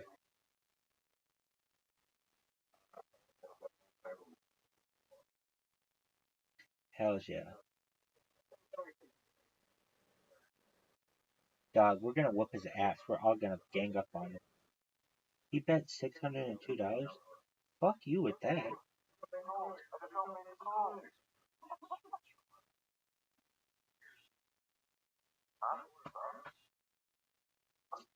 Oh, you had a straight? Damn, dog. Very good hand. Riser. I still can't believe you had that ace jack. Oh, well, isn't that just fucking amazing? That's like when the hot chick is like, I don't know how I won the fantasy football league. And all the dudes are like, shut the fuck up.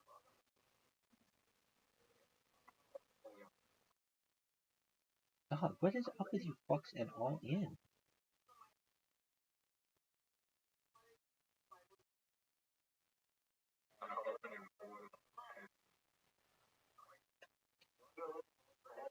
Dog, let's just get sexy.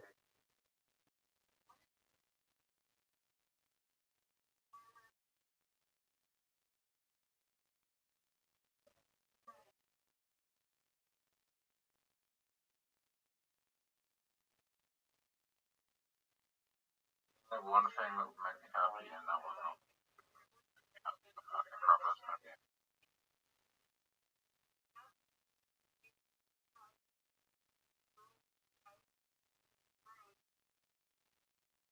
Rebel must have something good. Come on, Riser. Let's see what you have, big boy.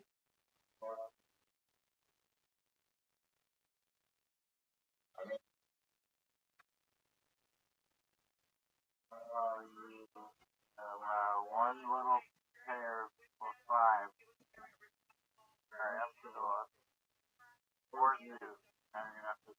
How'd you like that one? Riser, how'd you like that one? I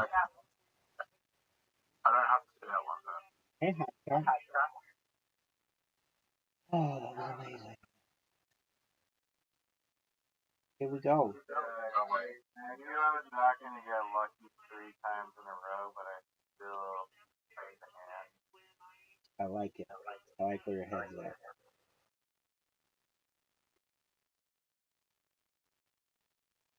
Wait, does maximum balls count?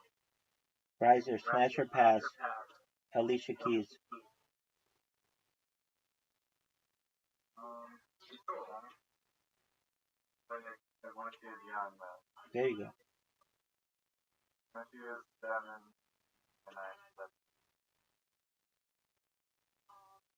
9, Okay, why wouldn't you just pick 18?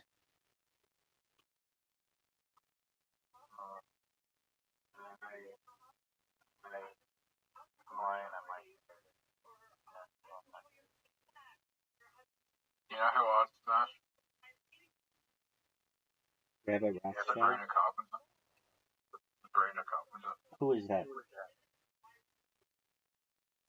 don't know who Sabrina Carpenter is? Like, Is she hotter than Margot Robbie?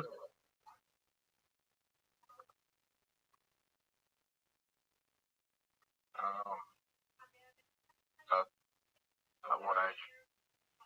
All of them. I mean,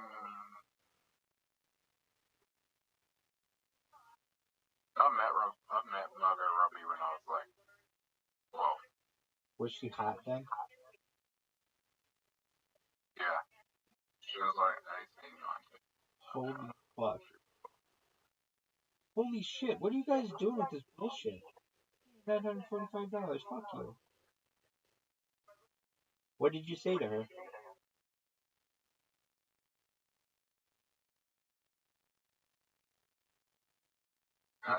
I would inhale your tampon?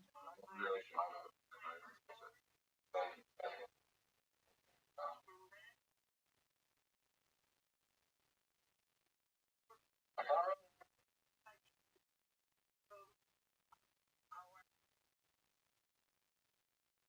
Riser, who's the hottest Canadian you can name? Go.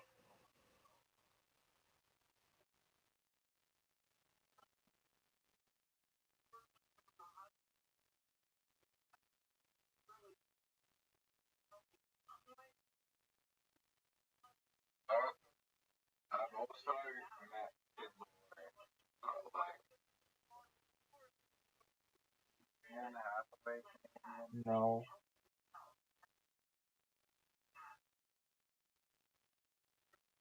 Pamela Anderson and or Pamela Lee are the only acceptable answers.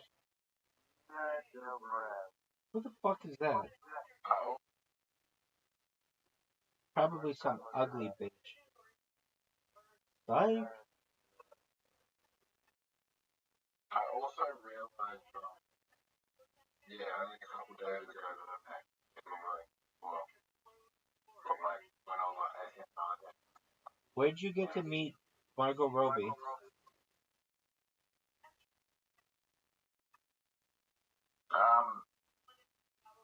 Shopping center. Was she just there randomly? Or was she like doing a signing?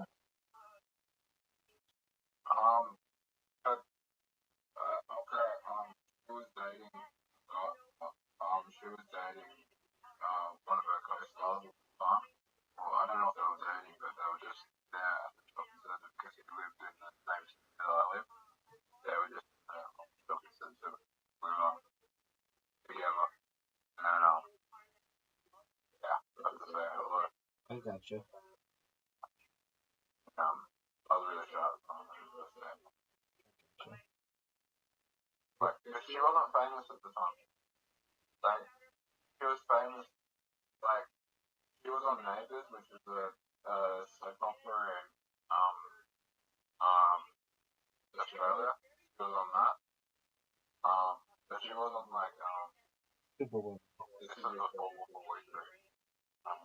Yeah. But the crazy part is that actually at that same shopping center Oh wow, that's really About 6 years. synchronistic. Yeah, 6 years. Bro, that's really serendipitous. Yeah. 6 years later, so Wall Street, which is probably one of the greatest movies of all time. Wow. In the same shopping center where you met this woman, you would see her topless 6 years later. That's the dream, dog.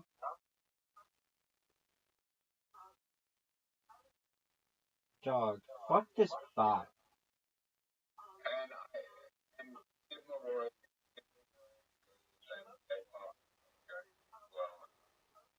vaguely remember meeting Kid Leroy. What is Kid Leroy? Is that an Australian rapper? I've heard of him. Is he an Australian rapper?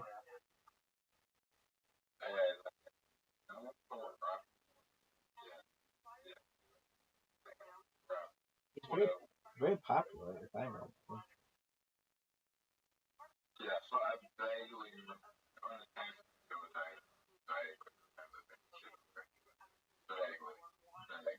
Do you vaguely remember when Riser would bet and not take forever?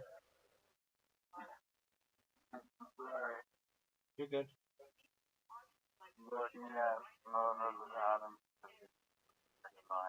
I love how everybody just started calling everything crazy. I have shit cards to do that. Come on, you little bitch. Come on, be a spade. Fuck. Oh, I am fucked. I am royally fucked. Damn it.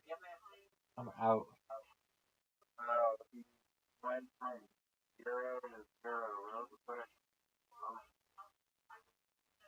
That motherfucker won with 2 pair? Did I win with 2 pair too? Didn't we all win with 2 pair? I don't understand why. Oh, because he had an ace? Oh, he had 2 pairs with the ace. Oh, that's horseshit. Oh, that is horseshit. That's alright. I'll make the greatest comeback in history. I'm gonna call everything. Raise everything.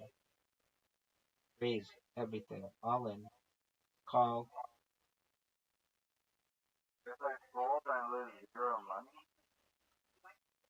No one knows what it's like to have that much money.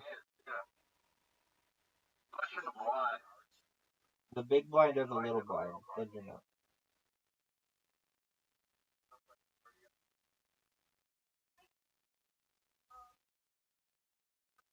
I should be on the next hand.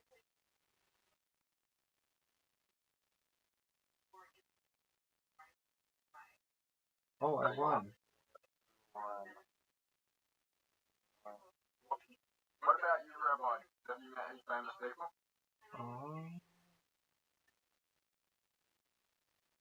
Dr. Disrespect on Omegle. I'm pretty.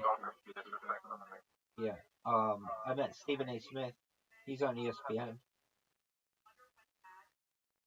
I mean, I've been in video chat with him multiple times. Actually, I can actually go and he's on tour right now, but like, I can actually go and talk to him on that. He's on my mind.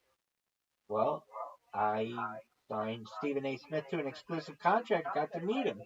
How do you like that one, baby? Dude, speaking of Lil Pump, remember the day you were like, Rabbi, you should do something with Lil Pump?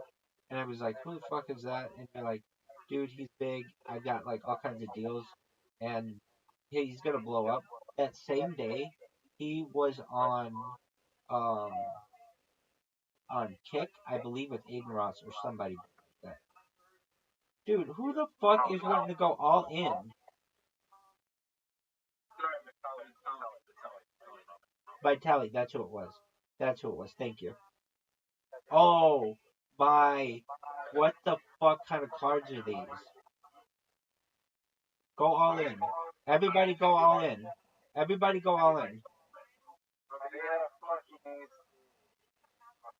Oh, you had an ace? Oh, fuck. Dog, you had an ace as well? So we just split that? out of 5, I guess. So I barely won any money. You're welcome. I barely won any money with that fucking amazing card. We're taking you down little by little. You had $6,000. Now you have $5,800 about. We are whittling you down. Pretty soon you're gonna be in a poorhouse, son. Chum chum.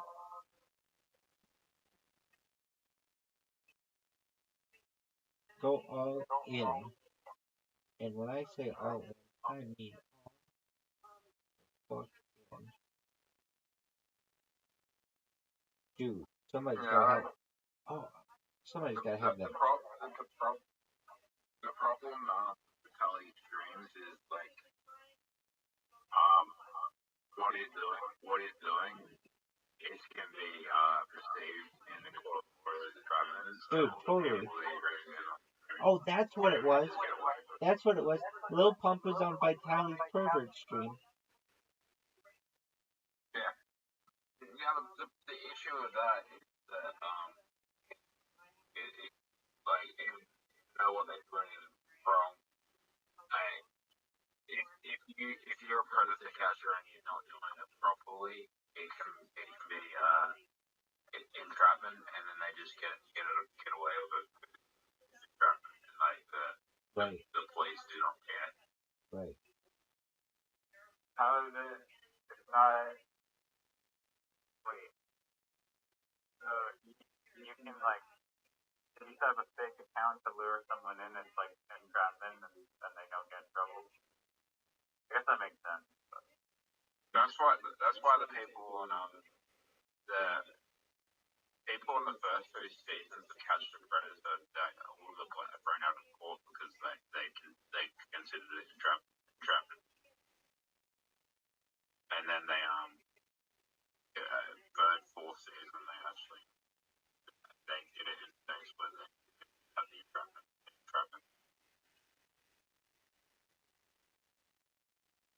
Because they'd hire some girls for like 2 seconds to be like, oh hi, welcome to my house. Let me just go get my fucking thing in the garage. What's that? Yeah. Yeah. That wasn't. Dog. Nobody have a fucking 8.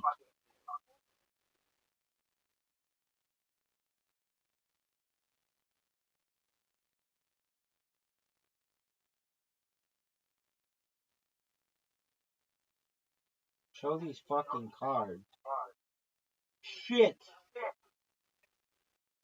I don't think Lil Pump or Vitaly was trying to like actually get them thrown in jail. I think he's just trying to expose them online to like everyone and just note them and cast them socially. Yeah, that's exactly what he's doing, and that's the issue.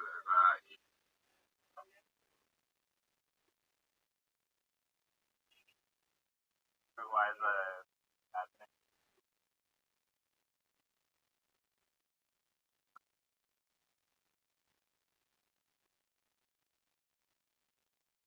Because that's all they're going to think about for the rest of their life, and then they're going to perceive, and everyone's going to perceive them as that, and that's all they're going to perceive themselves as, and then they'll actually go out and do it. Well, they would have. With the fucking victim on the other side, not fucking Callie and Lil Pump. Yeah.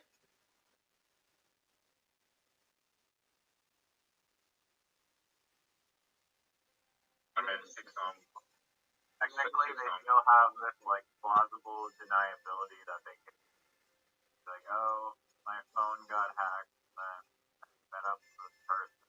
I was not going to do anything totally. I'm surprised no one's ever said someone's looking at that.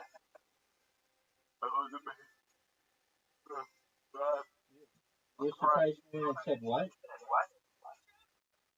I'm surprised that like no one's ever been like set up on a job predator, like someone broke to a child predator, like decoy, and then like ended up there when they had nothing to do with it. It was just someone that fucking hated them surprised that's never happened. I don't know what you Because mean. that What do would you be mean? horrible. But I went to Rabbi, I stole your phone, right? Okay. And I started like, I knew I was talking to a decoy, I right? got you. Now I know what. Now I know. Now I know what you're saying. I got you. Yeah, but then. And then I met a message saying, pick up a ticket from this place, and you go to that location, and then like they have all your photos and like all the text messages saying that you had nothing to do with it. You were just there to get a pizza. Yeah, Because I told you to. I get that. You're there to get a gig, motherfucker. You're welcome. I think they've had some of them where they have had like a misunderstanding happen, but it wasn't anything like that. It was more like somebody drove down the street in a car that looked like the one that the person was supposed to be driving in, and it drove by the house a couple times, but it was not the same person. They were just like someone who was lost, and they had to like apologize to the person.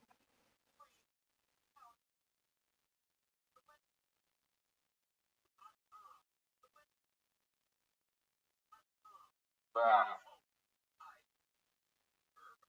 lost $20 on the blind. I put in $20 once. I was the blind, so I just broke even.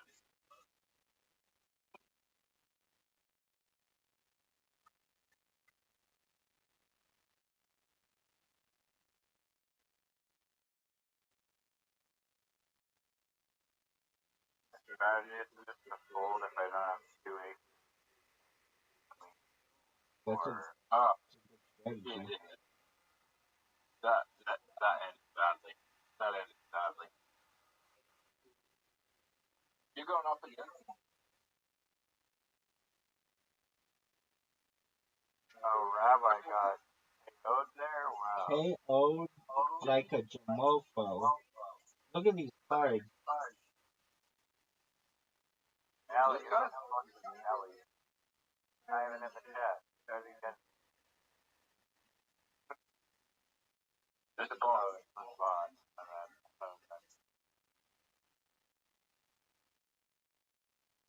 Everyone that's not us has a bot. And the profile picture has a bot.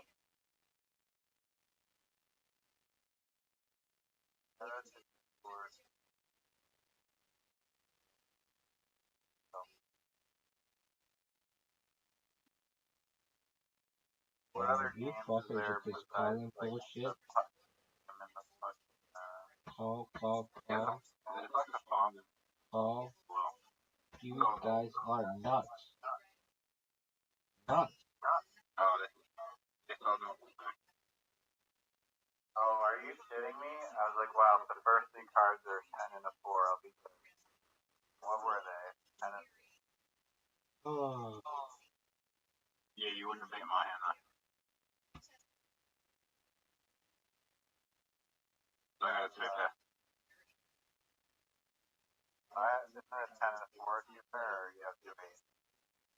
Oh, Jack 5? What? Oh, after what? No, because I have... Sorry, there's 2... Because there's 2 8s on the board, and because I've got the pocket king, that counts as a 2 pair. Because there's 2 8s on the board. Okay. And I have the highest. So if you have the highest, yes. Wait, if the river shows a royal flush, like, and we, like, the river plays a royal flush, everyone wins. So it's a draw. And I know that because I was at a poker game, like poker tournament once, and everyone on the table won $1,000. Everyone had a flush.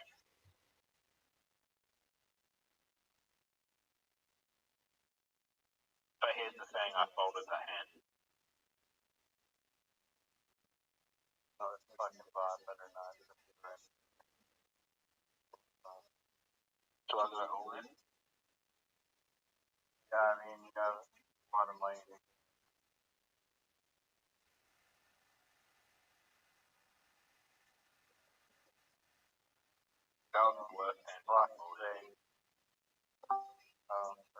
Welcome, welcome.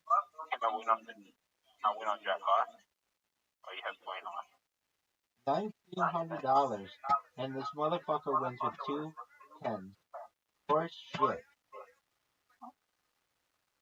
Where did you go, Rabbi? You're talking on the sideline, grabbing gear. I'm jerking it, spanking, yanking it. I've hit join table. There you go. Okay, I can steal your money. Alright, go all in. Call all in. Call in. I'm gonna raise. I'm not even gonna call. I'm gonna raise. Not call in. I want raise. Raise this bitch. All in. Oh, it already. Holy fuck. These cards suck cock. Scale 1 to 10. 10. Give me a fucking card. Come on, something good. Give me an 8. Give me an 8. Not enough. Give me a 9. Give me a 7. Right me here. 7. 7. 7. What you know about 7? Pay me. Oh my god. You have a pair of 8s? I bet you've got a pair of 8s. There's no 8 on the. I know, but that's why you were saying, give me an 8. Come on, pair of 7s. Come on, pair of 7s. Pair of 7s gonna win this bitch. Damn, that pot is big. What are you kidding me? I'll do 5,000 the first fucking round. Dog, who won? I don't know who won. You won. Going up $5,000. Hell yeah, I did. Who won, baby? Who loves you, baby? $5,000. Damn.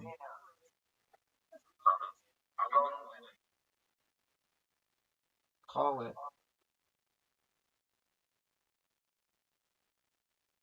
Oh, this could be bad. Are you going all in? I'm already in. Okay. This is kind of good for me. Oh god.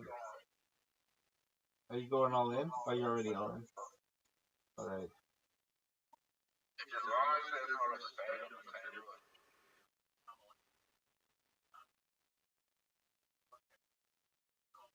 Oh.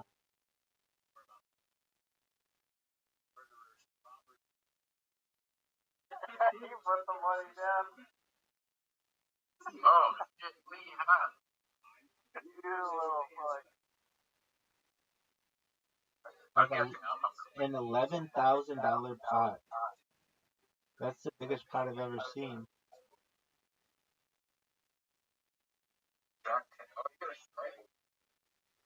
Level up, baby.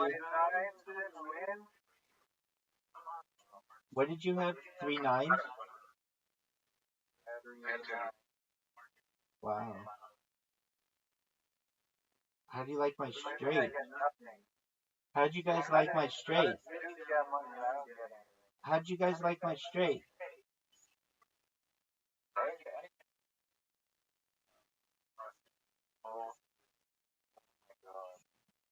You had 3 of a kind, Riser. Did you?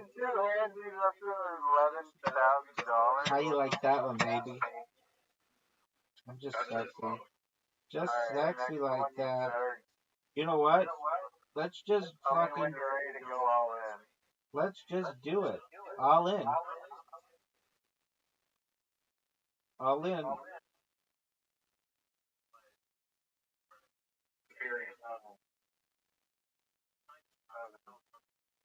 Damn, somebody was king.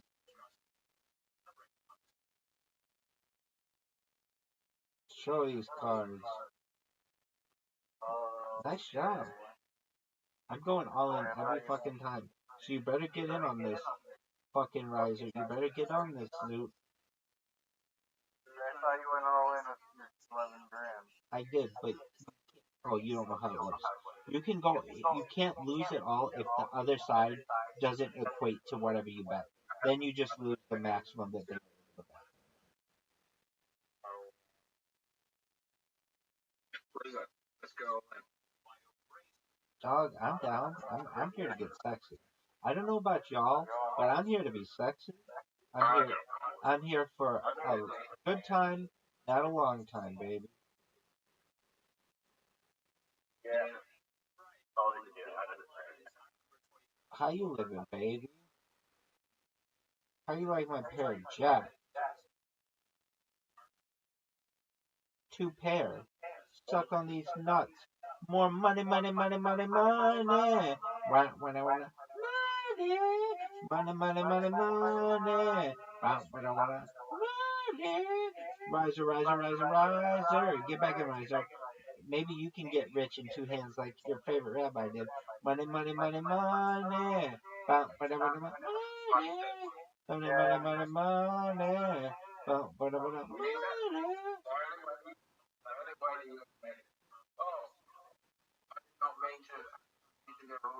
Well, you did. I've got news for you. You did, big dog.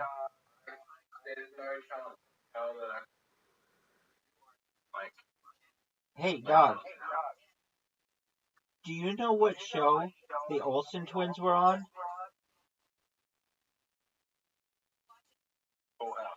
You got it, baby. Money, money, money, money. Money, money, money, money, money, money. You ready for this? Get in.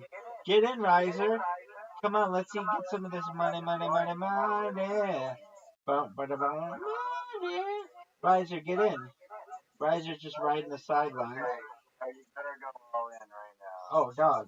All in. Riser, how do you like this? All in. $13,000. Hot hand in a dice game, y'all. Hot hand in a dice game, y'all. Hot hand in a dice game, y'all. Hot hand in a dice game, y'all. Let's go. LFG. Money, money, money, money. Oh, You better go get something. well, how about you get your ass back in this game? That would be smart of you. Let's show you these cards. Let's see what's going on. King, Ace. Damn, dog. Those are some good fucking cards. Get back in. Zoot, get back in. All in. You can win $12,000 from me. All in. Zoot, get back in. Zoot, get back in. Excellent. And we're going to throw a bot in here, too. A shitload of them if you need. Because Rabbi is a rich man.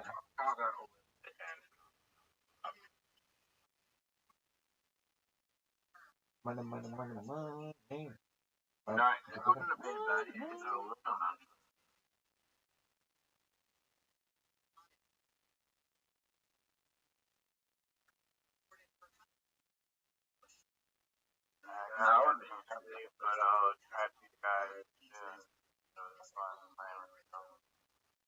Riser, what did you think about my 1 minute on Kill Tony?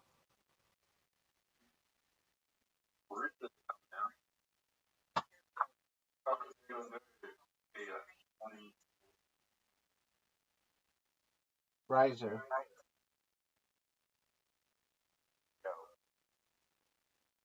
Are you going to win this $12,735 for me? I'm going all in. All in. Call any. Call any. All in. That's a bullshit rule. I bet like $5,000, and then if someone with fucking $1,000, they can't win my $5,000.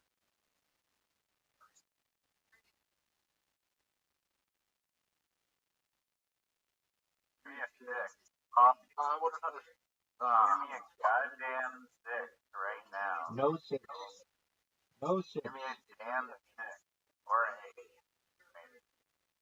That's not really. Yo, everybody. Remember that time when Rabbi had 5 figures? I remember. Pepperidge Farm remembers.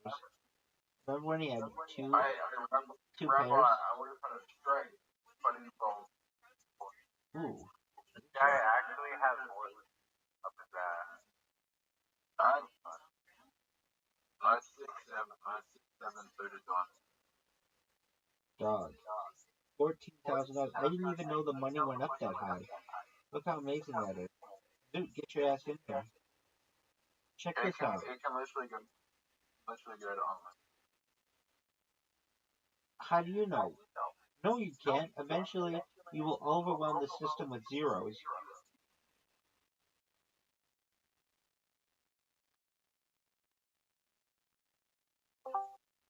Welcome, welcome. How are you?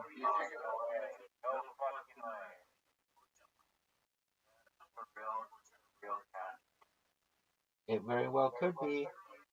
Caspiancy, can you hear us?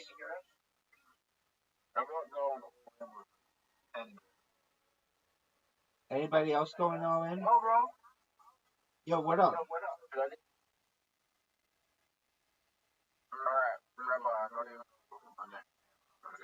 Excellent. Did you like that I had two pairs and I won? Did you like that? Did you like that? I'm going all in. I'm going all in big time. We're gonna add bots and go all in. No looking at the cards. I'll just go all in. I'll call any. I'm calling any. Don't look at your card. Don't look at all? Okay. Wow, somebody wants a 990 call. That's fucking rich. A little too rich for that. What do you have? A queen 7. I had a queen 7. I thought you were going all in. Oh, you want me to? I would have bet you once at first. You had two. You can't beat my experience, bro. Dog. Check out this move. I'm looking at the hand. Okay.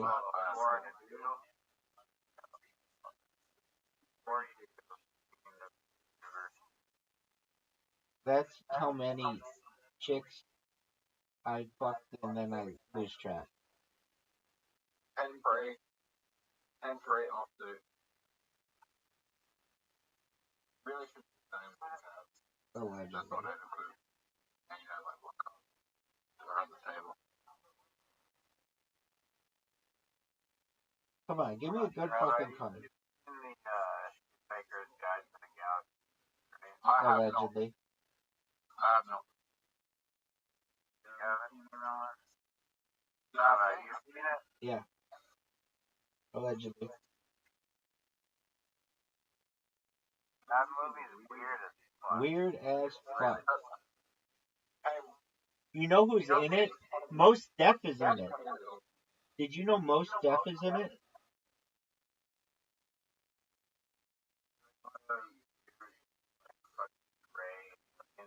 No, he's like a rapper.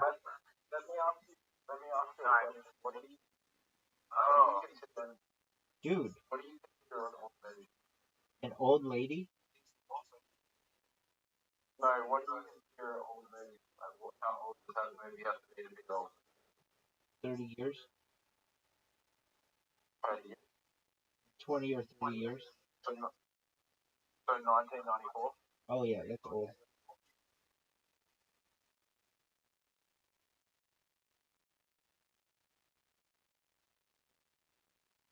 The way that it's defined on nostalgia sites is anything over 20 years.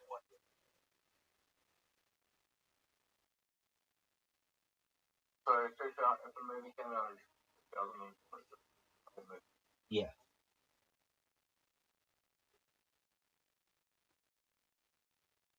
I can't say the time. I can't either. Getting sexy.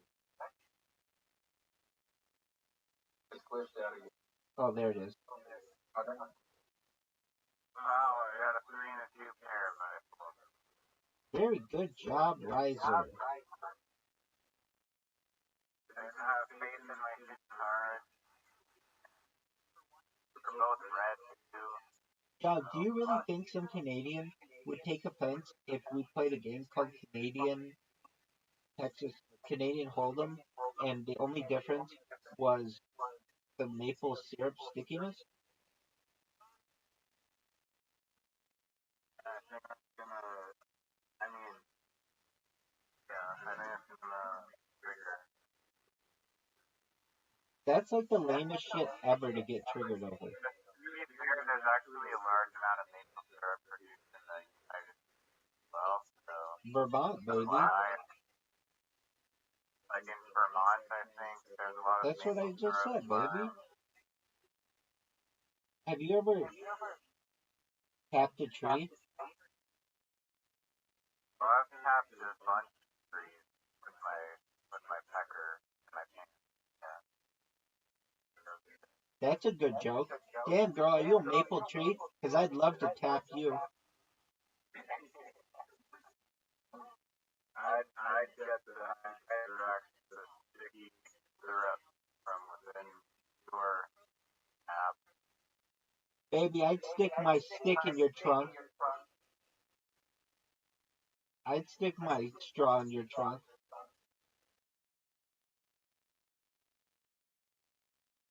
Are we playing Canadian Hold'em? Because it's getting pretty.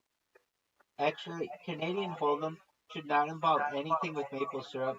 It should just be exactly the same as Texas Hold'em, except you have to play it in the cold, less than 0 Celsius.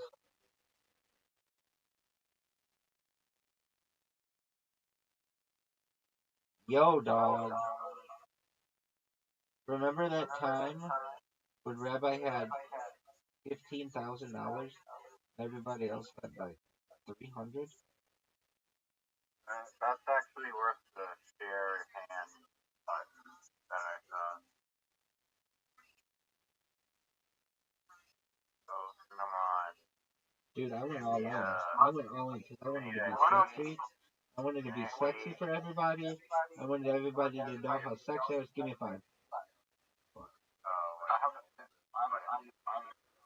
All in. All in. I have a 2.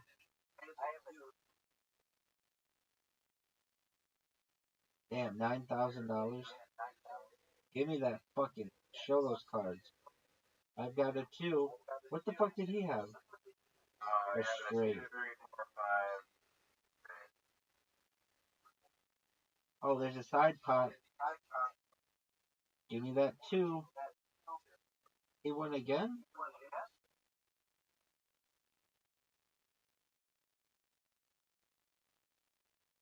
He won again? Wow, guy. I don't know how you won. How do you figure out this spot? That's really annoying. I guess I'm going all in on the next hand. I'm going all in every. You guys carry Hey, Carrot Riser, we love having you. Thank you again for your sweet message. I want you to know that you're an amazing person and everybody loves you. I also wanted you to know that I'm the greatest pimp in the history of mankind, and everybody should know it.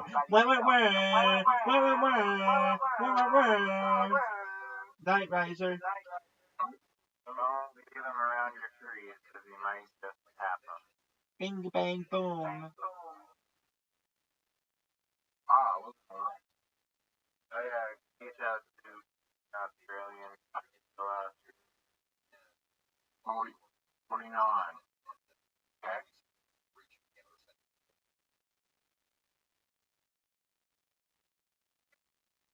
Okay, I didn't make that then. Oh, that's something.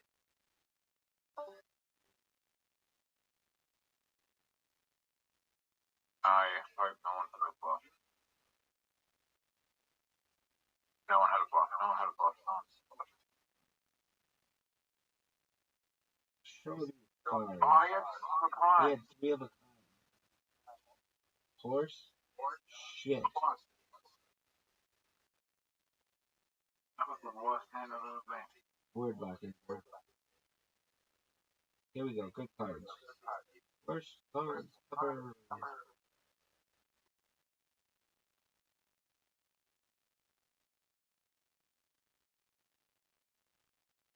Oh, this is terrible. I have a feeling you won. Do you have an A? No. No. Two. Oh, So, wow, I won with a pair of twos. Pretty unbelievable. Really cool. Everybody likes it. Go. Working 9 to 5. What a way to make a living. let's go. Oh, no.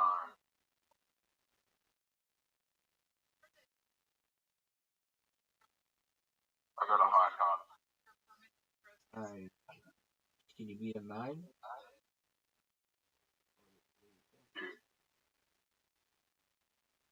Oh, High what? card. Yep. Good job. Get ready to lose all your money.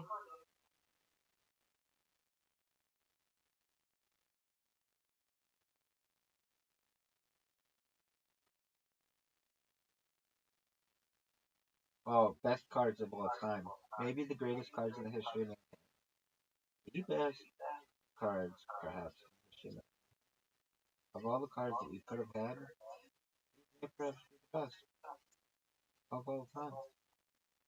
In the history of it may be the best cards ever. Why isn't anybody going? Is it frozen? Yeah, the game's frozen. Yeah, I can fix it. Well, then do so.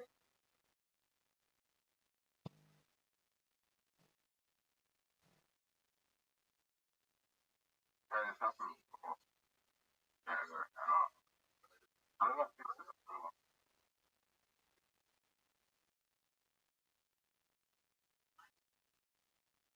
Oh, I just gotta come back and leave.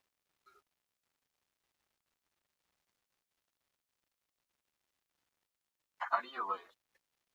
Hit that red button. Reset? Hit that red button. Okay.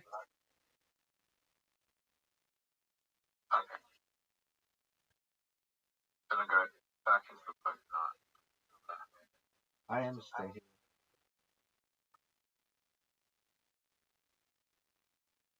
Not letting me in now. Ah. Okay, now I'm in. Alright. We'll get your shit together, dog. Is it on you? It just shows you it's loading. Did it work? Does Discord have a game as well? They have something. Alright. Did you go? Yeah, left and it's not working. I think it's broken. I'm gonna leave and come back with my $12,000. If I lost this money, then we're done. Yeah, I think it's Good night. I didn't lose that money. Yeah, I did, I think. If I lost this money, I'm done. We're done, and we're not playing. Oh, I have the money though. I'm back. It's just frozen. Is it frozen for you? working. Alright, I think that's the world telling us it's time to move on. Not playing. Yeah. Well, Whatever we'll just game they have. take a look then.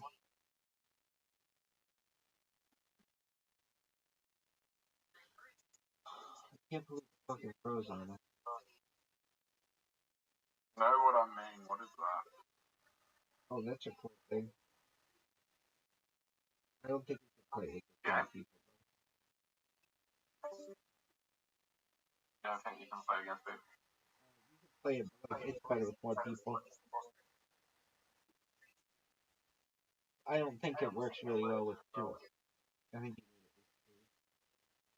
Oh, you can. I can invite you. I know. I think you need a 3rd person though. No, I can add a bot. Okay, do it. And if this isn't the most amazing fucking thing I've ever seen in my goddamn life, I'm gonna flip shit. Join, know what I mean?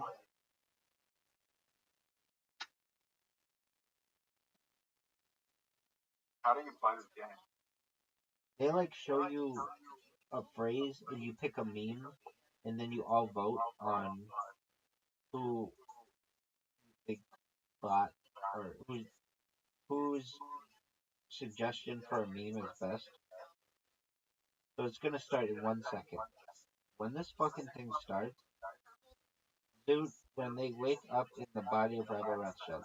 Rabbi Rothschild, okay, so pick the one you want to react to. Rabbi Rothschild, they have to read a book for school. Okay, so then I chose one, and then you choose one. I guess we vote on it. Okay, fine. Then what you do, where it's got you press the plus, and then you choose a a meme that's appropriate,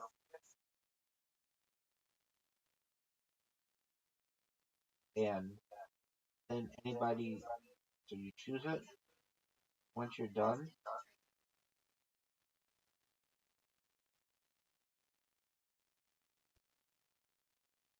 it gathers the responses, and then we vote. So Duke gets to show off the gifts. Psych them up. Go. Rabbi Rothschild when they. So there's that one. Okay. There's that one. There's that one. Alright. Oh, and do another one. That one. So we can now vote who we think pick the best one. And I don't think you can choose your own. So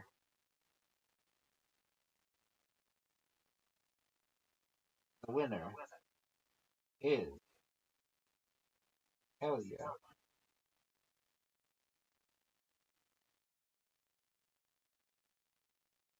Alright.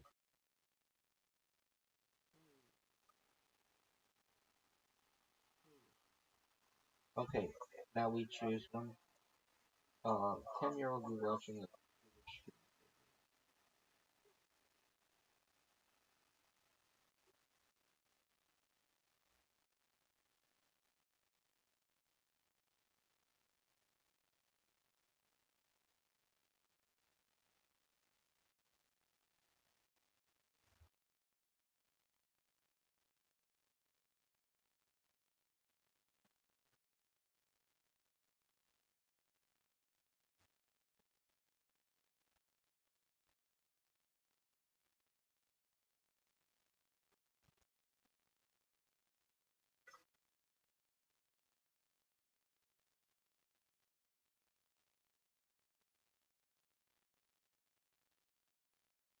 Turn 2. Here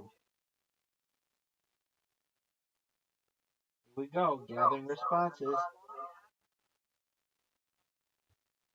Now, okay, so, present. First one, 10-year-old me. That one, that one, that one.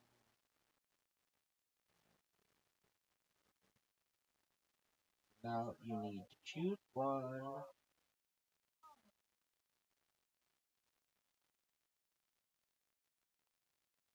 The winner and champion. Good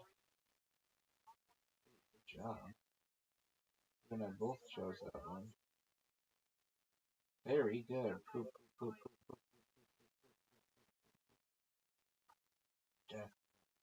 Start the next one. Love this game. This is your favorite fucking You know how game this of all game? time. Oh yeah.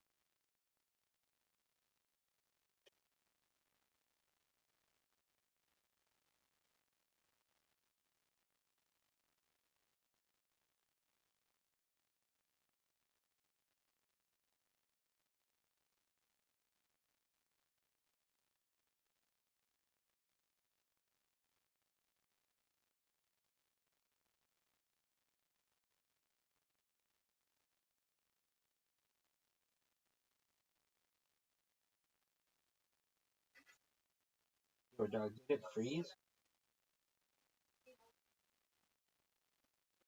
No. Alright, dog.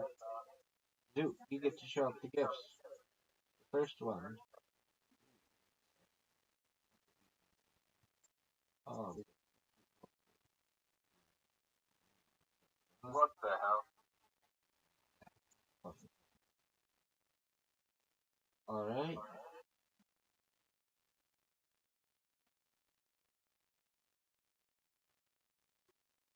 I'm already. Winner and champion. The children. Plus, faith. Poo, poo. Next round. Rabbi Rothschild. Did I win? Round win. Next round. Yo, dog. Zoot. My little kid calls you cool. Closing after. I'm in the west side. Gangsta. Gangsta. Gangsta.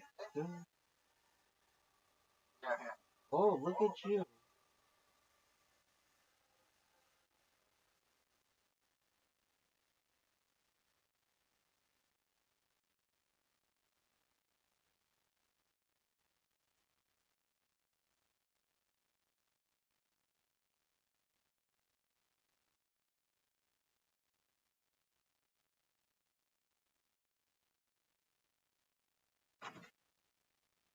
Did you know that I'm the the greatest motherfucker in the history of mankind?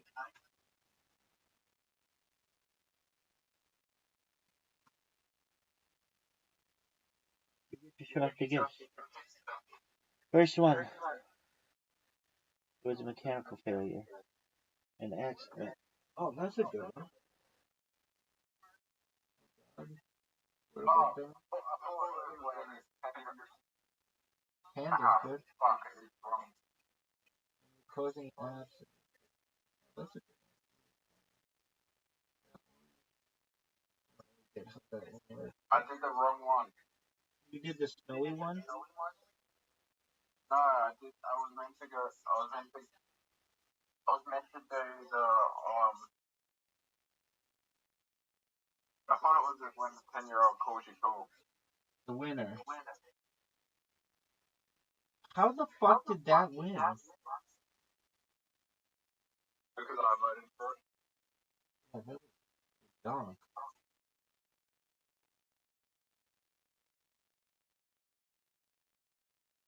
When you try sparkling water, Zoot gives relationship life relationship. When you try sparkling water for the first time. Alright, go.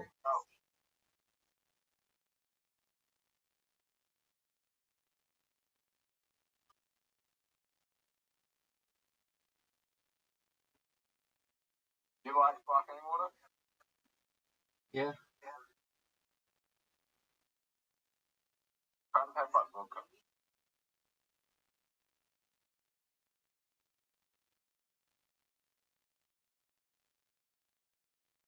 Zoot, show off the gifts. Stay hydrated. Hilarious. Noise. Oh, the water. That's a Alrighty. This is the last round for Rabbi. Rabbi's gotta go to the bathroom. Oh, hell yeah. Champion. Rabbi's a champion. Spiciness. Alrighty, Zoot. If you're here when I come back, excellent. If not, it's been fun. I gotta go to the bathroom, get some food. I'm gonna leave on Joe Rogan. Peace out.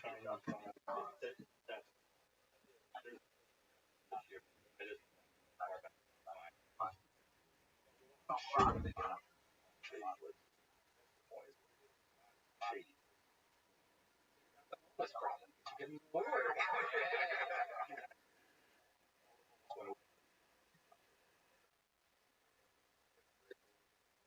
Multiple kinds of bodies exhibit like this too.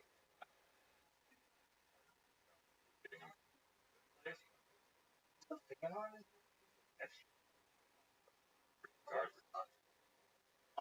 Yeah, man, it's just I didn't think about it. I don't know why. Up and I saw it, and I was like, how do you do that? Like, how do you get all those bodies? And once I know what it was, dude, it's like an international tragedy that is rarely discussed. I mean, rounding these people up and taking them to camps. Like, I don't know if they're re-education camps, if they're concentration camps, if they're prisoner camps. I don't know what they're doing, but you know, demand internationally for information or what's happening. You can find. I just looking, just doing that, just typing it in Google. Pictures here, but like second row, New York Times article, no such thing. Nice. Well, but Uyghur Muslims, Uyghur people, China's denying it. Is that what they're saying? I would imagine. More evidence of China's horrific abuses in and that's where it's supposed to be, right? I don't know, right? See if you can find a good solid, like whatever one makes sense. Just see, but allegation that I keep hearing. Yeah. The thing is, like, one thing that we know for sure about China, they make it clear journalists, they say favorable things go after bloggers, imprison them, post it.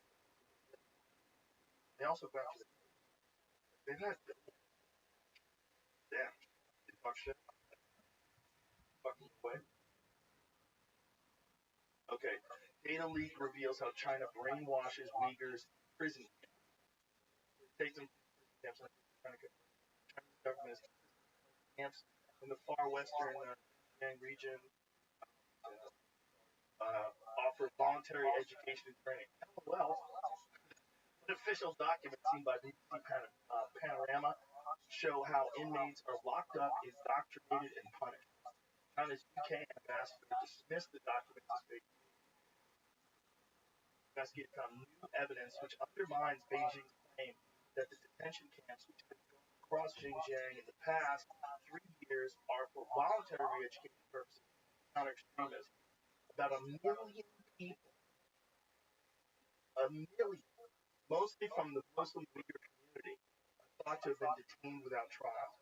Dude, how many of those guys make it into the court? You know what I'm saying? I mean, where are those bodies coming from? Well, I don't think that. When I was there, I was like, ooh, we should probably go see that exhibit. That's cool. Now I'm going, oh my god. Like that with everything, right? Like SeaWorld, same thing. We went to the Austin Zoo a couple months ago. The hottest, most dehydrated animals you've ever seen in your life. I'm not kidding. The first thing we saw, like, I'm not joking at all. The first animal that we saw was a monkey who was up on the shelf. Like, they're all hiding in the shade. Like, there's a little shady part of each animal cage, and they're all in the shade. This monkey taught itself how to put a rag in its drinking water and put the wet rag on its head, and it's just sitting up on a shelf in Texas. Just a hot monkey. Like, all the animals are just hot. There's like a dehydrated bear, a sleepy lion. Experience ever. But like, also it's exciting at times. Like, you see an animal that you like, you're like, oh, parrot. And like, you forget that you're watching this like delusional bear walk around in circles for 5 minutes. You're in an animal. Yeah. To think that almost everything's like that. Well, all zoos are. I used to have a bit about it. That the only thing that isn't impressive to do is the grass. It's like another day, no lions. They're just strolling around. Like, they don't give a fuck. They're the only animal at the zoo that doesn't remotely torture. Like, They let babies, like, the only animal that they're so safe. That if you put out, like, leaves of a baby can pull out a leaf of lettuce, and everyone's completely sure they just grab one or anybody. There's no other animal like that in this. It's really kind of extraordinary when you think about it. But you can't feed anything else. You know, we went to Australia, the koala bear exhibit. And these things are adorable. You know, life tells you that koalas are like the cutest thing in the world, and they are. Until As long as you keep feeding them eucalyptus leaves, the moment that the zookeeper like has to grab another batch or something, the koala slowly starts to turn into a bear. And like literally, come out, its grip gets tighter. Like the second, if it takes 5 seconds, you're basically dealing with a tiny bear. they bite and attack people, they don't. I don't know about bite, but it felt like, right? How do we describe this? I don't know. I wasn't there. Really? I was like, Right. koala bears. I ain't driving it. We just got off an airplane from the United States, and they're like, let's go see koalas. I'm going to my hotel and taking a shower. That's a long flight. We did that too, by the way. We all took naps. Then we went. But you didn't seem happy when you came back. You're like, shit. Like, yeah, I'm glad I didn't go. No, we smelled eucalyptus on us for like a month after that. They smelled. See if you can get some. Got that. You think you find koala bears attacking people? You say it like we went straight from the airport to We did. It was like a half hour after we landed. Yeah, and we had a show that night. I was like, that was. I would never speed off to some fucking zoo. It did. Sounds horrible. How long did you think it lasted? Like 3 hours. Everyone knows you have a 3-hour gap anytime you land at a new hotel. You have to sit and chill. I don't have a restaurant. Yeah. Because I remember that's why I didn't go. I was like, are you guys crazy? And they're like, look at koala bears. Yeah, it's a bed and a shower. Maybe it's like a half hour. Yeah, I don't know. I don't care that. It was also an hour drive. And I was like, man, I could sit in a plane so long. Last thing I want to do is drive an hour. I've been told you gotta see kangaroo. Yeah. That's what I've been told. Yeah, they balls of muscle. Eddie F told me a story about first time he encountered a kangaroo. Back. And one of his friends, I'm fucking up the story. I remember him turning around and there was a really and built like shit. I think they're cool. They're very They should have boxing matches. I'd watch grass and do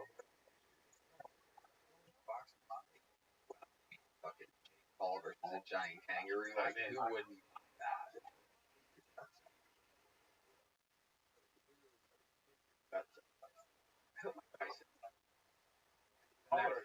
Jake Paul.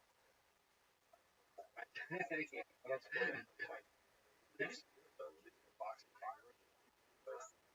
Like, yeah, a lot of videos. Koala bear attacking. Yeah, see, these are koalas without eucalyptus. I own little, first of all, it's crazy. They're so adorable. Person. Oh, so they don't have the actual attack. Shut up, fight. You probably got too close. Take selfies at the Yellowstone here by Buffalo. Yeah. It's weird that like isn't that like usually keeps you alive, right?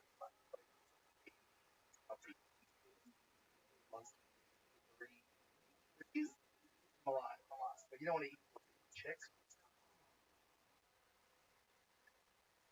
But when they're a full-grown chicken, you chop the fucking head off, start fucking. Weird, you'll eat the full-grown chicken and you'll eat the egg, but the little. The egg is. Oh, chicken nugget? That's what they're.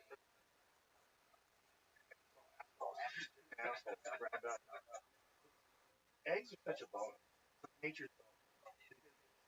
full animal protein, but nothing dies. And they make them every day. Like if you have a bunch of chickens, literally, if you have 20 chickens, you never have to food.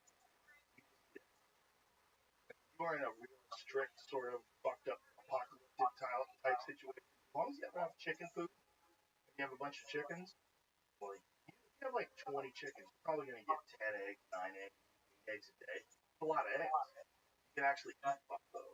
You have chickens? No, they all get killed. I want to get. Yeah, when we had a fire, that big fire that went in California back, burned down our chicken. So we had to gather up the chickens and another chicken coop or store-bought chicken.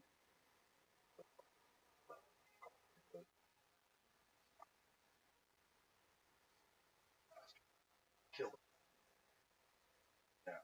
And they're like pets, aren't they? They like you start kind of like. Well, they were real chill. I mean, quite a few. They had different personalities. Ones they would like drop down.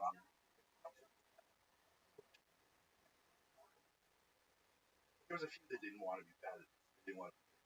It's on like how much you handle.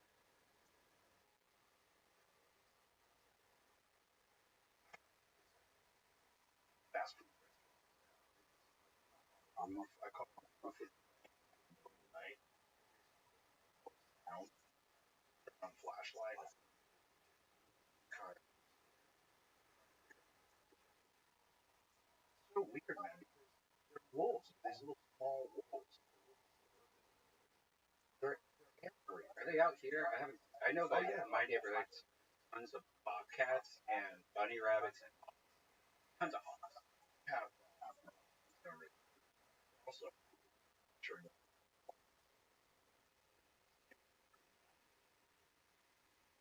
Then we have fox that barks. Foxes. They don't really attack you, right? No, they foxes become your friend. No bullshit. Grown fox. You're around enough, and it doesn't think of you. They'll start treating you like a dog. It's weird. Like there's a video. Oh, look at This little fox. It's Todd. I'm a hound dog. Played me for a treat. Look how cute he is. But they'll play. That's Come on, man. This is a wild animal that will play with you almost like a dog. Like, look, this thing's on its back. This guy's petting it, man.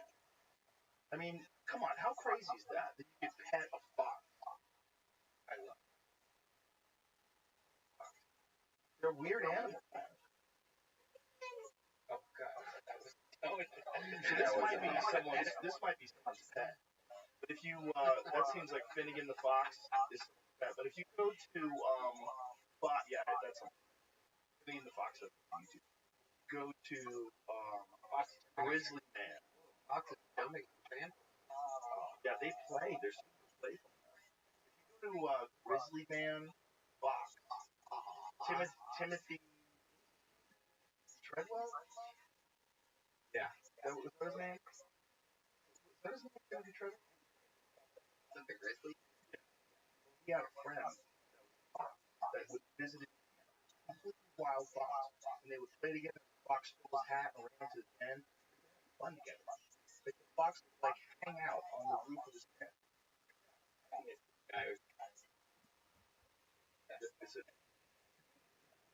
If you haven't seen it, folks, the fox is hanging with him. So if you go back a little bit, you'll see how close he is to the fox. Right, yeah, there you go. Dude, I mean, how crazy is this? That is a wild fox who just comes up to him and is playing with him. They're like dogs.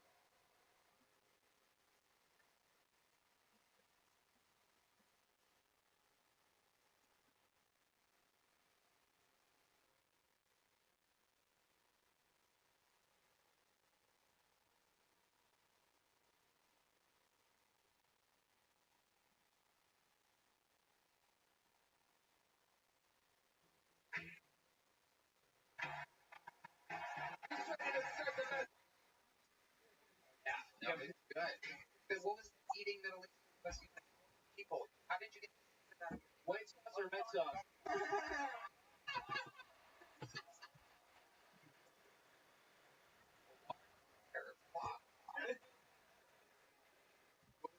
What's your experience?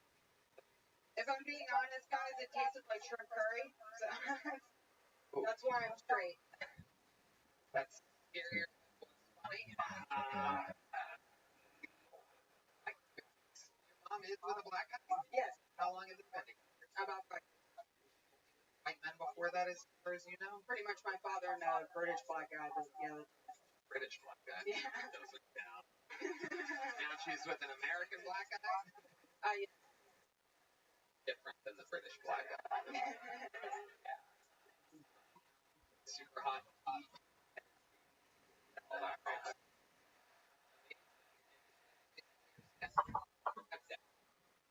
Yeah. When you say, yeah, what do you mean? He's a piece of garbage. Whoa, that's racist. Why is he a piece of garbage? Because he cheats on my mom and he's a fucking asshole. Yeah. How do you guys know? Well, me and my mom are really close. Yeah. What?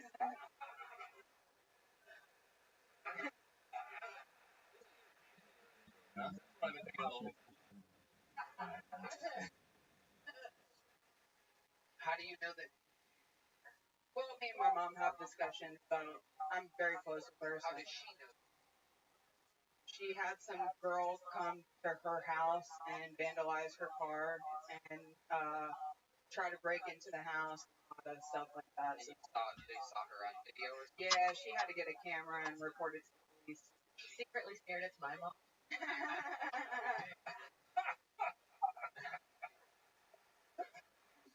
Just broke up with her black boyfriend, you guys. A white woman? White woman. A little bit thick? Yes. A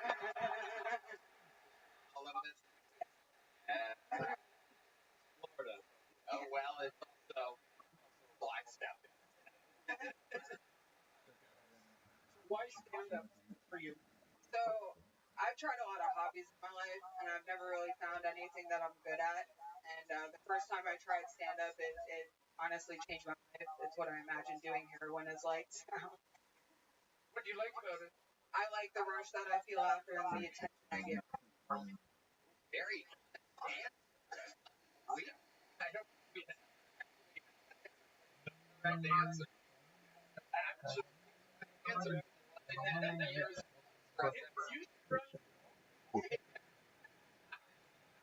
Probably Democratic nominee.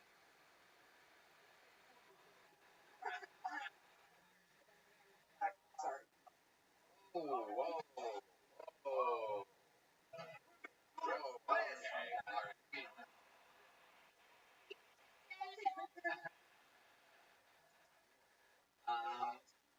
Love it. Well, Alex, a very, very fun, honest, real interview.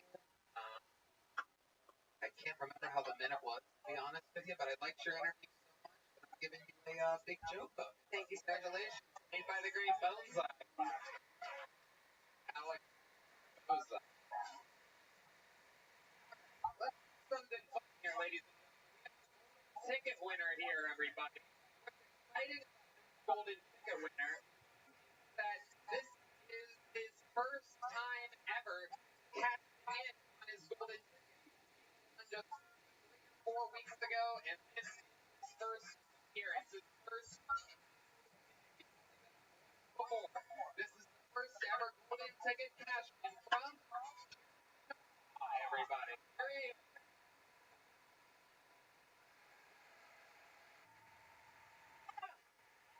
It almost called me a bitch. How did he know that about me? Tell you what happened. I was walking and I saw a homeless man in a wheelchair, sleeping in front of his bed. And I was thinking to myself, oh, I guess he cares about his curb appeal.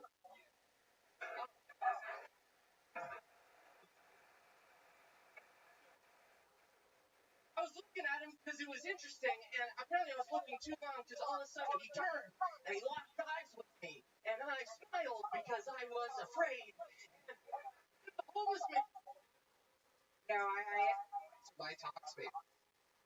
Guys, it can be challenging to find and meet with a therapist that's the right fit. Talkspace is so personalized treatment, meeting online from anywhere. The ability to text your therapist to match with a licensed therapist today. Go to Talkspace.com/Tony and enter promo code SPACE80 to get $80 off your first month. And show that's Talkspace.com/Tony, promo code SPACE80 right now. Oh yeah. Your next comedian, 60 seconds going to Alex Barboza. Okay. my tits are so small. When me and my husband fuck, he grabs his own tits.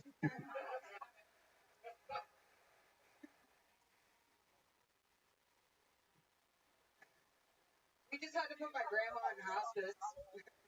Sorry to ruin her fucking day. But it really just came down to the fact that we didn't want to spend all of our inheritance money on her dialysis. Fucking bitch was stealing all my Diet Coke. I told her, I'm like, karma is a real thing. And she said, you want to know what's real, Alex? Fucking a Nazi's dick to save your family.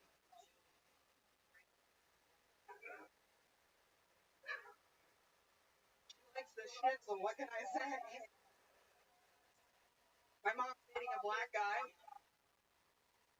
I find it kind of suspicious that she keeps a separate Brita water filter in the fridge for him. I'm like, Mom, you can't filter Hennessy. Thank you all. Alex Barboza, welcome to the show. Here, right? Yes, sir. You've been on stand-up. 8 months exactly today. Where at? Melbourne, Florida. Okay. Yes, you are. I know.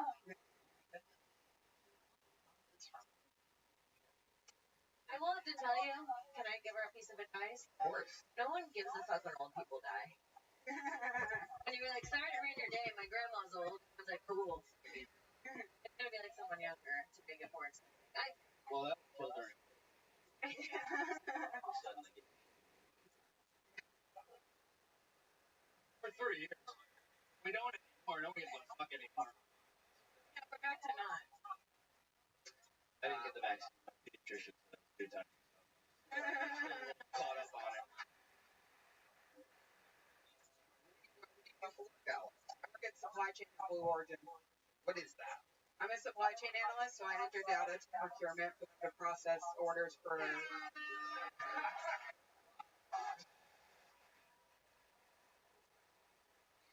You're here in Austin for how long? Until Thursday. Okay. Coming up, stand up, trying to get spots. Yes, sir. Right. Get here.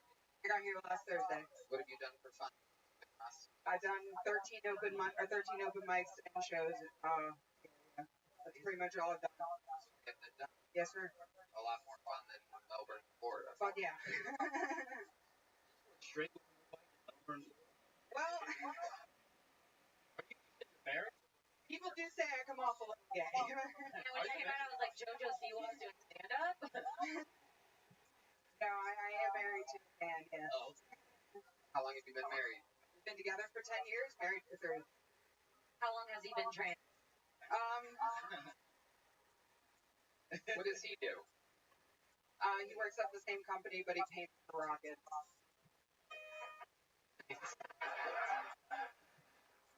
Yeah, he's not gay. Fun, Alex. Anything particular other than stand-up? I do drifting. In a car? Yes. Like the Middle Eastern art form of... Yeah. Just without the brown skin. Right. Right. Same chest, different skin. Yeah. You drift over the hospital. Are you sure you're not? Yeah. Stock. It's hard to date, Jordan. Imagine getting lectured about the patriarchy by a drifter. She's like, I'm out of here. Closest you come to a lesbian experience, anything? I ate some Middle Eastern pussy, actually.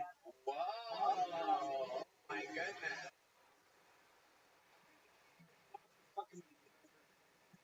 No, it's good. it's what was the eating Middle Eastern pussy like? People, how did you get the sand out of your White sauce or red sauce?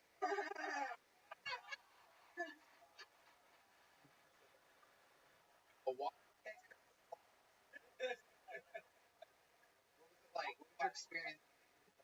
If I'm being honest, guys, it tasted like shrimp curry. So that's why I'm straight.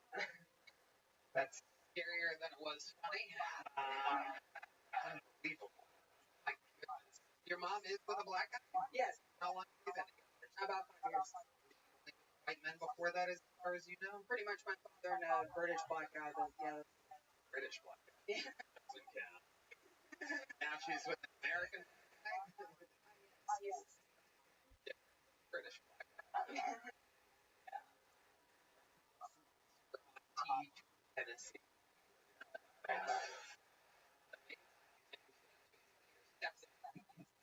Yes. When you say yeah, what do you mean? He's garbage. Whoa, that's racist. Why do you think he's garbage? Because he's my mom and he's a fucking asshole. How do you know that he cheated your mom? How do you know? I mean, my mom really was. Yeah. What? I think you're canceled. That's what I'm thinking of the whole thing. How do you know that? Me and my mom have discussions about. I'm very close with her. So she had some girl come to her house and vandalize her car and try to break into the house and a lot of stuff like that. They saw video or something? Yeah, she had to get a camera and report it to the police. Secretly scared it's mine.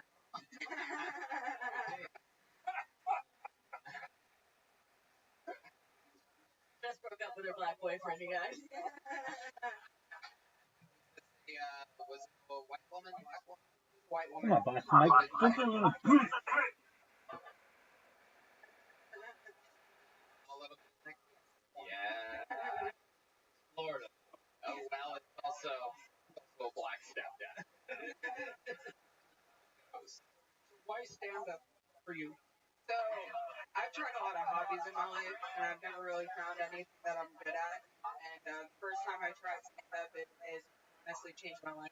What I imagine doing everyone is like. I like the rush that I feel after the attention I get from people. Very damn. Yeah. Correct answer. That's actually the answer. It took 11 years. Probably not. I was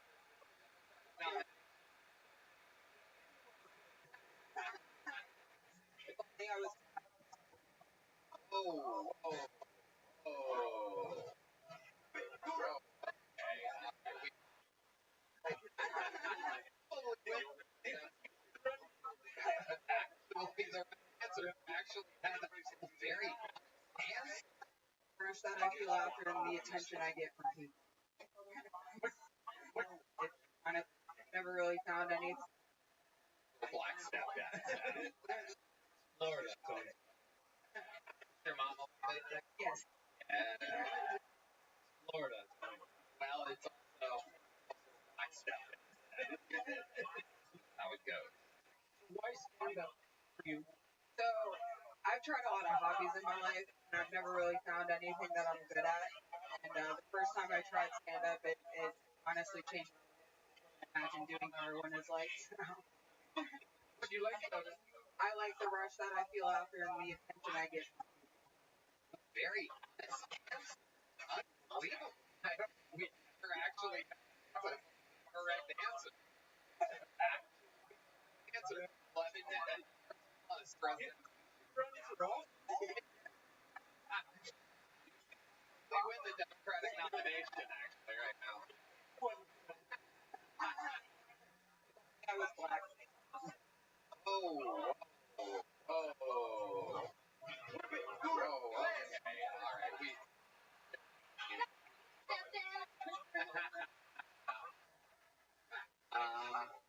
I love it. Well, Alex, a very, very fun, honest, real interview. I can't remember how than it was, to be honest with you. But I liked your interview so much. I'm giving you a big Jumbo. Thank you, sir. Congratulations, made by the great Bonsai. Alex Boza. Let's do something fun here, ladies and gentlemen. We have a golden ticket winner here, everybody. And what's exciting about this golden ticket winner is that this is his first time ever cashing in on this golden ticket. He made one 3 or 4 weeks ago. This is his first appearance. This new ticket. He's only been on once before. This is the first ever golden ticket cash in from everybody. Here he is.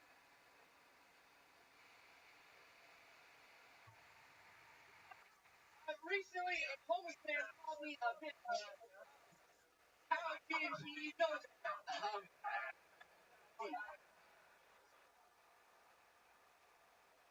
Tell you what happened. I was walking and I saw a homeless man in a wheelchair in front of his tent.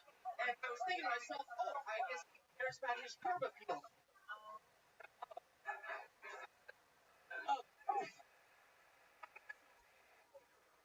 I was looking at him, it was interesting, and apparently I was looking too long because all of a sudden he turned and he locked eyes with me. And I smiled because I was afraid. And then the homeless man stood up from the wheelchair. I couldn't believe it. That's like a miracle. He points at me and he says, "You're a fucking bitch, McLovin." Piece of shit. Decided to make fun of me, and he was fucking crack out of a Lego, everybody. Thank you so much. I'm Jack Shaw.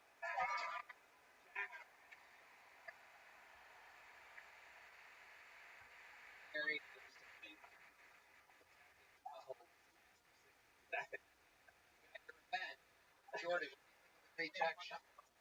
Who's the character you're playing? Is that actually you? It's me. Yeah, that's me. So when did you discover that and decide to capitalize on it? The last time I was on this show. Are you a comedian? What's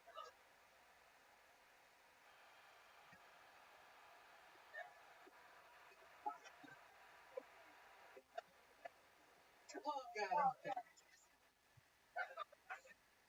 You're so weird. You are such a weird dude.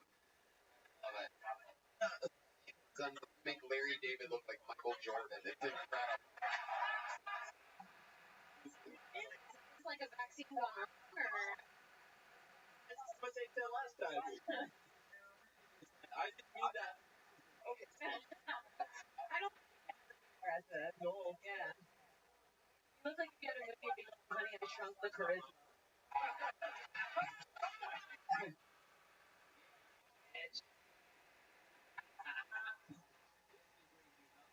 Harry Potter. Hairless. Harry Potter, the missing Thomas. Okay.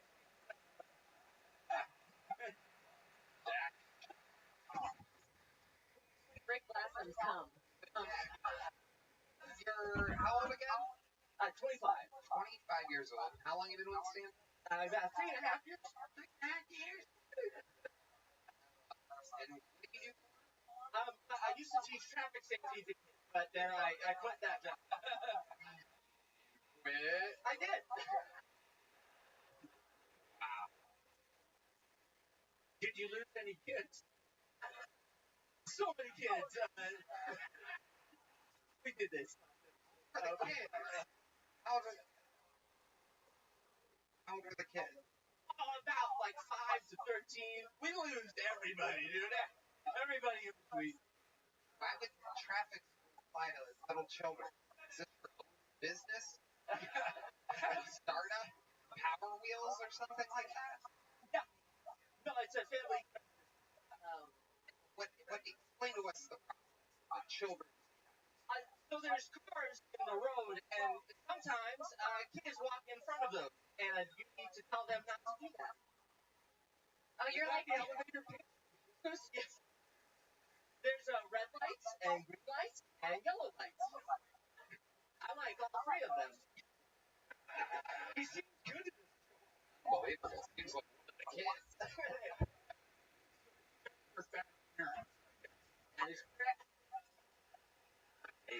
get hit by a car? Is it a personal thing? You just pass the torch? Yes. It's really the children's live streaming. They love autistic kids like this. I don't know, but I know one thing. You are so finished, and I'm happy about Do this. you have like a thing? I love it.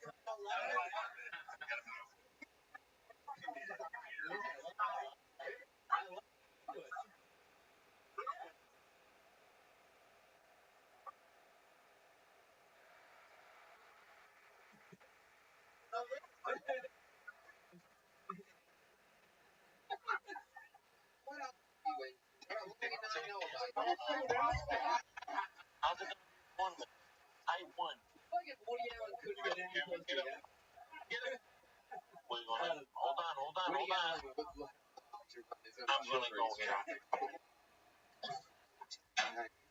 Don't even think about it. Traffic school more than children, am I right? So that was maybe you want to know what's happening now. Find out. I don't think so. Wow. I'll take that. I think that's something we did. You playing with that big boys? I'm in there. He is around. Choose first. Go.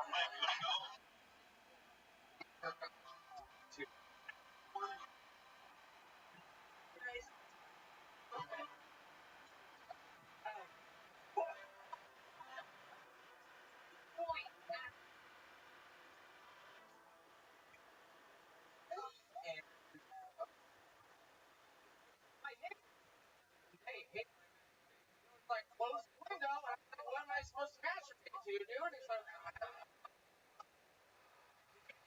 That's from a hotel. what? You win. I got to into this. But what do you masturbate to in real life? Oh, people on screens. Okay. Is there a specific thing that you've been typing in lately? Is there a fad that you're into right now specifically? I like porn stars because I like to know who I'm mashing. It's sort of a personal connection.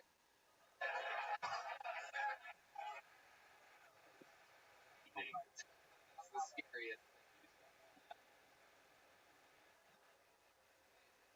Favorite porn star out there? Oh, yeah.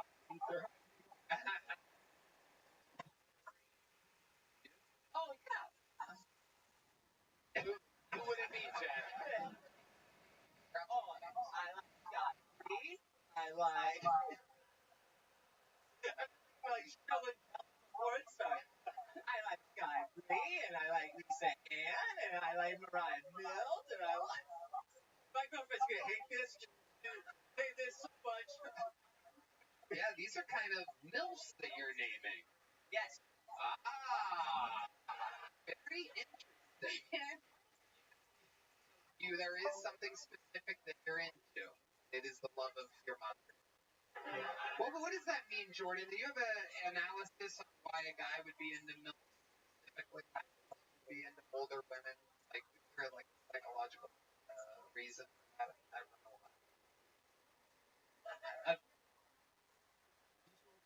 Oh, yeah.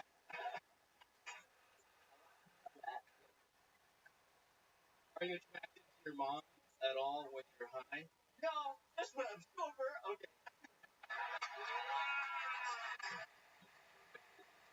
Amazing. Jack, you are a wild boy. So how's LA treating you? LA's been amazing, man. This show changed my life, everybody. Give it up for Kill Tony. This is that show on the internet. Someone asked me to sign their tits. That guy was so fat.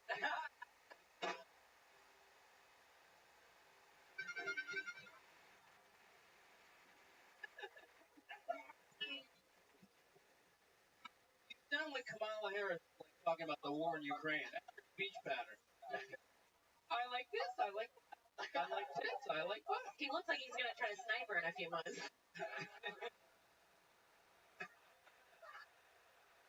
We will truly be that happens, we will be burdened by what has been.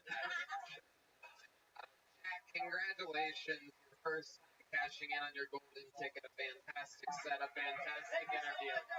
This is the saga of the young Jack. To the bucket we go. I do believe the famous character from our past. Ladies and gentlemen, this is a new minute from Karen Jones, everybody. Karen Jones. It is indeed that Karen Jones.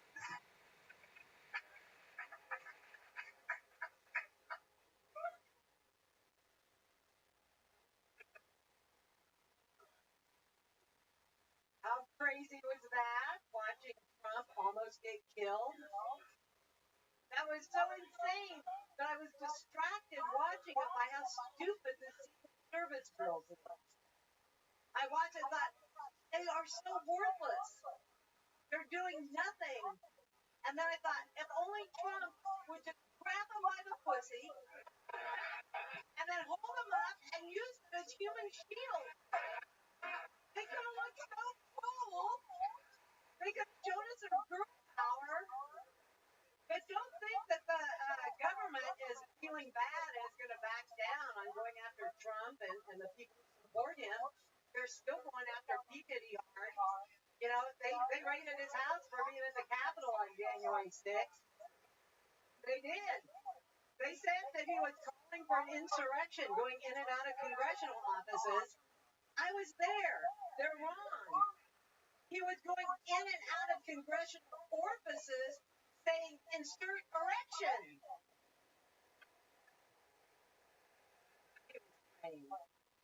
The return of Karen Jones, ladies and gentlemen. One of the wildest women in the history of the show, famous for the Capitol. Did actually, she's been on multiple times before. She ended up, by her appearance on Kill Tony, talking about storming the Capitol. Her local government came after her. Right, yes, allegedly. On video and proven over and over again. Her local government came after her because of the Kill Tony episode. You actually sacrificed stuff, sharing your story on the show. And what I love about this show is there's always different shapes. I see people, Karen Jones, clearly the type of lady that Jack Shaw would jerk off to. That's what I was thinking listening. I thought, oh no, he likes older women. He's going to jerk off to me. It makes me very uncomfortable. Yeah, I was kidding. No one's jerking off to you, Karen. In the world jerking off. Once again, just to be clear, I was being arrested and I was trying to come on the show because people that watch your show don't have a political bias for the most part, and I wanted to tell them some things. Red Band fact-checked me first deal when I said no policemen were killed. So this was a way for me to, A, get some truth out, and B, get a new career as a stand-up comedian. It's a pretty fun thing to do. It's a very unique crossover that you have to Americans are really We are. seriously. That scares me coming from a psychologist. I mean, people call me crazy, but when you say it, it seems clinical. You have your upside. A fair bit of courage. But anyway, yeah, it's been wild, and I've really been having to thread a needle here because my husband and I pled guilty on the day Trump was convicted. You and Trump found guilty on the same day? Yes, and that's my family thinks that's wild. I just thought it was just another kind of crazy coincidence of the last 66 years. This is nuts. I am not nuts. I can count backward by 7. Try that, Joe Biden.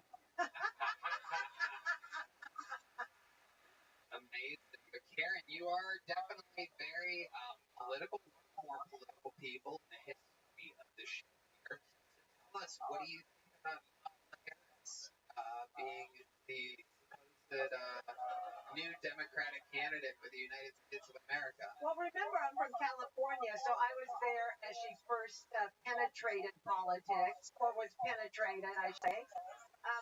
Lily Brown was our Speaker of the House, and she's very good at knowing who to sleep with. She is excellent, and that's a certain kind of smart, but she is It is. She is way maybe the presidency, and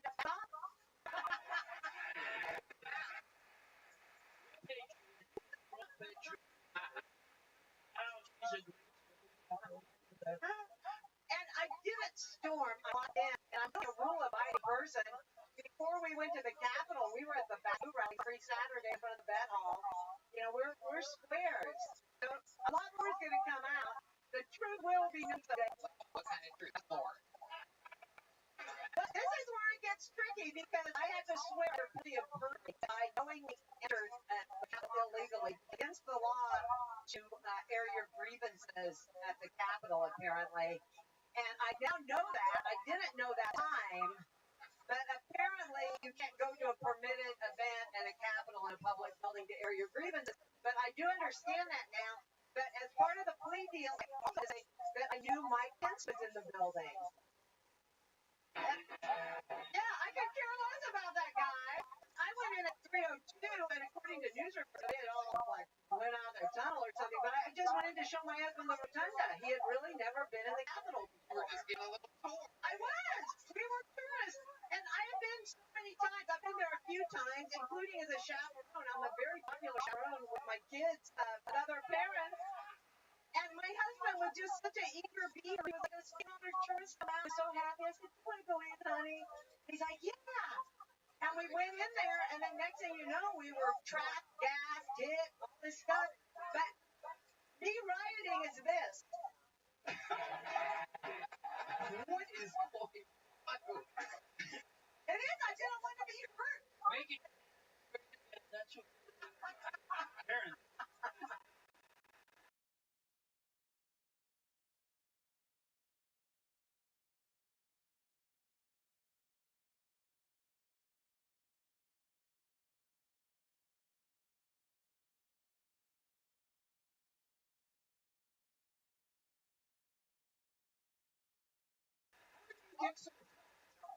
Oh, that's actually a good question. No, it is.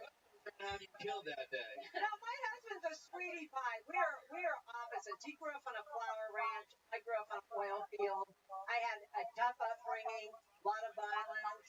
I was sexually molested by a relative. Then, yes, and when I told, they said I was a liar. And then 10 years later, the guy gets arrested for molesting the whole dang neighborhood and goes to jail.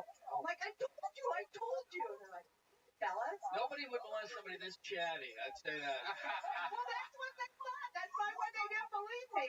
Really trying to bless you, or was he just No, he's not. your rotunda? No. If I told you about the molestation, it involved comedy. He pinned me in a corner, stuck his hand down my pants, and started using words I had never heard before because this is like 1960. No, I heard "shut up" a lot. No, he was telling me a thing called the Johnny Fucker bastard joke.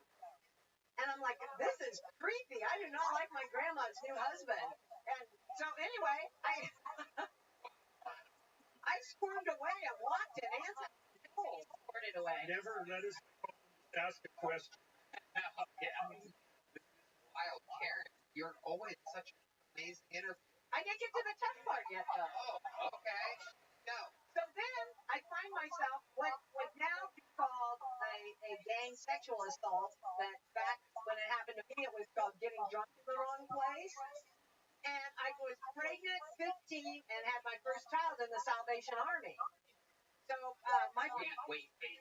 When you say you had a child in the Salvation Army, what exactly does that mean? That means I was in the Salvation Army. No, at that time, Salvation Army, and we had officers that worked there. I lived in a group home, a group memorial home run by the Salvation Army in Oakland, California. I got my GED.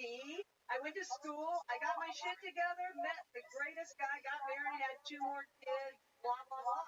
You know, my life is wonderful. Everything that's ever happened in my life has made me a better person. I'm optimistic. I love my life.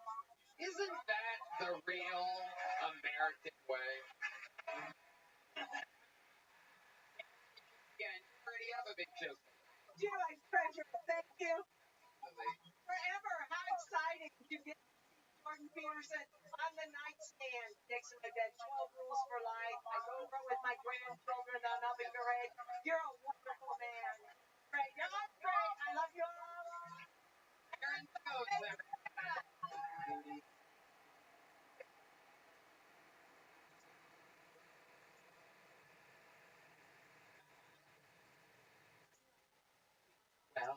my little friends, podcast Game Time guys, live events are my life. Concerts, sporting events, theater, you name it, arenas. That's why I'm excited to partner up with Game Time. Game Time makes getting concert events faster, and you don't buy tickets right away. Prices on the game go down the closer it gets to show start time. Similar last minute deals, all in prices beating their lowest price guarantee. Game Time. Yes, we gotta buy tickets. And Tony, I love Game Time app. There are so many great shows coming to Austin. Some of our favorite comedians, Bastions in town, but Santana, and even my favorite, Barry Manilow. I personally love the app's last minute flash deals and zone deals. You get deals all the seats in the venue, and Game Time offers the lowest price, guaranteed event cancellation protection, and job loss protection. get a panoramic Game app. Game Time. Your guess what? Game Time app. Always on the first version. In terms of ILLTONY, dollars off. That's why. Download Game Time today. Last minute ticket, lowest price. All right. Hold another name. Uninterrupted with David Don. Everybody, we're gonna meet David all together.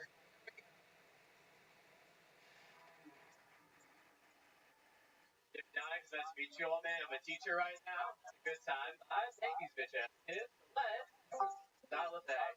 I taught a senior seminar class this year where we help kids figure out where they want to go when they graduate. Teaching one day, a girl has a question. I go over to her. She's like, I have a question. I'm like, what's up, Big Pim? I don't remember their names all the time. Go up to her and she's like, Mr. Doc, I'm trying to go to a music school. Any suggestions? Yes. My girlfriend went to a music school to study classical saxophone. You can go here or here. As soon as I said my girlfriend, her and all of the kids at the table just squinted their eyes and tilted their heads at me. I was like, what the fuck are we looking at right now, team? Finally, one kid broke and he goes, I'm sorry, Mr. Donick. We thought your ass was gay this whole time. I walk away out of the corner of my eye. One kid just slides another kid a $5 bill at the table. And I was like, dude, betting on my sexuality is a lot like betting on the Texans right now because it's a risk, but I'll spread. You're not gay. You're not gay. You're gay. Not gay. Not gay. Okay. I deal with this problem all the time.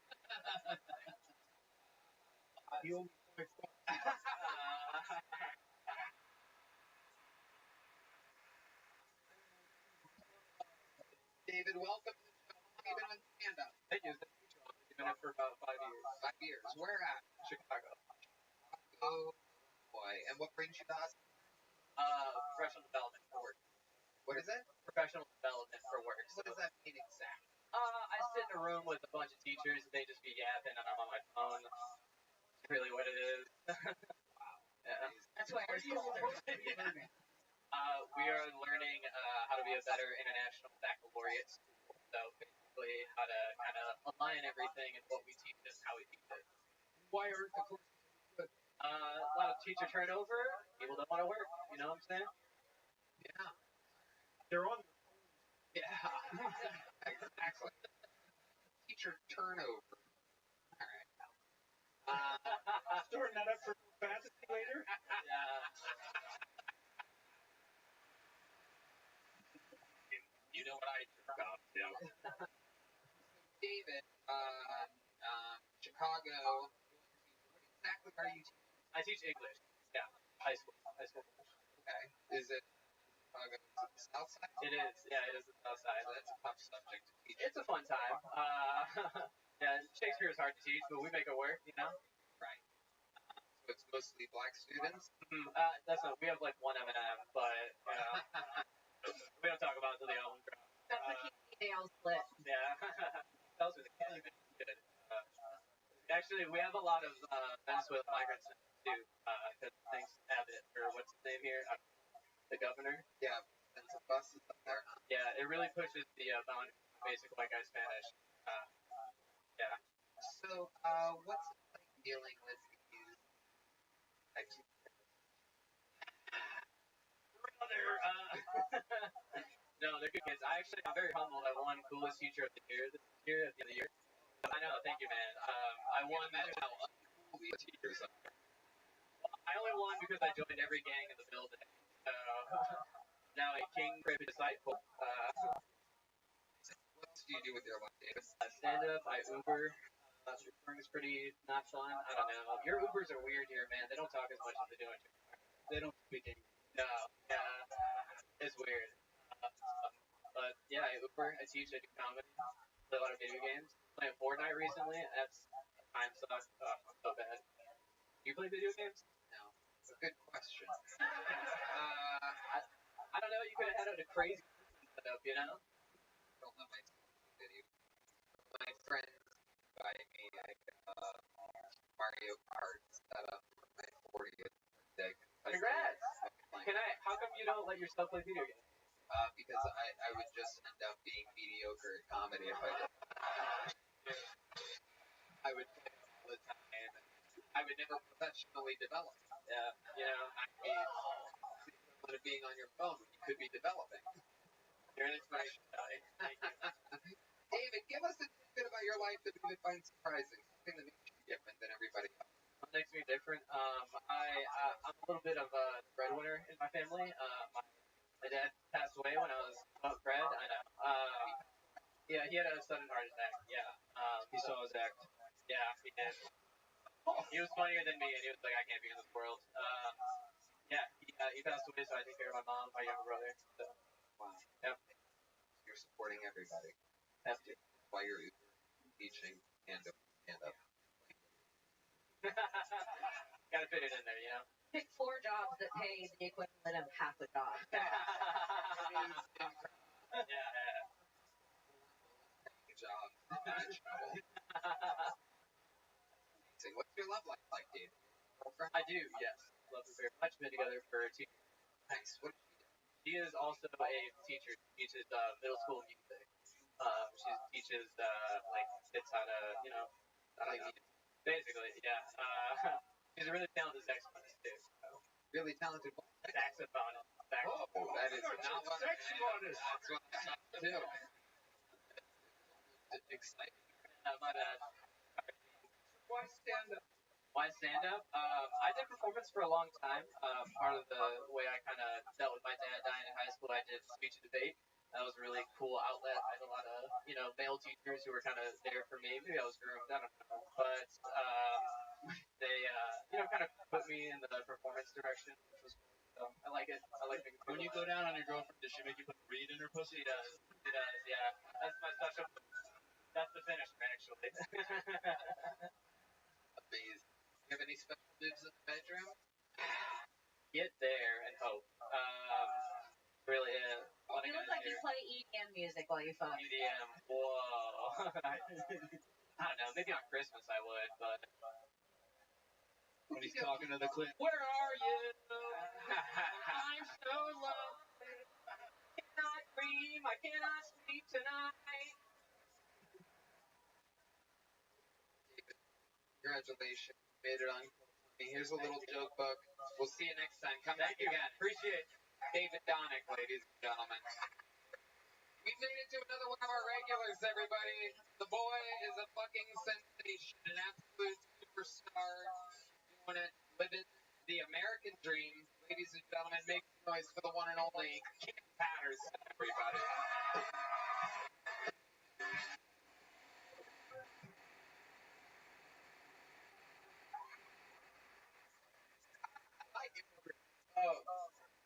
Y'all see how fast our styles changed? Y'all didn't like that at all. I like him. I like him a lot. I like him. If you leave them countries for a better life, I think that don't bother me. Don't bother me at all. Real shit. It doesn't bother me until it does. Now I was in Walmart a couple days ago and I was looking for candles. I see a lady working at Walmart. I said, "How you doing, ma'am? I'd like to find these candles." She went, "Me no speak no English." That's how I do the accent. Fuck y'all, right? Me don't speak English. And I said, "Oh, that's okay." And then she went, saying that to my phone. Now, y'all don't know what the fuck I'm saying right now anyway. Jerry has no idea what the fuck I'm saying anytime. But I went candles. The phone went, "What?" I she took the phone back and was like, just spell it. And then I just went, fuck, god damn it. How do we get here? I can't think of it. You've done it again. Losing a the very beginning. Energetic, smiling, contagious laughter, keeping the momentum throughout your entire 60-second set. How you manage to do it every single week. That was fun. Yeah. I liked that one. That was cool. That was cool as fuck. Yeah. Hell yeah. We just had your old teacher on a second ago.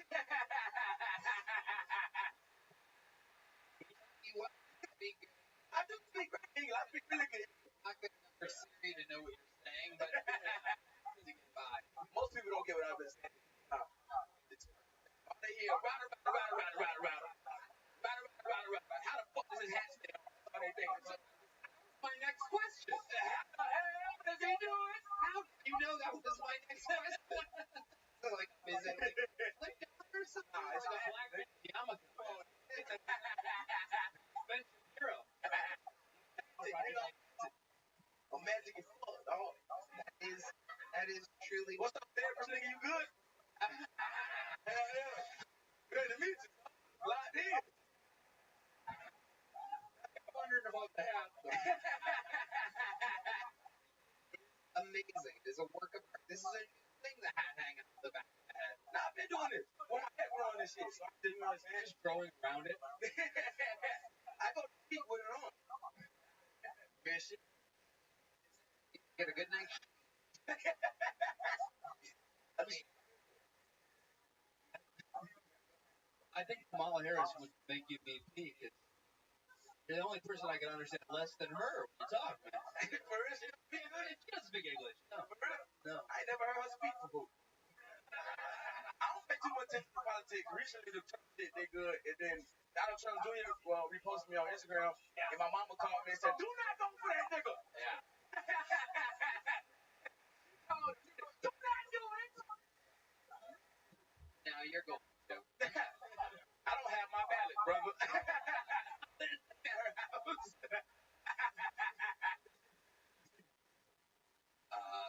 love it. Cam, were you on the road this weekend?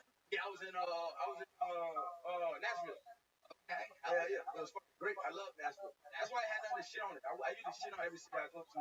Nashville is pretty No doubt about it. I like it a lot. Yeah. Wait. Yeah, the ride for the shit. Yeah. Night. Yeah. So you've done the ride? Yeah. Perfectly venue. The oldest American treasures. It's fucking beautiful. Perfect. Built kind of like a church. Perfect. Yeah. Oh my goodness. Yeah, that was, and it was like my birthday and everything. So, it was kind of scary. I told you why it terrifies me. It seems like a horror movie voice. It's terrifying. It's like too soothing. That's not cool, man. Too soothing. Damn. Love it. Cam, what else? Anything else? Man, I just bought a new car today. Whoa! Yeah. My goodness. Hell yeah. I got a new car. Congrats! And the car did you get? A brand new 2003 Acura.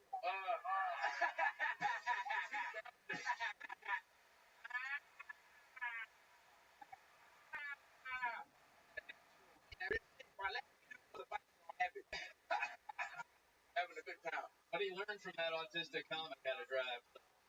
I didn't see that nigga, but okay. Amazing. 2003. What made you go so? You're doing so well. Doing great. You are selling out everywhere. You're adding shows. You're hitting bonuses. Yes. You're wildly successful. Yes. A great manager, great agent. You're a part of a promotional machine. Yep.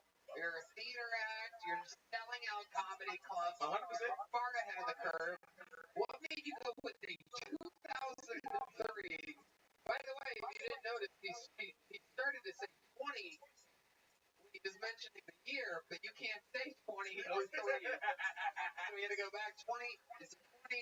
It's a 2003. What made you go 2003 act only one with the windows down?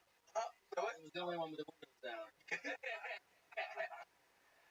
I'm still cars. I'm still. Make fun of a black guy when you have resting January. I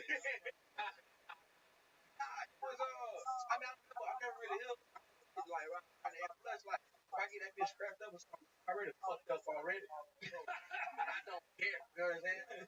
How much you push? $4,000. Oh my God. Nothing to lose, huh? You got nothing to lose. Nothing to lose. I can blow that bitch up right now. Still be happy. Yeah. I'm cool. Wow. That's incredible. Amazing stuff. Yeah. When did you find out you were? I don't know. I was small. I was young. I was real. I used to fight people all the time. People were mad. Yeah. I wasn't even talking. I was just fighting the shit out of my cousin. That nigga retarded. He better find something quick. Do you have an Audi belly button? No, I got the I want one of them. I'm not that bad. Alright? Kids that like they have Audi. Yeah, niggas don't make out the hood with Audi belly button. Alright? Them niggas still there, brother. Any Audi belly button, that nigga is in prison, brother. I mean, it's not an Audi, it's an Acura 2003. And again, every week, I think it's one of the most interesting things to see in stand-up comedy.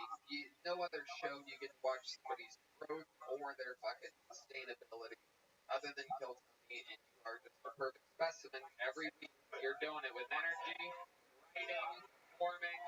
It matters, ladies and gentlemen. The bucket. Like we're about to do right now. Anything can happen. This is a brand new minute. We're going to make some noise for Brandon Barrett, everyone. Brandon Barrett.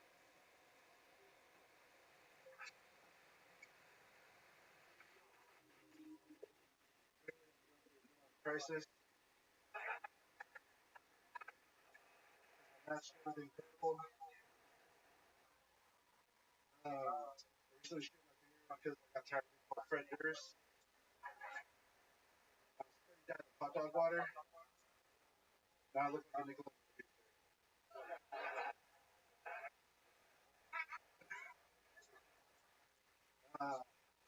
Now I have a mustache, so every time I go to a park, I get reported on my Facebook neighborhood page. It's okay, I'm with my kids. I'm a dad. Hopefully it's believable. If you have multiple kids, it's kind of like having a backup plan in case one is dumb. Give you an example. We asked my oldest capital Texas. She goes, Dallas. Dumb. So then we asked my shop and go, hey, Caleb, what's capital Texas? Actually, pretty smart. Those who don't get it, you're the family. They point out to me. Thank you, Brandon Ferris. Brandon Ferris. And how long This year. Here. And today's my birthday. And Happy birthday. Big people. Big fan of Joe. Vision this today, my friend. I'm going to be on today. Wait, are you really crying? Oh my God, you're adorable. I thought you were kidding. Aw, so sweet. Oh my goodness. It's so adorable. Face that with Brandon. See you. Amazing. Now this short acceptance speech. This is beautiful. Why did you read? Why does it? I lost my dad to Alzheimer's 2 years ago. Wow. Amazing. Yes, please keep that violin going. Amazing. And tell us what else. Why else is this important to you? You lost your dad to Alzheimer's. I just really love comedy, and I've been afraid to do it, and I've been at it for a year this month. Actually marks a year on the 31st, and was a fan of the show. I saw you at Vulcan doing a thing with Friends with Vulcan, and that was the first time I saw you, and I was like, I am stupid for not watching you. Right. But man, and then Kim and lot of And me. yeah. It looks like Zach Galifianakis, Macaulay Culkin, whoever he is. Look at Chris Farley, David Spade. Came up. Yeah. Damn it, Tyler. When you have to like someone so much. And then, yeah, You're so likable, Brandon. It is incredible. You came up for only a year of experience. The midlife crisis things at the beginning, self-deprecation, to get laughs, coming out, trying to be cool or anything like that. Like you kind of get it already. Where have you been doing this year? Just all in the Boston area. This is where you live? Yeah. Love it. Where are you originally from? California, unfortunately. California. What part? Fresno. Oh, that is unfortunate indeed. And when did you move to Austin? Once I knew Kevin Federline's for fame, so I got a shot. Wait, what? Sorry, Kevin. Terrible. Kevin Federline moved? Kevin Federline is the most famous person that people know. Nobody knows that. Exactly. So, in the world. You just made that thing. sorry about that. really this whole You look like Barney in human face. Joe. Me. And we're a happy family. I thought it was W. Bush guy for a second. George W. What do you do for a living? I work at Apple. Apple? The company? Wow. Not anymore, probably. Yeah, it seems like it. I would guess. So what do you do at Apple? I actually can't, unfortunately. That makes sense. He watches you. Yeah. The new program rolled out. Sorry, the new beta. The AI part. What do you do for fun in Austin, Texas? I have my kids. They visit that stuff usually. How many kids? Two. How old are they? 10 and 7. Yeah, my oldest has been coming. Really? She done it? Yeah. Like open mic? She treat like a good dad should. But and she did a mic that was like right over here. Broke her own cups. Roast on it. Oh, that's adorable. A 10-year-old girl. Fantastic. Teach him young. Amazing. And,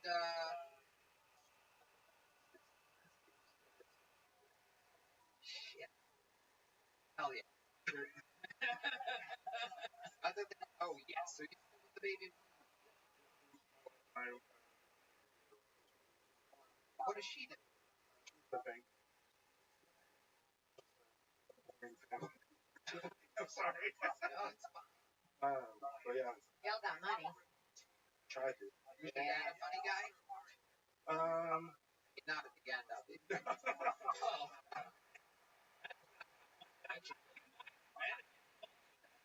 Yeah, it's funny. So we go to like Applebee's and we play games. Not Catholic, not like that, but he would just Gladys, stuff like that. Wait, what? Don't No. Oh, you go to Applebee's.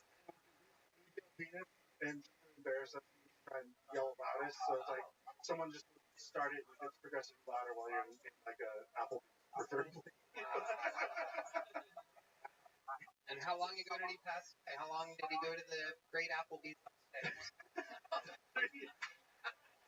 I'm watching Jordan notice how dark my sense of humor is all at once here. I'm thinking about moving different chair.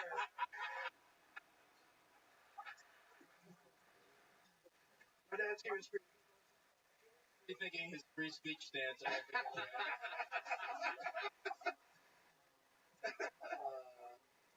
Hard though, I mean, Alzheimer's. Terrible. Yeah, it sucks because you lose them before they're gone. And I've been able to, I did like a charity show last month on the longest day, which is June 20th, 3 years ago. I was able to put on a comedy show for the first time and had some people that were here shows with fun. We're going to have a night celebrate. Yeah. Never forget.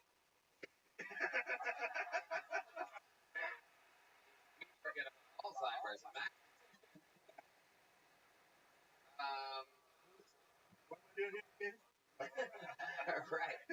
Brandon, you're only a year in. I just love your likable fucking energy. Here's a big joke, buddy. You fucking did it. A true Kill Tony debut. Brandon Harris, everyone. Sign up. Let's see soon, Brandon. There he goes. Harris. We're gonna keep moving along. You guys still having fun out there? All right. Let's do your next meeting. Everett, everyone. Here we go. Everett. 60 seconds. Noise for Luke, everybody. Come on. Thank you. Appreciate it, guys. I've been dating. I actually went on a date with a virgin. I didn't know whether I should try to have sex with her or sacrifice her. But I knew I was going to have blood on my hands either way. Nice compliment. She said that I had a nice penis. She followed it up with, "You have a nice penis, but it's not the biggest I've ever seen." And I'm all about reciprocity, so I gave her a compliment right back. I was like, "You have a very nice penis." In fact, it's the biggest vagina I've ever seen. Really big. I was nervous the first time we had sex because I thought it was going to fall in some type of bizarre world where I have a huge cock and now I hate when you're dating a girl and she brings up how badly her ex-boyfriend treated her. That really pisses me off because I'm like, I could have been treating you like shit this entire time. Being my mom, my ex-girlfriend made me. Alright guys, that's my time, thank you. What the hell was that? Have you seen the show before?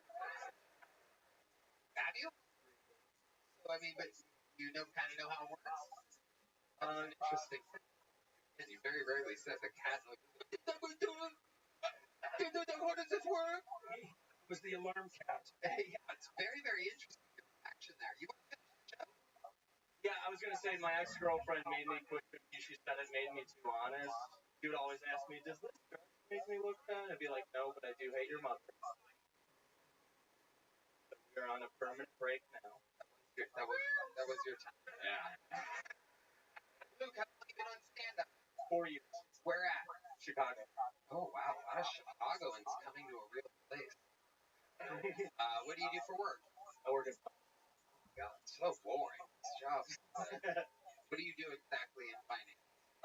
Basically just a low-level associate, push paper, get deals, finish up, that type of thing. Oh God, you're so white.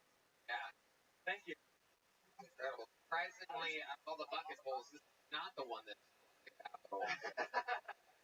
He was with, yeah. So you're understudying for Tucker Carlson. Yeah. What do you do for fun? What are you into? I like to go out on the weekends. I try to stay fit. When you say go out on the weekend, what exactly do you mean? What types of things do you do?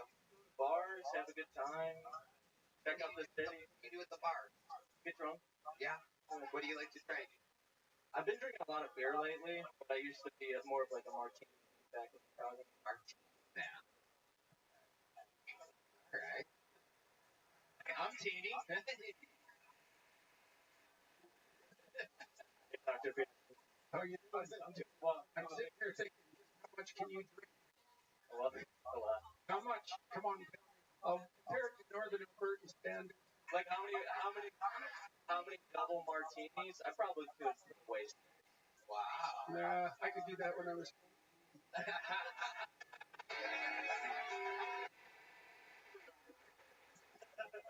Crazy thing you've ever done after a night of pounding martini in Chicago? What's like a wild night in the eyes of you, Everett? I was in a fraternity. I went to a conference, and after a night of tequila, I woke up in a bush in Lincoln Park.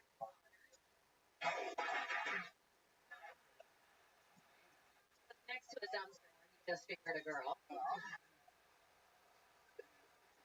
I heard that you went out with a virgin. No, I have had sex with people. Wow, that's just creepy. Where are you finding these virgins at? Did they know it happened? They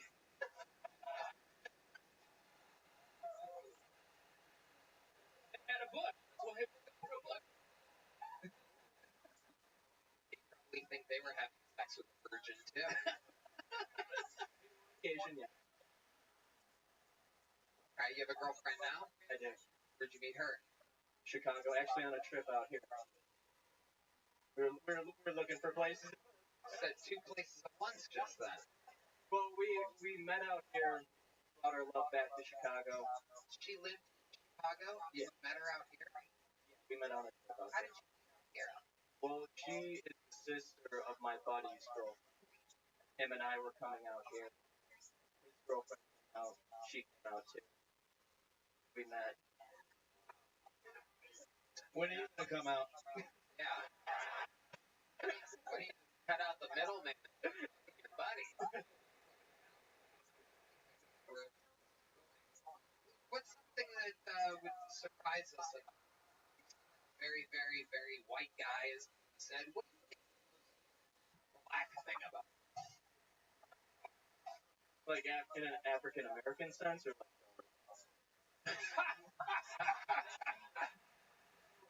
African American sense. Yeah, like he says the N-word more than Kim Patterson. On Fridays. African American. Wow, that's amazing. Terrible for a guy that loves pumpkins, but cross the line. Okay, what's the most Asian thing about it? My math skills. Oh, absolutely incredibly basic. Guess you're digging millimeters? No, it's Figure millimeters. I love it. What does your girlfriend do? she works in marketing. It's finance, marketing, that shit. What about your parents? My parents are doctors, Ooh, what kind of doctors? psychologists, and a Wow. There it is. They proud of you? And well,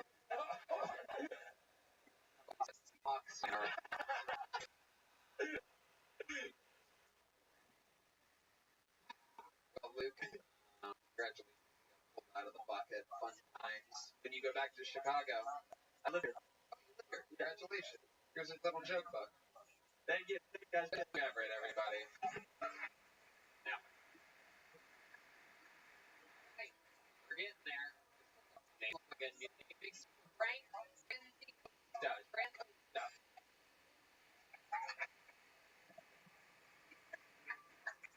What you guys doing?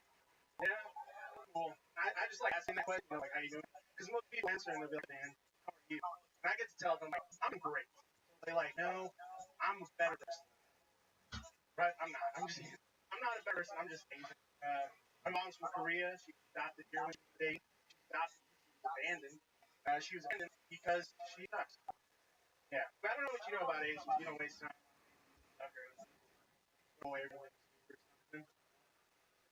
People ask me all the time too. They're like, "Are you North Korean or South Korean?" I don't know how you know I'm South Korean. I look like I just ate 3 North Korean, man. Packet meat. Thank you. Hey, there you go. Next, Frank. Thank you. I think he dressed it from the shop in my hometown in Alberta. Thank you. What is I cannot wrap my head around it. So, Korean. South Korean. South Korean, yeah. And then my dad was Sicilian. I think he's Mexican with a concussion.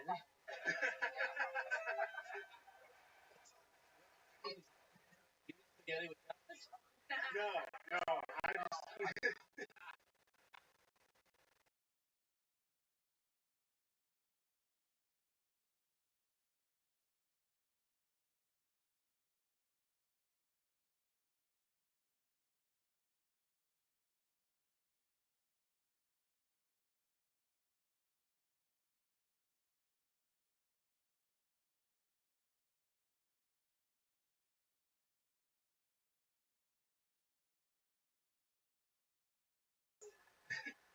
Yes.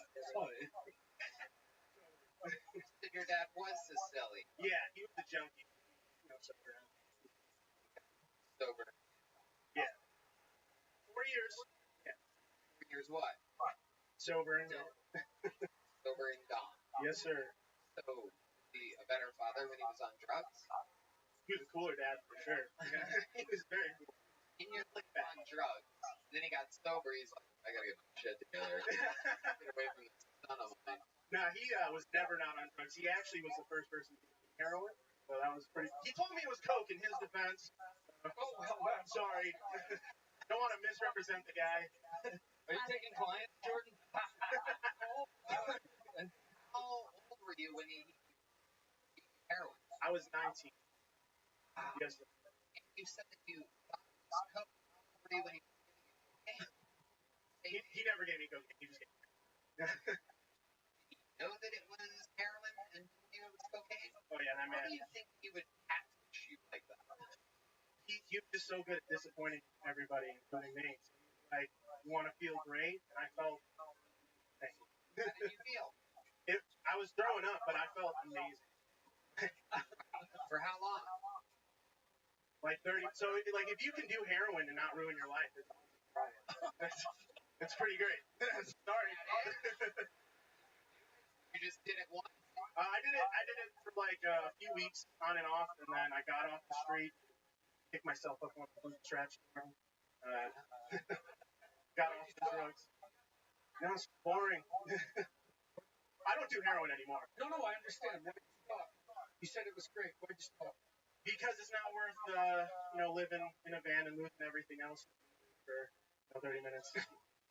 Yes. Yeah, say it. Yeah. Say it. Stand up. I love stand-up. I grew up in a household where it was very clear that comedy and humor were accepted and celebrated. Well, heroin is accepted. Yeah, that too. So, like heroin or comedy, I figured this probably has a little bit of longevity. Can you imagine shooting up and like, no Louis C.K. Put on Hannah Gatsby. What do you do for a living? Right now I work at Chili's on 45th and Moore. Wow. Look at that. Very Thank you. specific. What exactly are you doing at the I'm a server. There. I just run people their food. How long you been doing that? Since I moved here in February. Do you charm your customers? No, I'm hard to do that. I look like Gangnam Style got out of prison, so I try or anything. And what's your love life like? I mean, not fantastic now. When you say now, that means there once was? Yeah, I had a girlfriend before I moved here. Now I don't. What happened with her?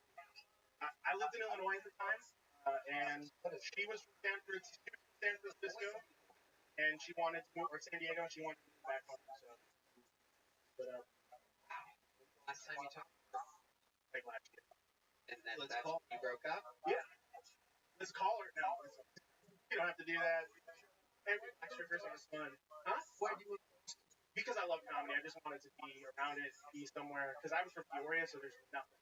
So, like, maybe jukebox, but there's not a lot of. Peoria is famous for that. Yeah. It is famous for great stand-up comedians. Richard Pryor, Kinnison. Yeah. Richard Pryor, not you. Not me. Frank, what are some goals? What are you looking forward to? I want to be able to someday, doing what I love. So I'll be serving for a while, but making good money at Chili? Yeah, sure. not crazy amounts, but getting by. Right. How do you work on your comedy? What do you do? I try to dedicate time every day to writing. How much time? At least like 10 minutes. Even if I can't do that, I'll try and jot something down. If I can't, I always go over material, find stuff that I can work on. If you're dedicated enough, you do more than that. You know what? Probably not enough. I work at Chili's. I should put that out. Well, not necessarily. A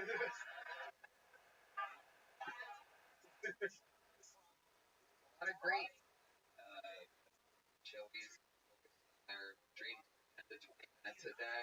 I believe that's how Kobe got so good at basketball. Talk about that. 10 to 20 minutes a day.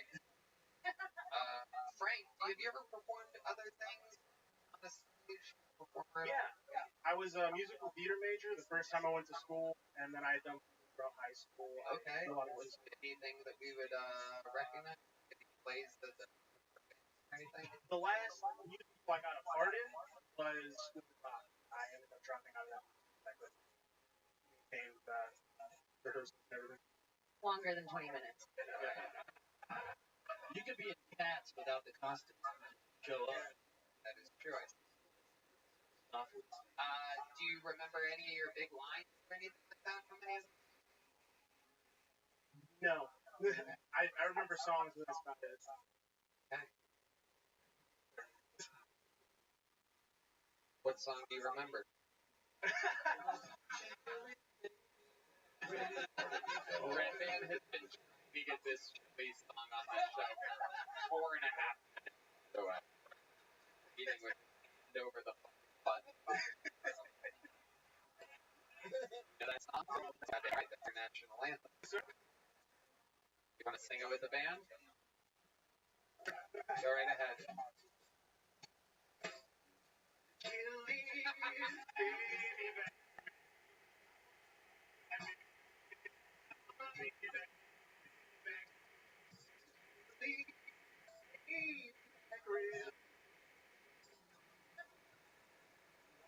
This is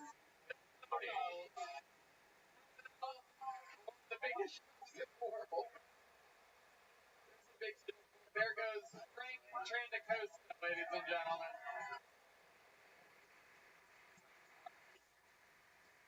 Back to the Bucket Show, a one-word name. Historically, these are always injured.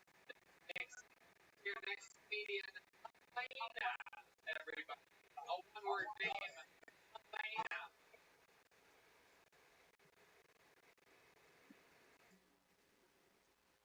Man, who the hell greenlit a rapist? Bitch, you need a gun.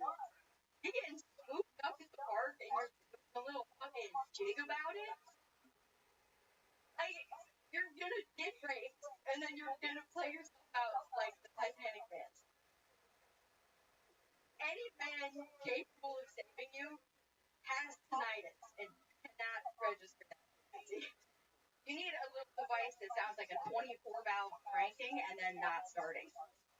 A man who was just hit by a bus is going to just reassemble his limbs like the Avengers and get there faster than Jimmy. Like, there in 15 minutes are the rapes on hand.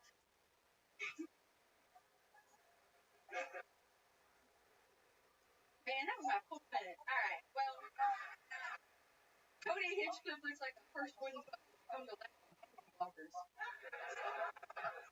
It's not his fault. They told him he could be a real boy. Alright, there you go. Real life crack rock, everybody. Thank you. Maybe. Take while playing your entire people that don't me at least have momentum or something like that. Welcome, Lena. How are you? You've been on the show once before, correct? Yeah, I remember very clearly. I was just a young boy back then. I remember you said the N-word on. I didn't quite. I was close, but I didn't quite. Oh. I basically traced Avery. It wasn't the vibe. I was doing satire that a lot of people didn't recognize as satire. Okay. It was not. Yeah, I got a lot of death threats to my DMs on a poorly spelled death threat.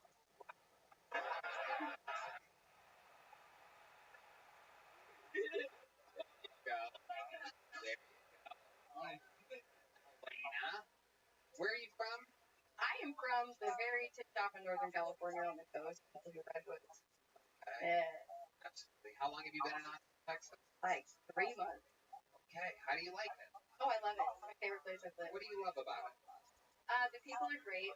I like the gun laws and the gas prices. I mean, mine's gas prices, not quite. But I've heard they can be good here.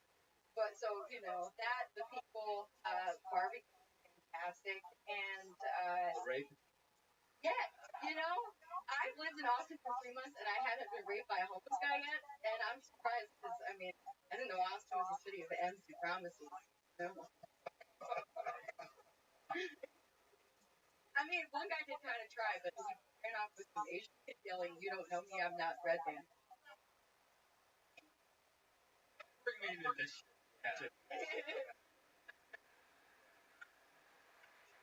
Yeah, that's what do you do? I'm an electrician. Really? Work? You get work? Yeah, it looks like she's been shocked. I had a couple times, yeah. Not too bad, but yeah. How long have you been an electrician for? 3 years? You good at it? I'd like to think so, yeah. I work's clean and it works properly. Yeah. What keeps you doing stand-up? I like it. I think it's fun. I don't know. I identify as funny. I don't know if that means I actually am. You can identify whatever you want. I'm identifying as funny. But yeah, I just get a kick out of it. I like it. Does anyone else identify you as funny?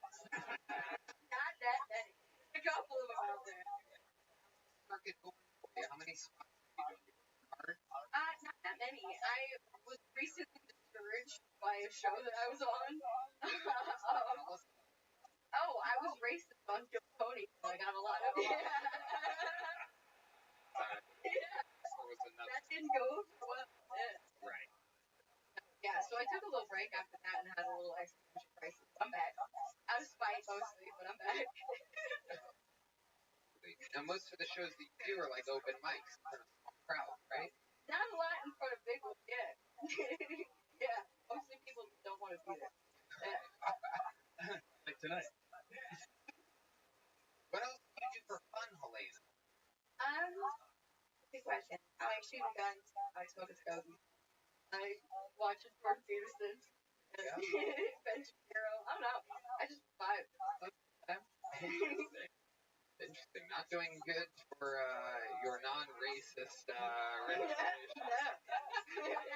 How did you come to up enough courage to come back after your existential crisis? You see me, I'm shaking up the storm. I'm terrified. Yeah, but you do it anyhow. How come? Because I have a personal drive to do it, and I'm not going to let one person on a podcast or panel on a podcast of highly respectable comedians tell me that I'm not good enough to do it.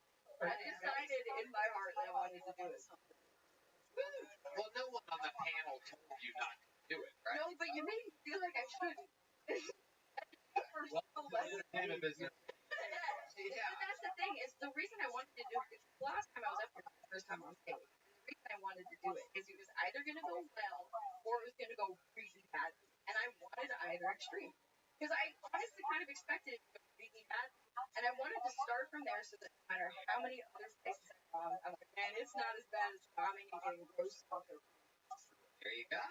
So, any other,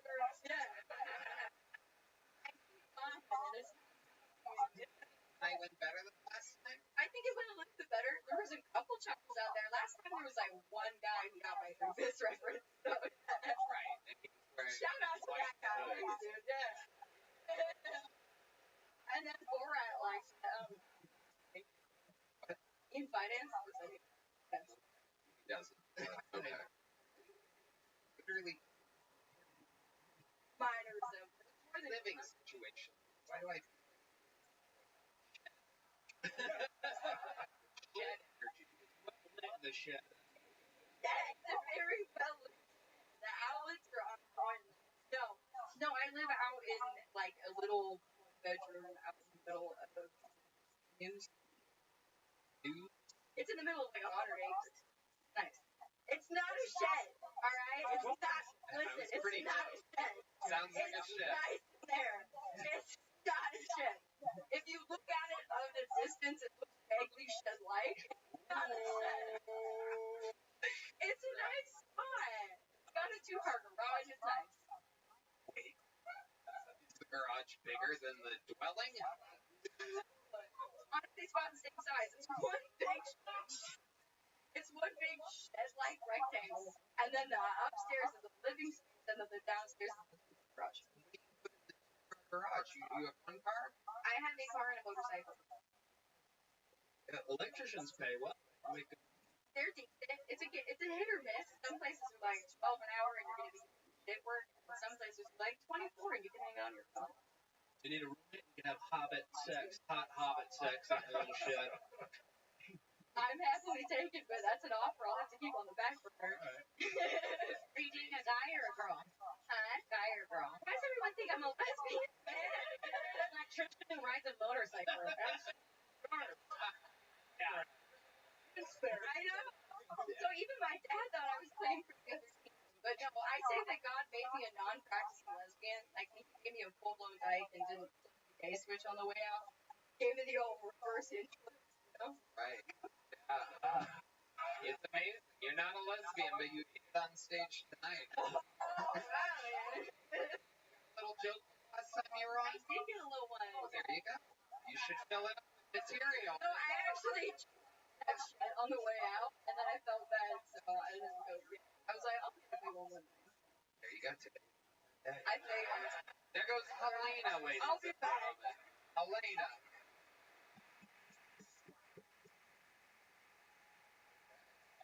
Build up the bucket pool tonight. Let's see what happens here. Interesting. This doesn't make sense. You're here. It says Jordan Peters. What does this mean? Jordan Peters. Wait a second. What is going on here? Fun business.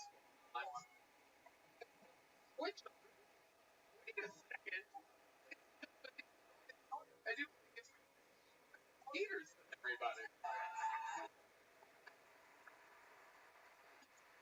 Well, you know, it's like, it's like, it's been a comical evening, you know, and it's like, well, I was going to try to be funny, but it's like, well, it depends what the meaning of funny is. It's like, trying to clean my damn room, you know, like, on the way here, I fingered a cat, you know. Anyways, I'm single, you know, tiny guy, height challenge, you know. The damn feminists make you put your height on Tinder. I had to change my damn height to millimeters to trick them. It's like, well, you know. I'm damn 37 in the front and the back. I could be 12. It's like I'm what's known as a pedophile's worst nightmare. It's like, yeah. Is she warned about that, you know? Catching pedophiles all day in the playground, just playing around, you know, gotcha, gotcha. Just like Kathy Newman. I got that feminist cut. I got her. It's like, oh. Well, I work for the Daily Wire now, so I'm required to say that this impression is brought to you by ExpressVPN. Use code LOBSTER for 10% off. All right, everybody. Thanks so much. Jordan Peters is one of my fucking heroes. I cleaned my room. Jordan, what do you think about Jordan Peters?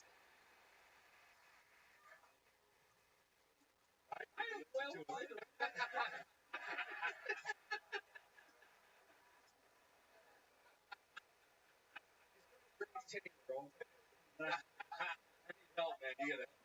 That isn't a. Where do you get a jacket like that? Well, this insane Russian friend, Dmitry, sent me a suit. Here, told me make me a suit for each of my rules. Many. That's 12, damn it, you know. And I realized if you want to look smart, you look like you're getting gum on your finger.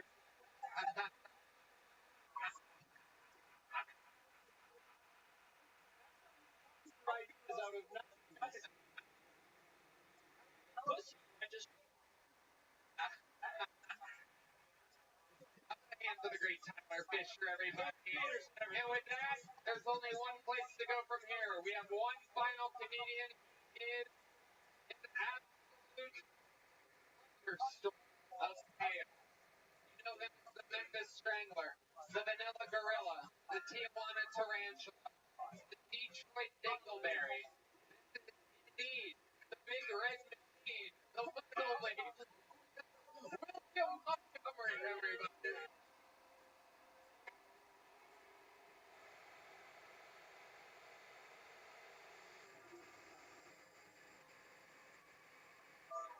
Got some good news and I got some bad news. The bad news is Kamala Harris is now running for president. The good news, Maya Rudolph's about to be back on SNL, y'all. For the visually impaired, Kamala Harris looks like an Indian woman who got her hair did. It's a pretty good one, I think. Okay. Seriously, Joe Biden is abandoning the race just like he abandoned his granddaughter Hunter fathered with a stripper. Kamala and Donald Trump have a lot in common. For one, they both get shot to the face. It's my time. I was wondering how all of those him.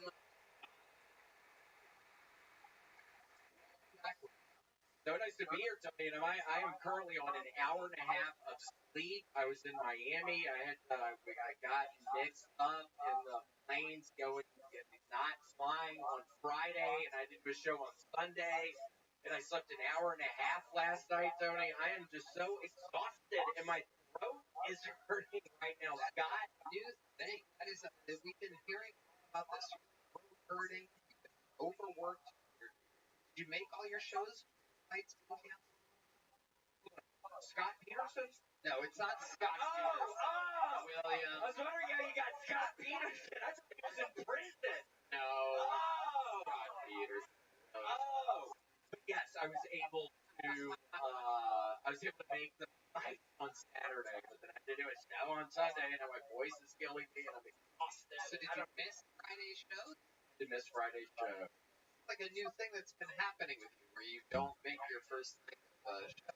Well, this was, I don't remember what the event was called, but it was a very special event where it actually lost. That's how that works. But it actually was it was kind of strange. I was actually getting high on my couch, and my father, Larry, always very long text message. And I read the first line of the first text message. William, I know you're sitting on the couch high, and then I set it down. That's my story. I was scared to read the rest of it. Was he right? Yes, I was high on the couch. But I don't know, Tony. Yeah, maybe I need to start moving places. I don't know. I don't really want to.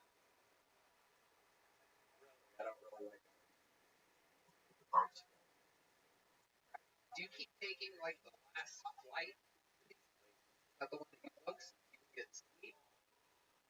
Yeah, this last one, maybe one in the afternoon. Yeah.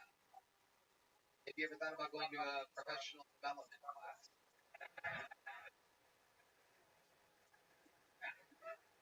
No, it's funny. Is it going to laugh at the fun? No, I need help, Tony. I need help. I mean, you just need to know early it's light places so that if things go wrong, you can have backup. You know that you're here and not as many flights.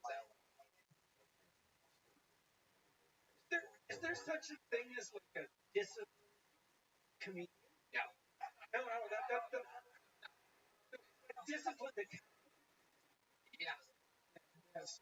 I'm with you.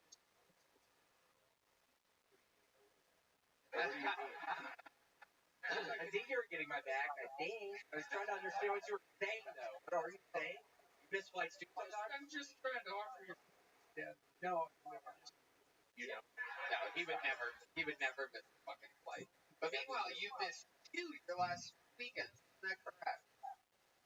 At least, yeah, but only one. Only the shows on Friday I missed. I tried it out.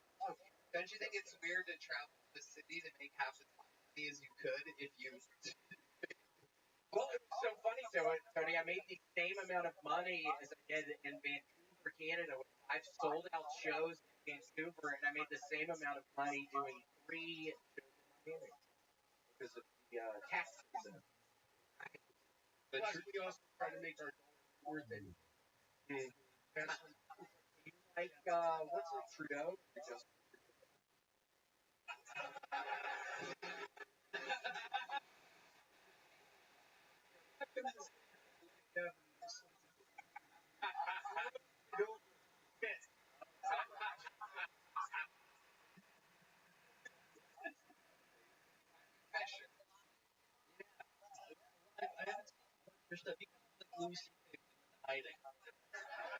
I like that. You're funny though. He does look like he took a flight and it crashed, and then he fucked volleyball for like 3 years, and then came back to Austin. Just little curious. Oh shit.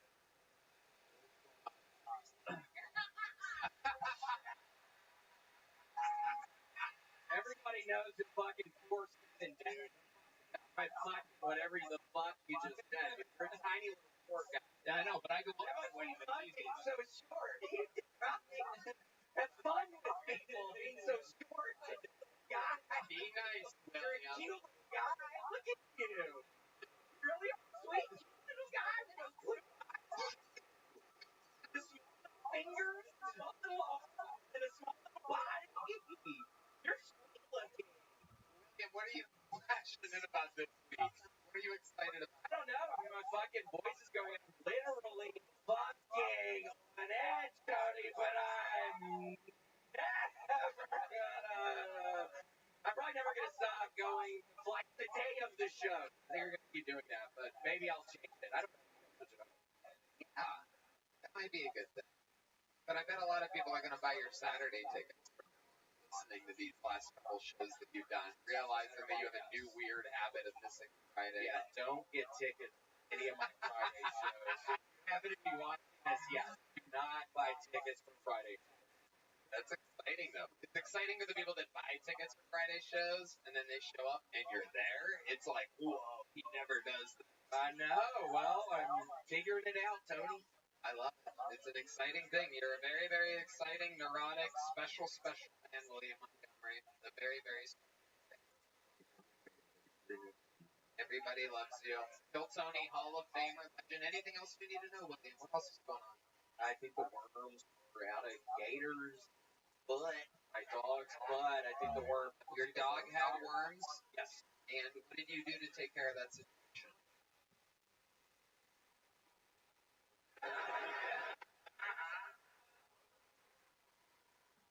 Just give her a pill.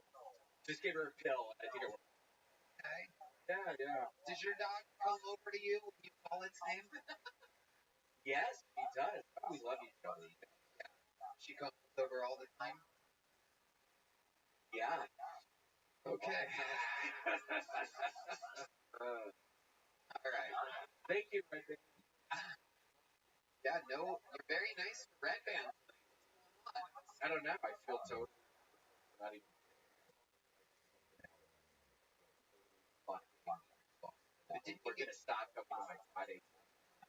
Stressed out about that. Stop buying. You're already stressed out. I'm already stressed out about it. I'm already thinking. You just acknowledged it 3.5 minutes ago. You're already stressing. You know me, Tony. You know I love life filled with stress. I don't know how to turn it off. Fun fact about William, there's so many things that are exaggerated and wild about William, but he really is very stressed, very concerned about Very stressed, not really happy. Yeah, I'm working on it. But yeah, not really even that happy, but just stressed. What's wild is your little brother. Thank you, dumbass. The one fucking weird little laugh when I'm saying I'm not happy. Thanks for laughing at that, you fucking idiot. If I kill myself tonight, you know it's because of you, you fucking idiot. Your little brother Selden works here at the mothership. We've met him before. I know. I think on it's the show. And he's always happy. And what's interesting is that he's a big drinker. He shotguns White Claws and other very interesting beverages. And he's always happy. And how long have you been sober? 3 years. 3 years. Yeah. Congratulations. Thank you. It's fine. My life's boring, but it's okay. How many, tell the people how many club sodas you drink to replace your drinking. But God, I don't know. Fucking, I don't know. Like, drinking class, I don't know. Yeah. That's on the low end, right? I love it. Yeah, you do. I love it. That's surprising. He seems well less hydrated than that. What is, do you have like an official diagnosis? Do you have like an official, do you see a therapist, or is there like something you talk about them not getting out for a show? Talking? Was I hearing some woman talking up here? I'm not talking to any fucking bitches up here tonight. I'm sorry. I'm really not. I'm really not in the mood. I already talked to the little guy who seems very sweet. I'm going to really talk to him. Watch it, bucko.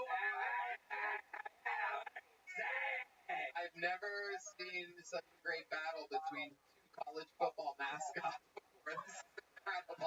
We work together. Big salutes to the great William Montgomery, ladies and gentlemen. We did it again. Jordan Peterson, everybody. Come on. We wrestle with God. November this year, the new is the Peterson Academy. Just stepping up. Truly, the new best online university in the world, led by the great Jordan Peterson. The time out ahead for Tyler Fisher, everybody. The election special out now on his YouTube. TylerFisher.com. FISCHER. The Ken Condon Takeover, the new podcast by Kill Tony legend Ken Condon, everybody. ExpressVPN and Shopify, the Brian J. Belt is in. It is amazing. Red Band. Check out the secret show over at the Sunset Strip ATX.com. Thank you guys. We love you guys. The stream Square Garden is available now, and we love you guys. See you super soon. Have a good night, everybody. Tickets to Las Vegas now for sale. A huge Hilton singing the Wednesday night in Las Vegas. So that's a very rare Hilton on the road, one of the only ones that we're doing this year. We love you guys. Thank you. Good night, everybody.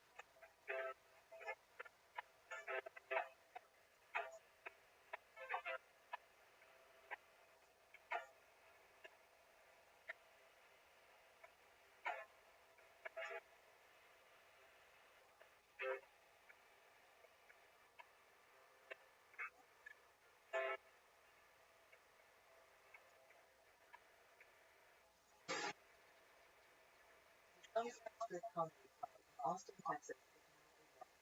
Check out Red Band's show every Thursday. Go to sunsetstripatx.com for tickets.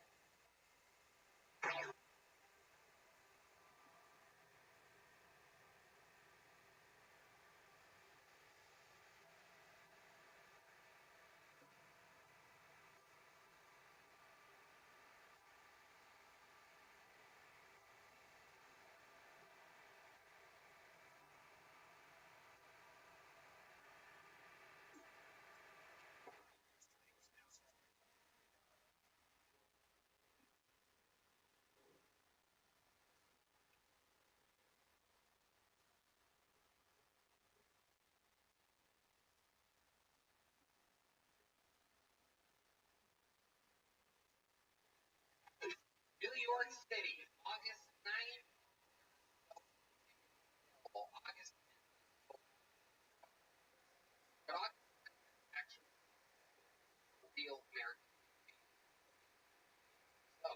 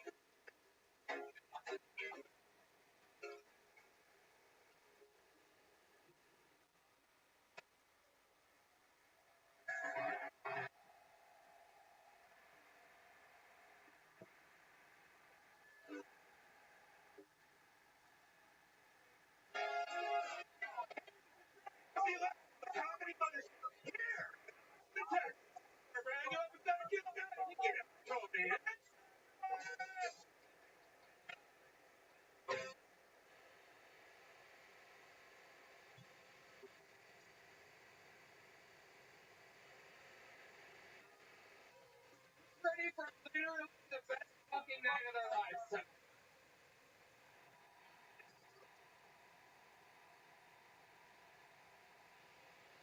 Oh my goodness.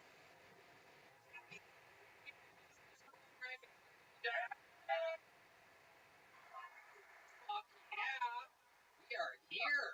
Kill Tony live at the mothership, brought to you by Connect Mobile Health. How exciting. You guys pumped to be here tonight? An absolutely ridiculously diabolical show ready for y'all tonight. Before we get started, here's one of the amazing sponsors that made it all possible.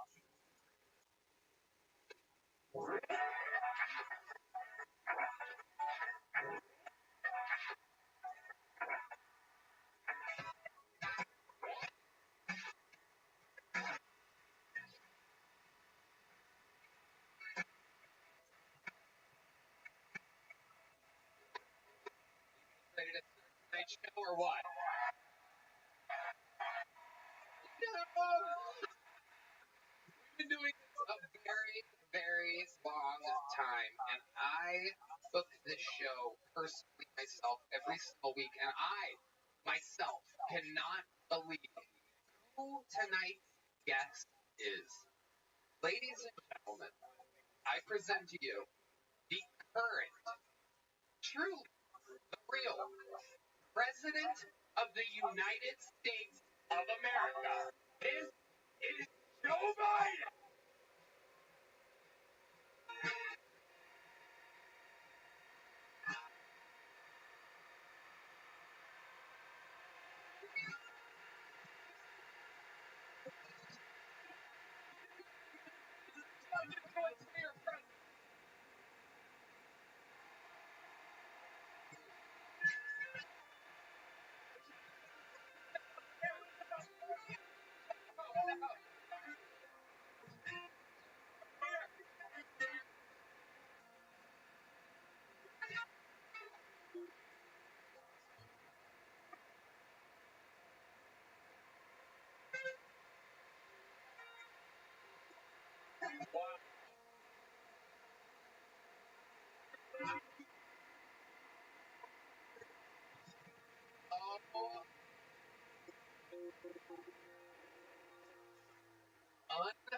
Unbelievable. This My fellow Americans, I want to thank you for allowing me to be the first black woman president from this country. Shout out to the moderators in the back for debating. There's no moderators. So you're on Kill Tony. Is anybody told you where you're at tonight?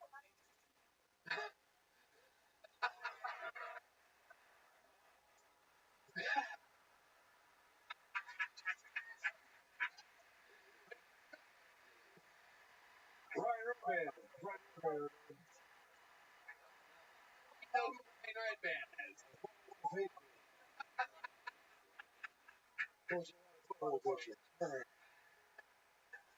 Oh.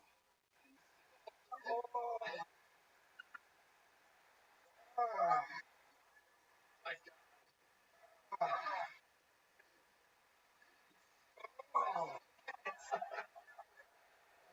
Here we go. How are we? America, we feel good? How are we feeling, America? President Joe Biden. Control right now, obviously. Is wild out there for you right now. Coming off of Wow, Tom. We did what we did with COVID. What we did with COVID. That's what we did Medicare. We took Medicare.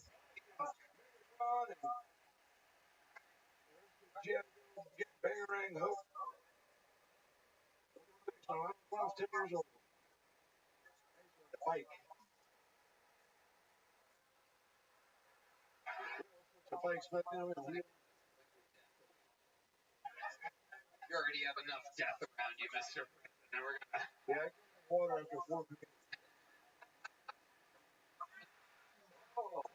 What?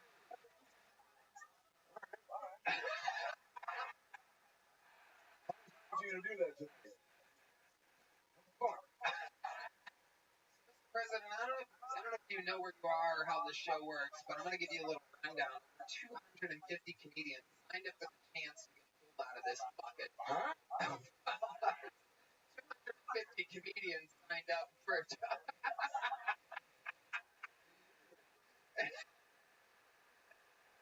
pull their name.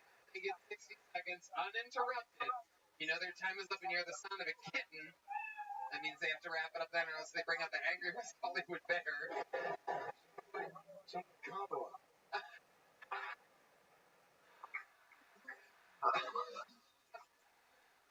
All right, fuck. No, fuck you. Too late. Too fucking late. America, you got to get out of here. Right? So I'm going to pre-pull a name. We're going to wrangle them from the bar next door. Here we go. So, while we go and grab them, we have someone who's going to get tonight's show started for us. It's one of our esteemed regulars, ladies and gentlemen. This guy has not been on the show in quite a while. He's been headlining, absolutely killing it all around the road. He is a superstar. He's a freak of nature. Ladies and gentlemen, make some noise for the great and powerful, the one and only, this is Casey Rocket.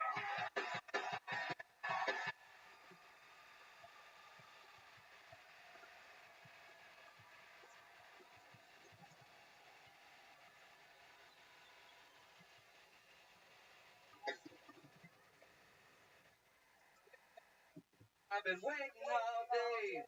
Sunday night. All right, cool. Hell yeah. NFL and what? KT. All right, cool. Yeah. Funny you bring that up, Tony. People have been asking me, City Boy LaCroix, and I say speaking, and I say, who are you? Really? I tell them the truth, ladies and gentlemen, and in many ways I'm an oil man. I buy oil, I sell oil, I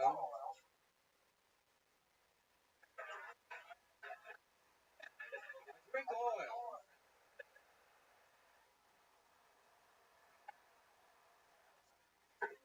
I go to the hospital because I drank too much oil. I sneak out of the hospital in the dead of night, and the staff starts freaking out because, oh man, dude.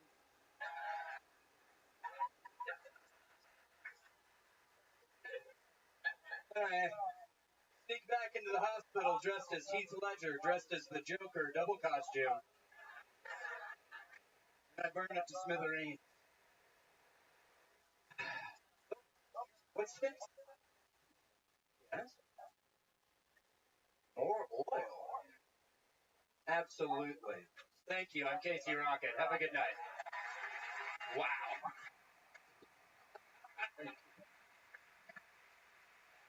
Wild. An unorthodox performance by Casey Rocket. Very, very interesting. A lot of oil. Mr. President, what do you think of that? Yo, folks. You know, somebody told me one trap with a condom. Thank you.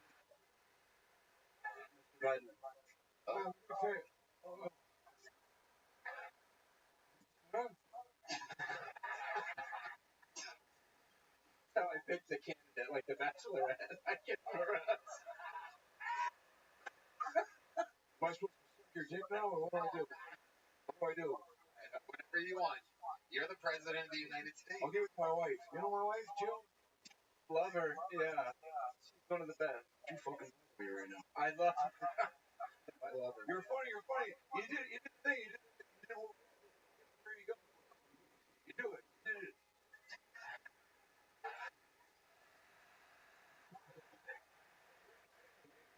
Hey, shirt. Mr. Biden. President Biden. I liked it. I liked it. How old are you?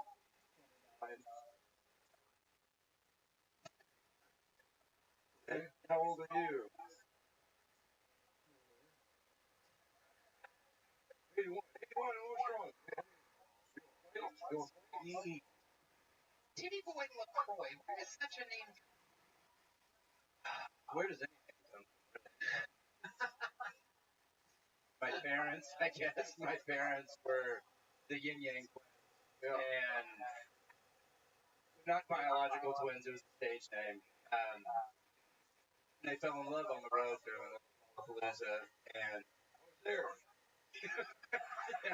Yeah, he opened for Alice in Chains. Yeah, that was cool. I was there as a roadie for young.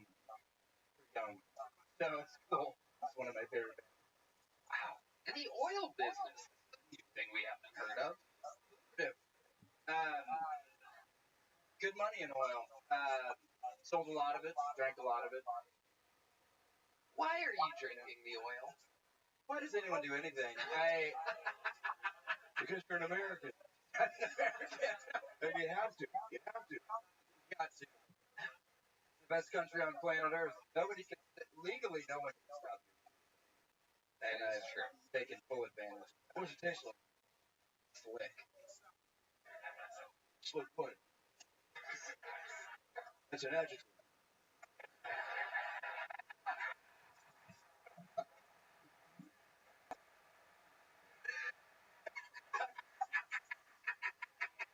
What's an adjective? That's a question. What do you do?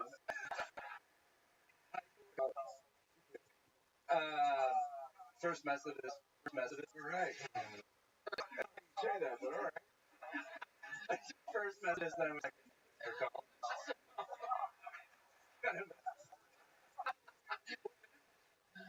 Second Methodist is much bigger. So.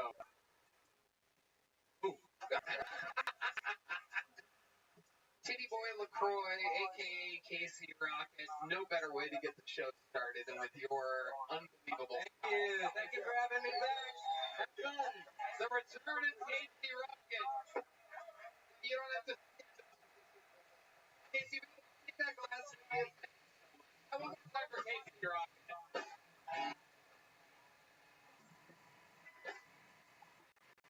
We're having fun. Get it? How this works? Every we wake up, we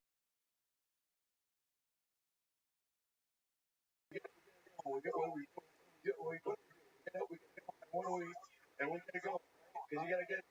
And when you go get stuff, if your dick's full of blood, you say, we gotta vote. Look, here's the deal, folks. There's so much going on. Go ahead, Tony. No, go ahead. What were you gonna say about the voting thing? I feel like it's stopping right now. I feel unstoppable. I feel that I got a rose from I never read a real pulpit without the guy inside of him. That was insane right there. I feel good right now. The band's here. Give it up for Tony Band, everybody. Let's fucking the biggest moment of my life. I'm feeling good right now. I had a shitty time on the debate. I came to kill and turn things around. I'm gonna fucking fuck shit up tonight. That's all right with you guys. You mind if I fuck shit up tonight? Shut up. I got a golden ticket. I'm good right now. I got Brian Redband in my left. I got Tony in my other left. You guys excited to be here tonight? Jill is at home right now, giving herself a touch up. You guys excited to be here tonight? I can't be stopped. I can't be stopped. I love this country. I love what I do. I ain't going anywhere. No one's taking me down. I'm here forever. I'm gonna go for 4 more years. I'm gonna say it right now, Tony. I'm going for 4 more years. I'm going for 4 more years. Say it with me. 4 more years. 4 more years. Say it with me. 4 more years. 4 more years. No one's gonna stop.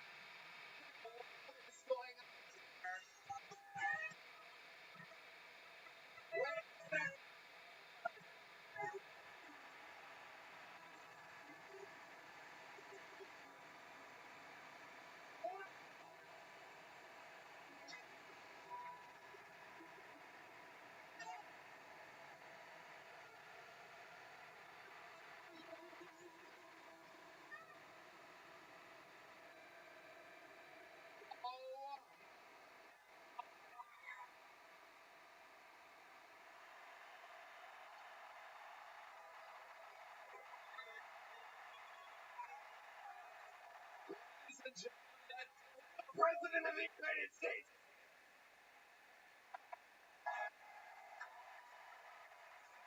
Oh, you guys.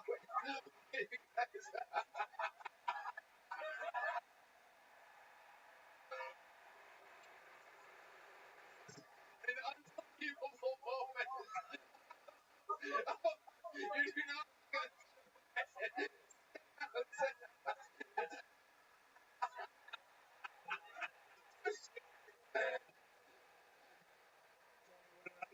experience is should be instead ask about anything you're running the show.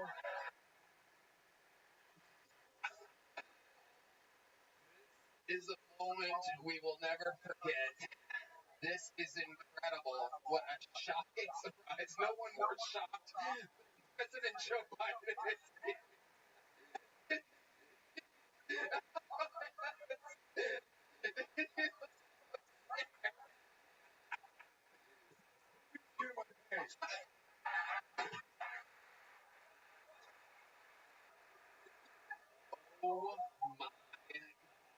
This is an incredible moment in the history of the show. Indeed, I can smell the president has shit his pants. This is absolutely incredible. We're going to watch some comedians tonight. President Biden seems extremely frightened right now. So, President Trump, I believe you know how the show works, right? Of course I do, John.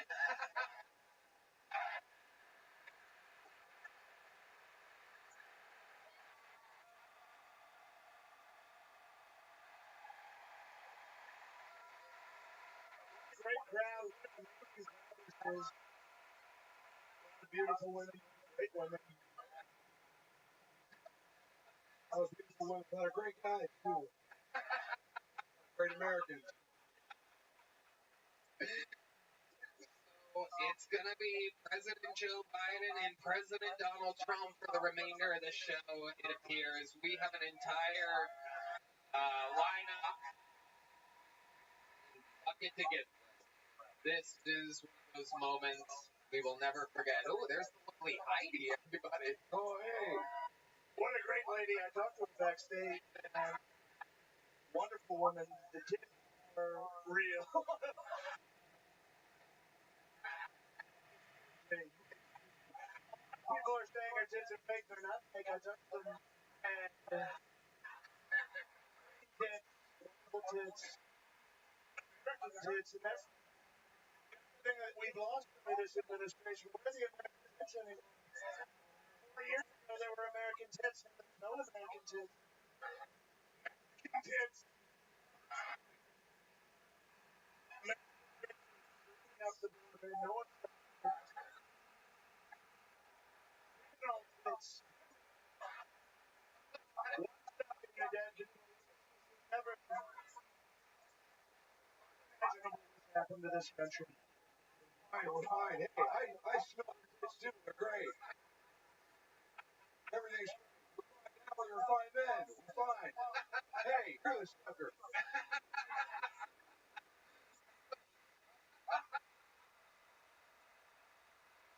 I can smell her. I can do it for Joe.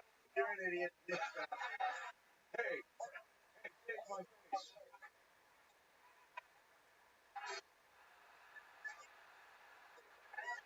Huh? Come on. You want to lift up some stairs? Come on. Joe, everybody's seen you. Please. We're going to watch comedians do 60 seconds. Oh, God. This is unbelievable. We're going to try to stick to this form tonight. We're going to try to do an episode of Kill Something, even though I could watch you two talk about smelling fentanyl tits all night. Let's get to it. 60 seconds, uninterrupted, going to your first bucket pool tonight. Mind you, these guys have no idea who's on the panel. They get wrangled from a bar across the street, they come out. Keep a lookout for their reaction. Your first comedian doing 60 seconds today. Make noise for Matt Sturm, everybody. Matt Sturm, here we go.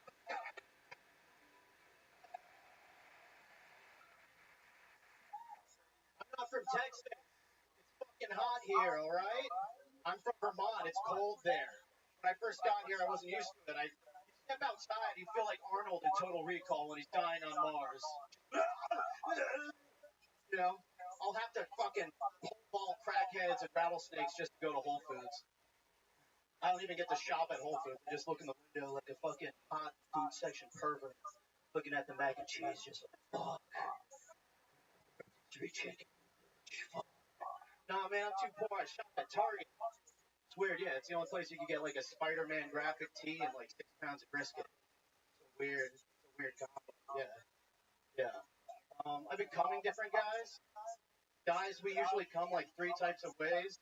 There's the pathetic way. That's the way I usually do. When you're kind of like, oh. You know, like, I'm sorry. Like, that's a weird, you know, it's embarrassing. I don't know. Then there's the other way. For some reason, like, we do the opposite. We turn into like Thanos from the Avengers. You know what I'm saying? Like, dude, Thanos is not fuckable. He's more like a rapist energy. There's like a better purple thing to fuck like Grimace or something. Hell yeah. All right, Matt going over at a minute 15 seconds. A lot of references there. How do you feel like that went, Matt? Okay. Okay. According to you. It was not. It was.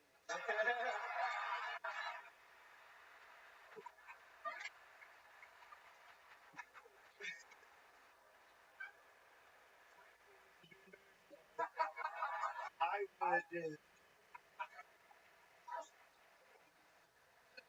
Not good. Yeah, there's the first thing we agreed on. That was dog shit.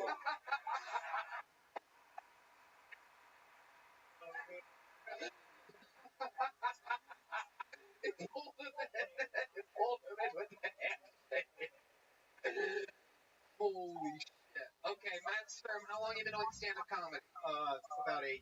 About 8 years. Oh my god. Wow. Right now. You said, where's your dad right now? What? He's in the city. In New York City? Yeah. Okay. So what a wonderful city that is. Great city now. Homeless. This guy's ripping New York. There's a lot of fake dead dads right now. What do you mean by that? You say his dad died and he goes, yeah. So it's called a fake dead. Red Band hit me with something. Okay, you know. Yeah. Perfect, Red Band. Don't you over here? You've been doing stand-up for 8 years. What do you do for a living? How do you support yourself? Well, I recently got a job at Maggie Mae's across the street, working over there. Get to stand up and work the doors. Work in the door at Maggie. I used to work at Caroline's in New York. That was fun. Okay. All types of small businesses.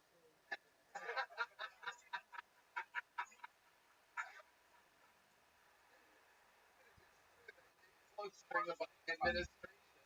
Whoa. I got tons of over there. All the business.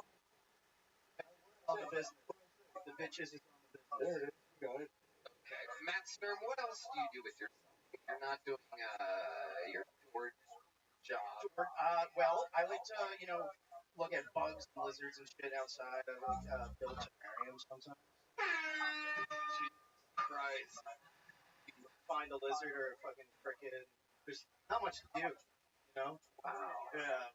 You have a lot of work to do. You should stop collecting bugs and get a job. I mean, what are you doing? What are you really doing? We got the most jobs right now. We got the most jobs. You can work here. You can work outside. You can work inside. You can work upstairs.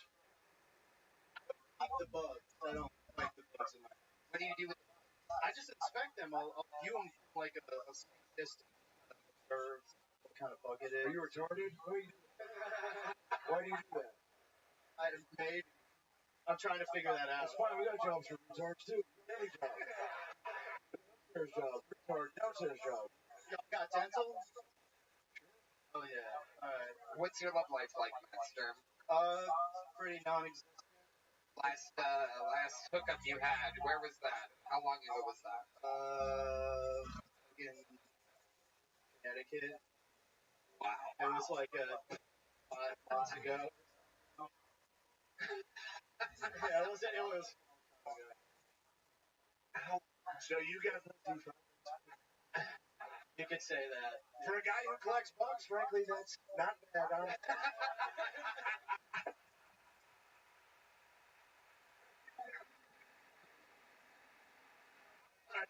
Woman in Connecticut fucked the bug guy.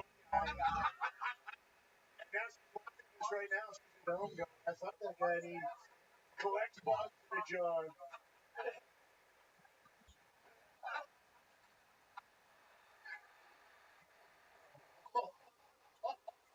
Oh. You make the bugs watch when you fuck her. I'm asking for a friend. I have. It's better that way. Did you hear that, Red Band? Matt Sturm, congratulations. You got pulled out of the bucket and you Got it with my chin there. wow, you caught it with the side of your neck. Look at that. That neck folds. There he goes. Matt Sturm, ladies and gentlemen. And like that, the show has begun. As you see, we're having fun. Though the only moments tonight are going to be the 60-second sets that these people across the street are dying and hoping for. Hey, y'all, this podcast is sponsored by ExpressVPN. Going online without ExpressVPN is like leading your kids to the nearest stranger with the rest. Sure, they're probably never a serial killer, but why would you ever take that risk? Every time you connect to an unencrypted network in cafes, hotels, airports, etc., your online data is not secure. Any hacker on this networking steal your personal data like passwords, bank logins, or credit card details. Technical knowledge hacks someone. Hardware needed. A smart 12-year-old plus your data. Hackers can get $1,000 per person selling personal info on the dark web.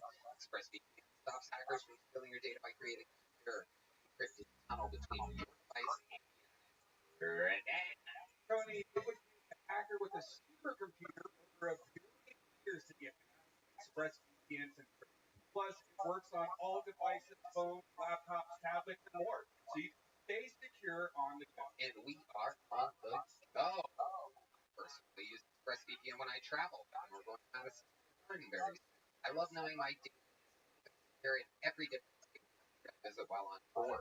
So, secure your online data today by visiting VPN.com/RTSSVPN.com/Tony and get an extra free ExpressVPN.com/Tony. Ladies and gentlemen, you need a straw, Mr. President? Is that what you said? Fuck the turtles, right? Okay, your next comedian doing 60 seconds goes by the name of Bruce McElderry, everybody. Bruce McElderry. Here we go. Here comes Bruce, everybody.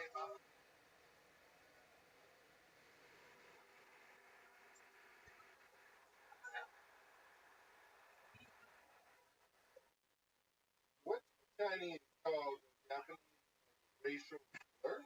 Huh? What's the Japanese called Chinese racial slur? Fucking short Chinese.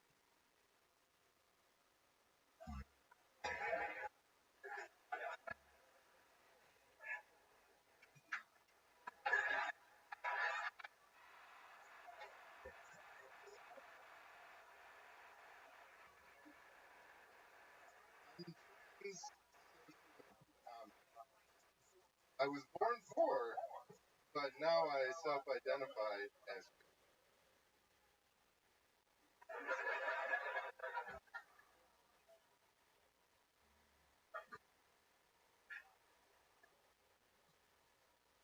I'm so white trash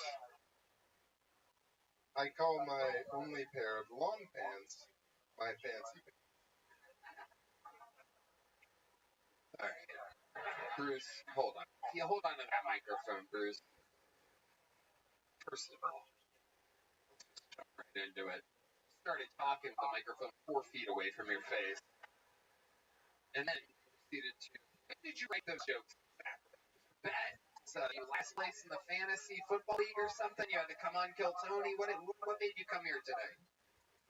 I've been a huge fan for the last 3 years. Watched every episode. You ever do more? Excited to make your debut here? Have you watched the show? How did you think this was gonna go? It's a question. How did you think it's going to go? Mediocre. Do you have more jokes than you didn't get a Mr. President joke? One more white trash. Okay, let's hear it. I'm so white trash. I take naps. Should open with that one. That's the one. You look like you sold the bugs to the last guy.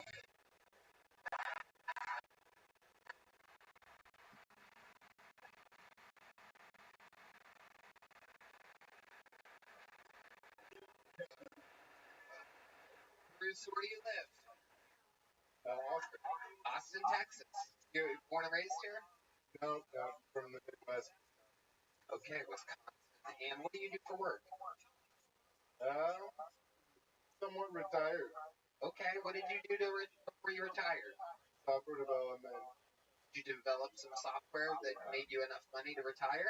I mean, just enough before retiring. Wow. And what is this software? Like business stuff. No, I mean, Who was the president when you sold this software company? Trump. Of course it was. To be able to develop things and create things. We can't anymore. Is this what we're trying?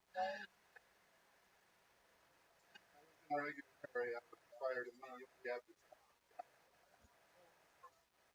We love regulatory, big regulatory.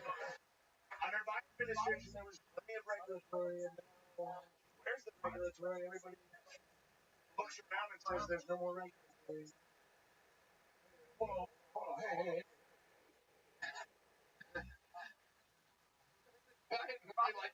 Would you like to respond to the claims that you... We're playing. No. Hey, when's the last time you took a shit? Huh? What's your Big eldery? You always dress like this? You wear any pants? I have.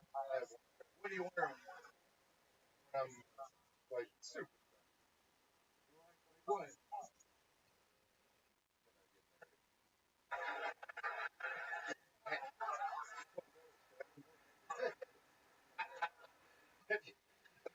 Dating his pants for marriage, and I think that's extremely American.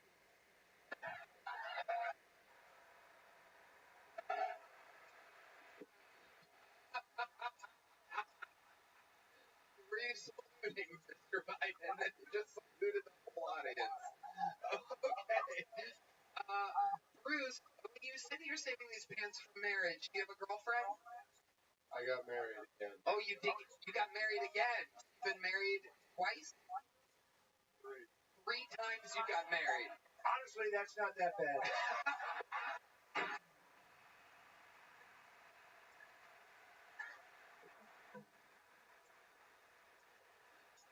Yeah, come on, everybody likes to watch me change. Who doesn't want to watch? I saw it on the internet. Sorry. I love to watch them change. Your wife changed into the afterlife. Want another sandwich? Give me a push effect, right?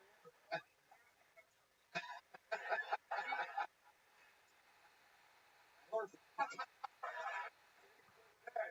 Your nose here. Listen to this. guy listen to this. Joe, you can do nothing to me. I would and everyone I would beat Joe's ass so badly, frankly.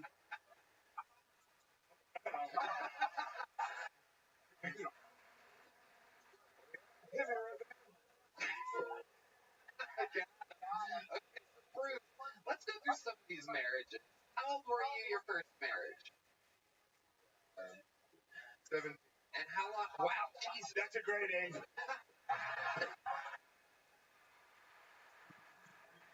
Forget it, high school diploma. If you want to do it, or for showering with your dad, the way his daughter did.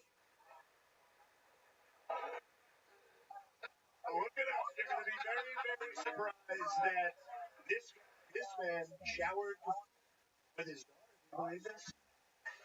She was 13. I love my family. You got married at 17, Bruce. And how long did that marriage last? How old was the girl that you married? Like 19. She was 19. Technically, you were being statutory raped. It was awesome. For a couple of years. It was awesome, he says. Wow. Where did you meet her at? But you were both in high school. He was in the parking lot. So, you spent a couple of years before you got married? Right. What do you think about this? Oh, it's great. Okay, so where's she now? What's she do? She on the couch? She works at a bank.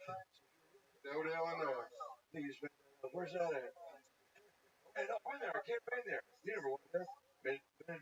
Meningitis, Illinois. Joe, you've never visited the Midwest. Everyone knows that Illinois loves Donald Trump. I wish I had a joke there, but I'm getting into character too much.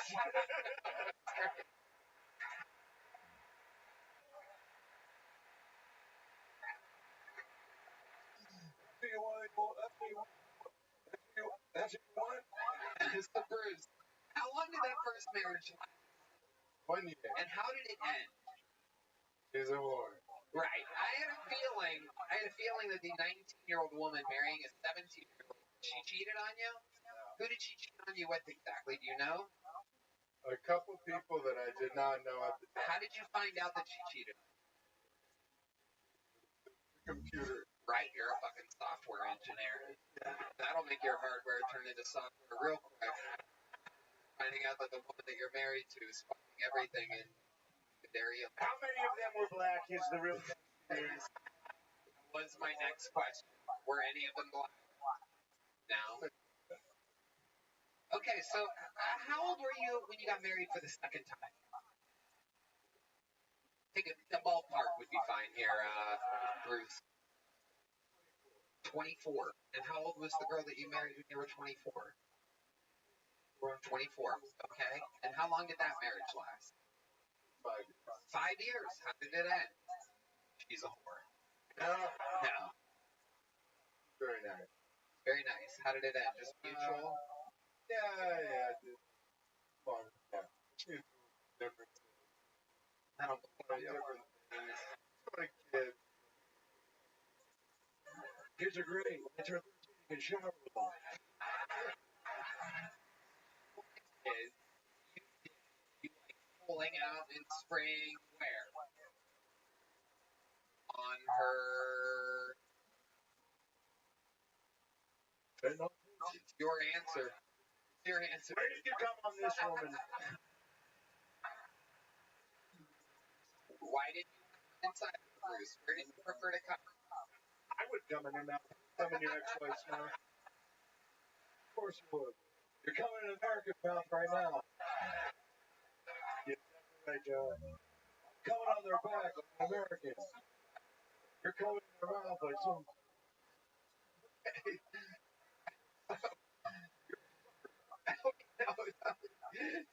Here, man. Oh, an elbow.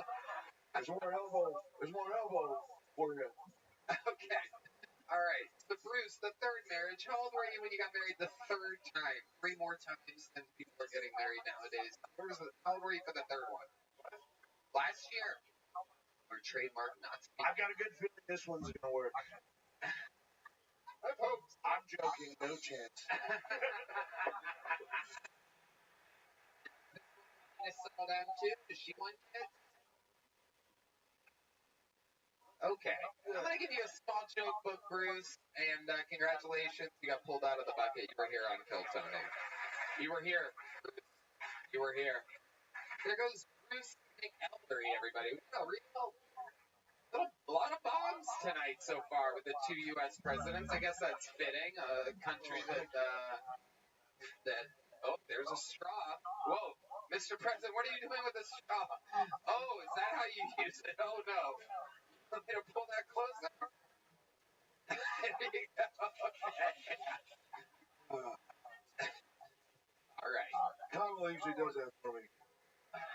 Your next comedian out of the bucket goes by the name of Cannon Miller, everybody. Cannon Miller is next. Who knows? Could be star. So why is it that mentally disabled guys just love getting naked? Yeah, I don't know what that's about, but they just love taking their clothes off. And I say that because I was at a Boy Scout camp when I was a kid, and we had this mentally disabled kid in our cabin, this albino kid. He was super sweet. But anyway, he goes to the shower, and we hear him yell for help, and we're like, oh, God, like, let's go. He probably fell. We gotta go help him out. We open the hall door to the shower, and then there he is, just handling his package right in front of us, just really going at it. And I'll never be able to look at a white snake the same ever again. But anyway, we were like, I'm not equipped to handle it. So we go, and I tell the scoutmaster, go make sure, see if he needs any, actual help. And I sat there and I thought about it. I was like, scoutmaster alone with a naked minor. And so that's the story of my first threesome. And that's my thought. Okay, done. 5 seconds in. Throwing the mic into the mic stand. Cannon Miller. One more time for Cannon. Cannon, grab that mic. Put it up to your mouth.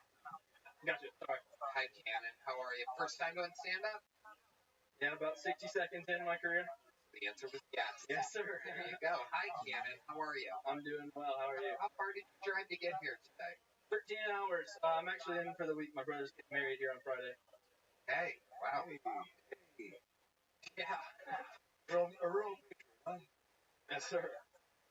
13 hours. Now, this retarded Boy Scout, how big was it, would you say? Big, split it in half. So this retarded boy had a black cock. How did this happen? How could this happen? Say again. How is it possible that a retarded boy had a giant black cock and saw it? That's a really good question. I didn't really think about it that hard. I just saw it, and I don't think I'll ever forget it, unfortunately. You're not gonna, because he's here tonight. Let's bring him out. When you say you'll never be able to look at a white snake the same again, what exactly do you mean? How many white snakes? Not many. As far as I know, just the one. But I mean, there was an albino guy with, like I said, he was packing some heat. So if I ever see a white snake again, I don't know. I may get PTSD. I'm not sure. Have you ever seen a white snake? No, just listen to the man. Right. Absolutely. Okay. None of this makes sense. You're incoherent like this guy. Cannon, what do you do for work? I'm a college student, but I work at a golf course. Like maintenance. How old are you? 21 years old. 21 years old. Working maintenance at a golf course. Okay. What exactly do you do at the Shasta Golf Community? Ooh. Have you heard of this, President Trump? Of course I have. I've heard that.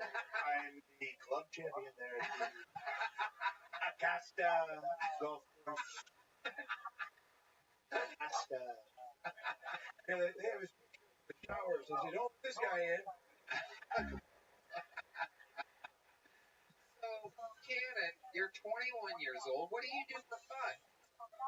Just whatever. Play a lot of basketball. I'm not good, but I play a lot of it. Where do you live 13 hours away to where you're the basketball player in the city? I'm from here in Georgia, but I live in Dahlonega currently. I go to school at the University of North Georgia. Are there black people around there? Not a lot at the school, but there are some. President Trump, I noticed you grabbed your Say legs it. about that. Say it. Whatever you're thinking, say it. What a great institution.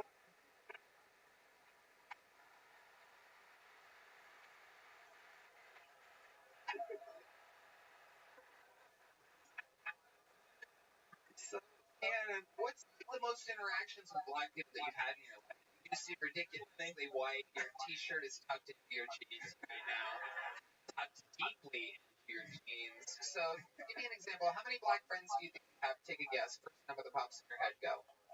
Close friends, probably about 3. Close friends. Okay, name them. Name their first names. Go ahead. That's Larson. Go ahead, Cannon. Name your 3 black friends. I see you thinking. Wheels turning. Tayshawn, Bryson, and No, CJ. no. Tayshawn, Bryson, and what? CJ. Okay. A black named Bryson? Who's the president? What was high five they let you do? Just the standard dap up. Was that Joe and black guy, right? Biden getting up. Takes a while.